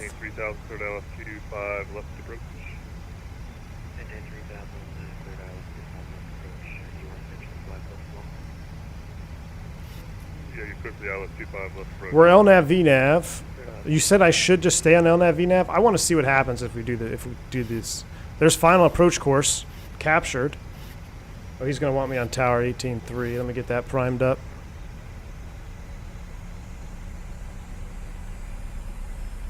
King Air 2013 Alpha. Roger, the wind is, let's see what it is. Alright, I'm going to come back now. I'm just going to go all the way back. We're going to start configuring. We're going to set 131. 2500. Southwest 357, number tower 18.3 is here. 18.3, have a good one, Southwest 357. 9943, Romeo, contact tower 1, 2. Gear's coming down.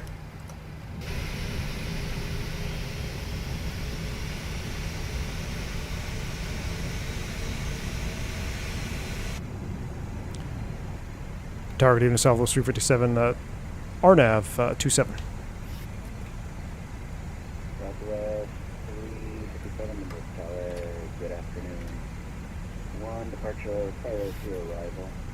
1137 on the departure roll. Wind 230 at 9er, gust 17. Runway 27, clear to land. 27, clear to land, Southwest 357. Alright. Over tower 8 Tango. Flaps 40. You got any updates? 8 Tango, Foxtrot, I do. I'm going to send you some information via I have not, Paul. That's going to be next, man. Right, It's going to be next. We'll look out for that.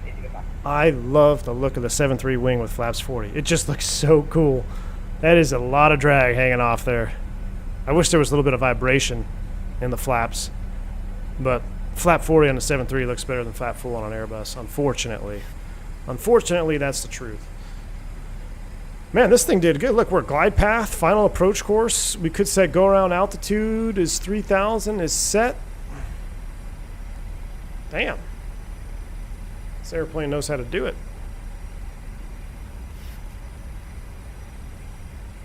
All right. Let's go autopilot off. Air show begins. Auto thrust is off.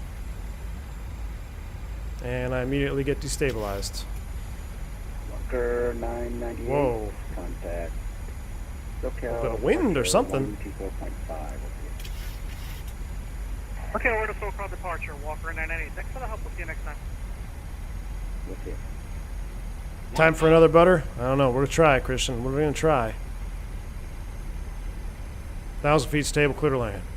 Oh. Speed brake armed.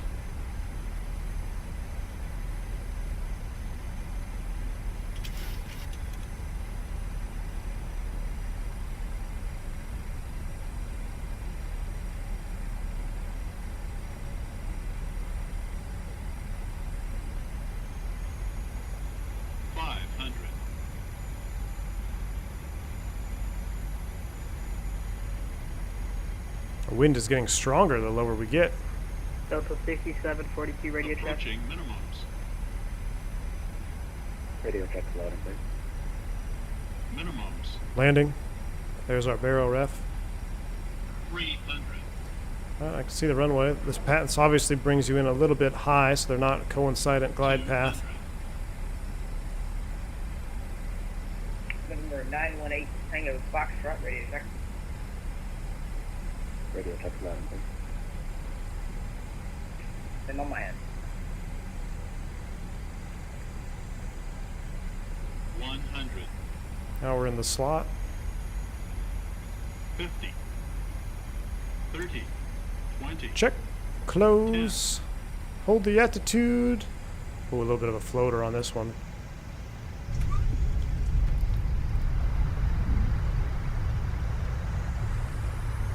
Spoilers. Reverse green. Man, that nose gear is sensitive. Manual brakes. We'll take it to the next one. 70 knots through 60 knots. Ooh, what was that one? I didn't get to see it. It doesn't pop up on my screen. Ooh, at 146. Hey, I'll take that for San Diego. I'll take that for San Diego. I will take that.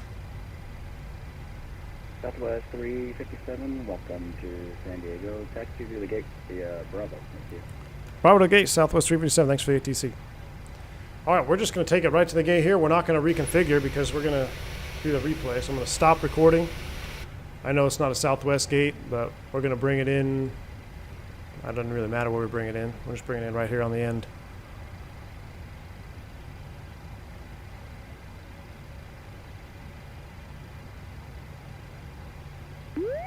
Subscriber ahead. Thank you, Lulu, for the subscribe.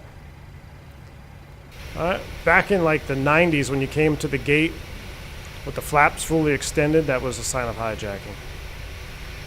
That you needed military personnel to meet the aircraft, so you never want to forget to bring the flaps up, just in case someone thinks old school ways.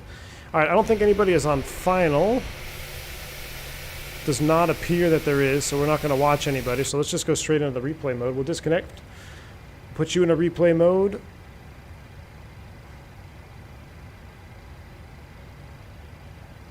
There we go. Ooh, I almost just deleted the entire replay. You guys would have been pissed. Do I need to take the brake off? Let me take the brake off. And let's go into replay mode. 80 knots. Here we go. Chris Super says you could do the shutdown process and then use the aircraft state to prep for replay. So you mean like after I shut down, then just do like ready for takeoff state, I guess, and then do replay? Ah. I agree, Cam. The default airports in Microsoft are absolutely atrocious. And especially if they're any like the quote-unquote handcrafted ones. I mean, they're pretty terrible. They are pretty terrible.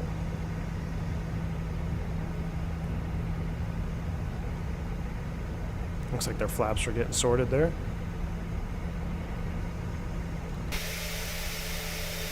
Gotta love the old Canyon Blue, though.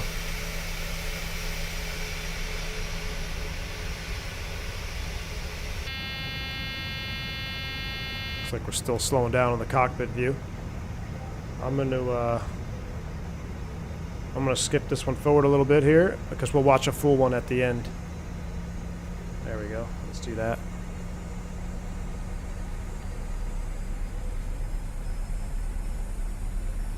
Ah, okay, Chris, thank you so much for that. That's something I'm going to take up. I'm going to try that. Then we can, then I could have just ghost rode the airplane into the gate. I could have shut both masters off and then just coasted it in. Been wanting to do that in the PMDG, but for those that don't know, that was one of my, allegedly, I had seen perhaps on a jump seat, perhaps somebody shut down both engine masters for some airline and just coasted into the gate. I was like, I don't know if that is the ballsiest thing I've ever seen or the dumbest thing I've ever seen. But ever since I saw that, I've always wanted to do it. I've never done it. Oh man, look at these textures. Come on, you can even see the no slip grip here on the egress. Look at that. See all that little texture right there? That's no slip surface. Damn. Ryan Shaft, I will try to set up a building rooftop view at the very end. Yes.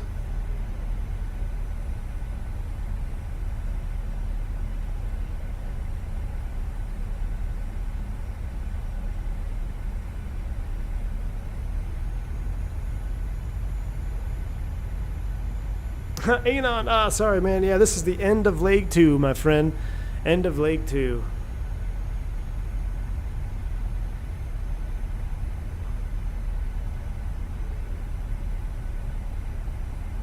Alright, we're getting ready to come in. This is where a lot of people like to sit right over the hill here. Oh, look at those buildings.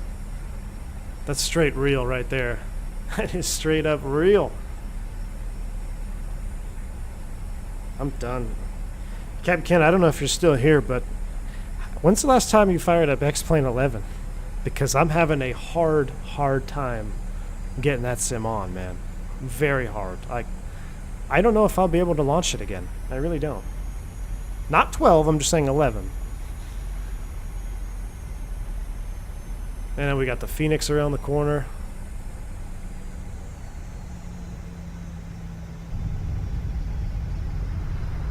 Oof. Now this is actually all default scenery, default airport here too. Chris Stuper, I really want to do the send-off, but like I said, it's tough. We'll pause it. Let's watch the touchdown.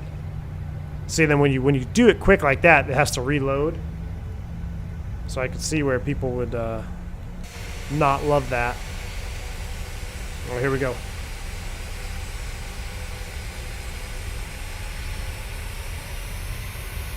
A little bit of thrust increase there. We came in over. I felt like it felt good. I didn't think that we were all that firm. Let's see. A little early on the flare. I was just early. That Airbus flare got me again. Not bad. Hey, not bad for San Diego. I love the smoke effects. Love the smoke effects.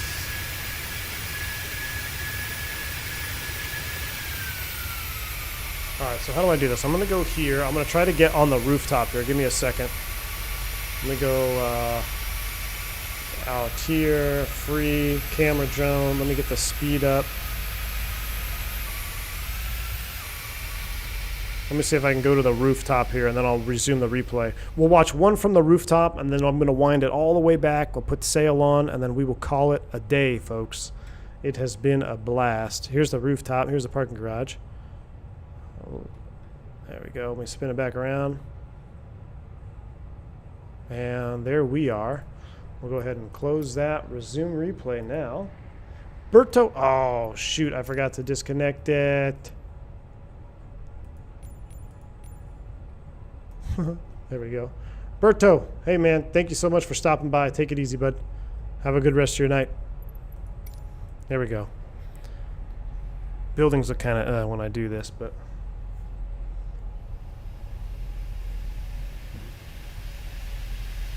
can I look up? Oh, I can.